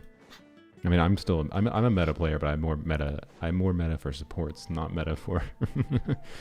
Like, some people call me non-meta. I'm not that non-meta. I'm nowhere near like non-meta compared to like Furu, Tars, and their ilk. Why not wish for Zhongli? Because I just know I'm gonna get no value from him, and it's like Zhongli is not even a unit I want to put resources into. Like if I'm gonna look at the units I want to put resources into for either one-off video ideas or just because I think they're fun. We got Mona. We got Lisa. We got Amber. These ones already leveled up a little bit, but the talent resources are going to take some significant investment. Yanfei is honestly probably a priority for me. Diluc might be a priority for me if I get C6 of him. He might be a priority for me over Zhongli. And all those might be not a question in the first place, because I'm getting Nefra, by the way. I have a guarantee. I'm using that guarantee on Nefra. So... And the game could just give me 3 copies of Lanyan and 20 pulls. If that's possible. Double 4 stars of the 4-star you want to happen sometimes. Like, all this concern about which 5-star do I get might not matter. The game, for once, might be nice to me when I wish for a 4-star. So, I don't know. And like, Toma would be fun to have leveled at some point. Mika I will level if he ends up being on like Nefra banner and end up getting C5. C5 I believe is where you can get. Let me go double check. Amber. I believe C5 is where Mika. Oops, that's the wrong Mika. Mika is the Mika dupe where you get. It's a skill. Yeah, it goes to 25%, which is the 25% attack speed breakpoint is a breakpoint that matters for Skirk. So that's why getting C5 is enough for me to consider leveling him.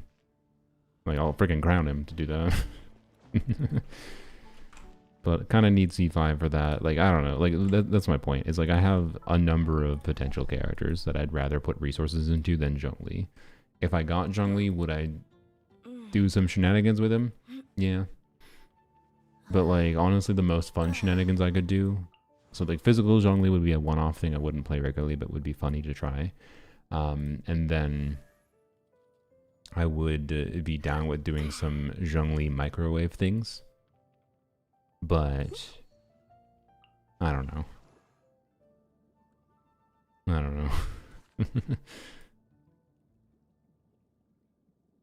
I feel like Zhongli microwave would be fun if I got Albedo, Durin, Zhongli, and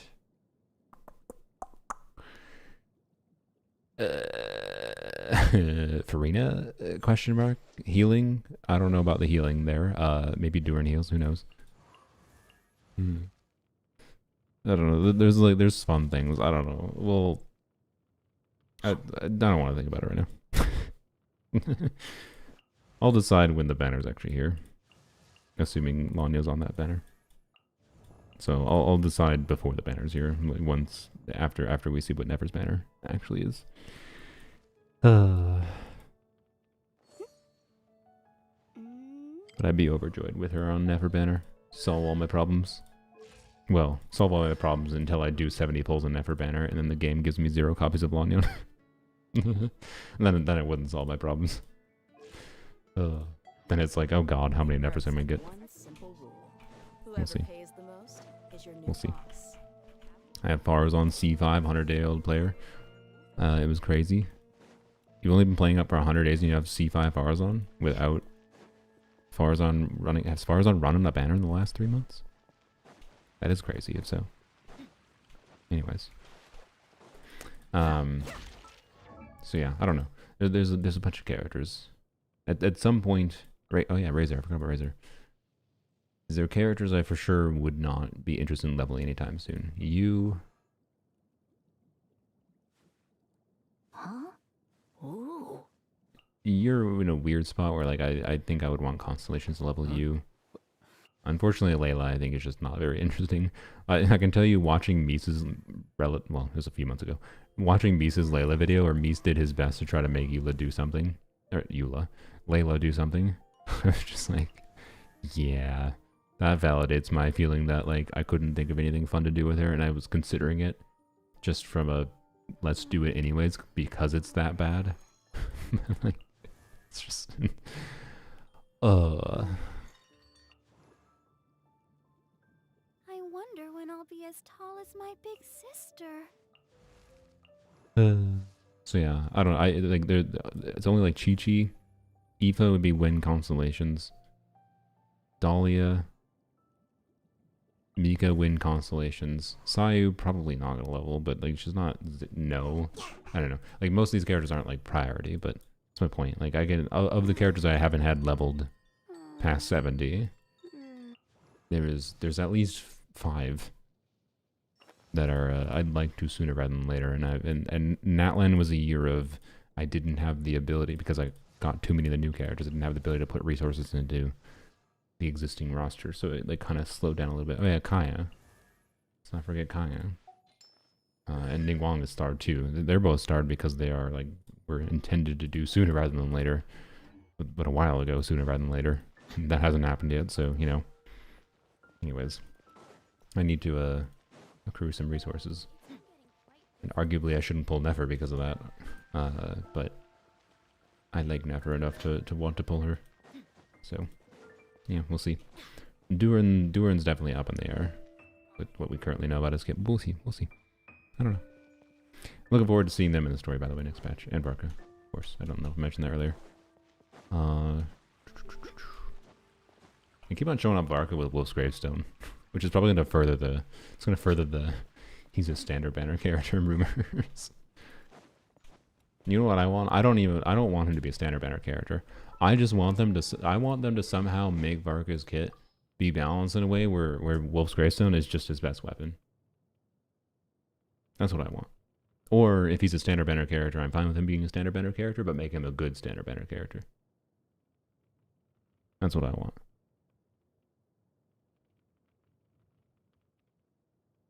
Played back when Nahida and Raiden ran 1 to 2 years ago, pre-Fontaine.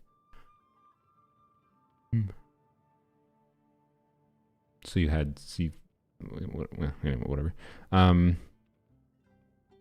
Gets his own weapon called Wolf Cemetery. Yeah, like most likely he's going to have his own signature weapon. Even if he has a standard banner character, he'll get his own signature weapon, and then it's going to have some story-related thing where he'll get a new sword in the story.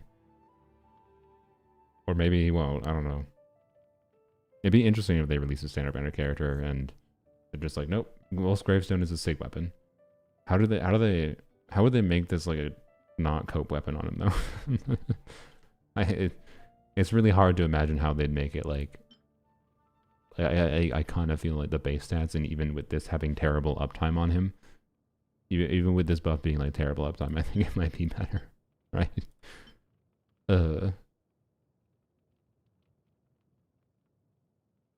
So I don't know.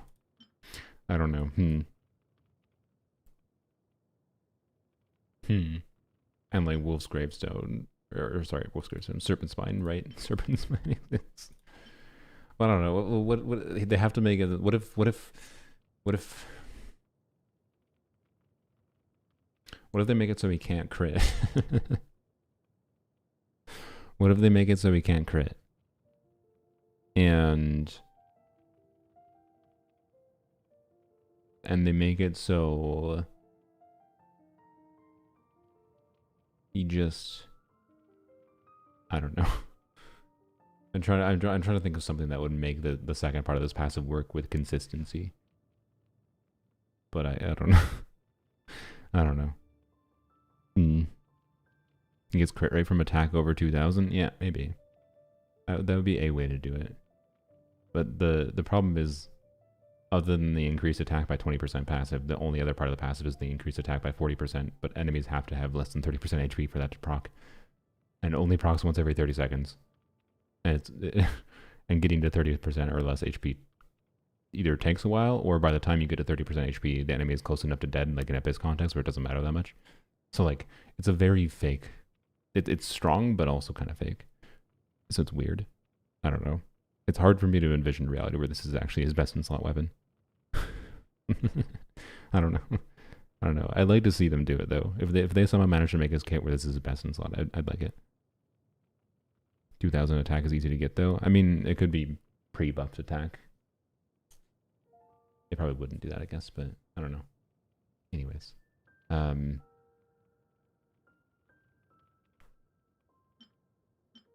like the problem I think is if it's just a kit of, like you mentioned, where he converts attack to crit. I think Tidal Shadow might be better. Right. I'm not 100% certain. But this weapon might be better than it. Might. D&D game in Miliastra? Yeah, you probably could. That'd be fun. Attacks he does against enemies always count as attacks against enemies at 30% HP. And halves weapon cooldown. That would be a cool gimmick. So, I mean, yes, they could put a line in this kit that it literally says attacks this character does count as if the enemy has less than 30% HP. And they can make his kit have gimmicks around, hitting enemies with less than 30% HP.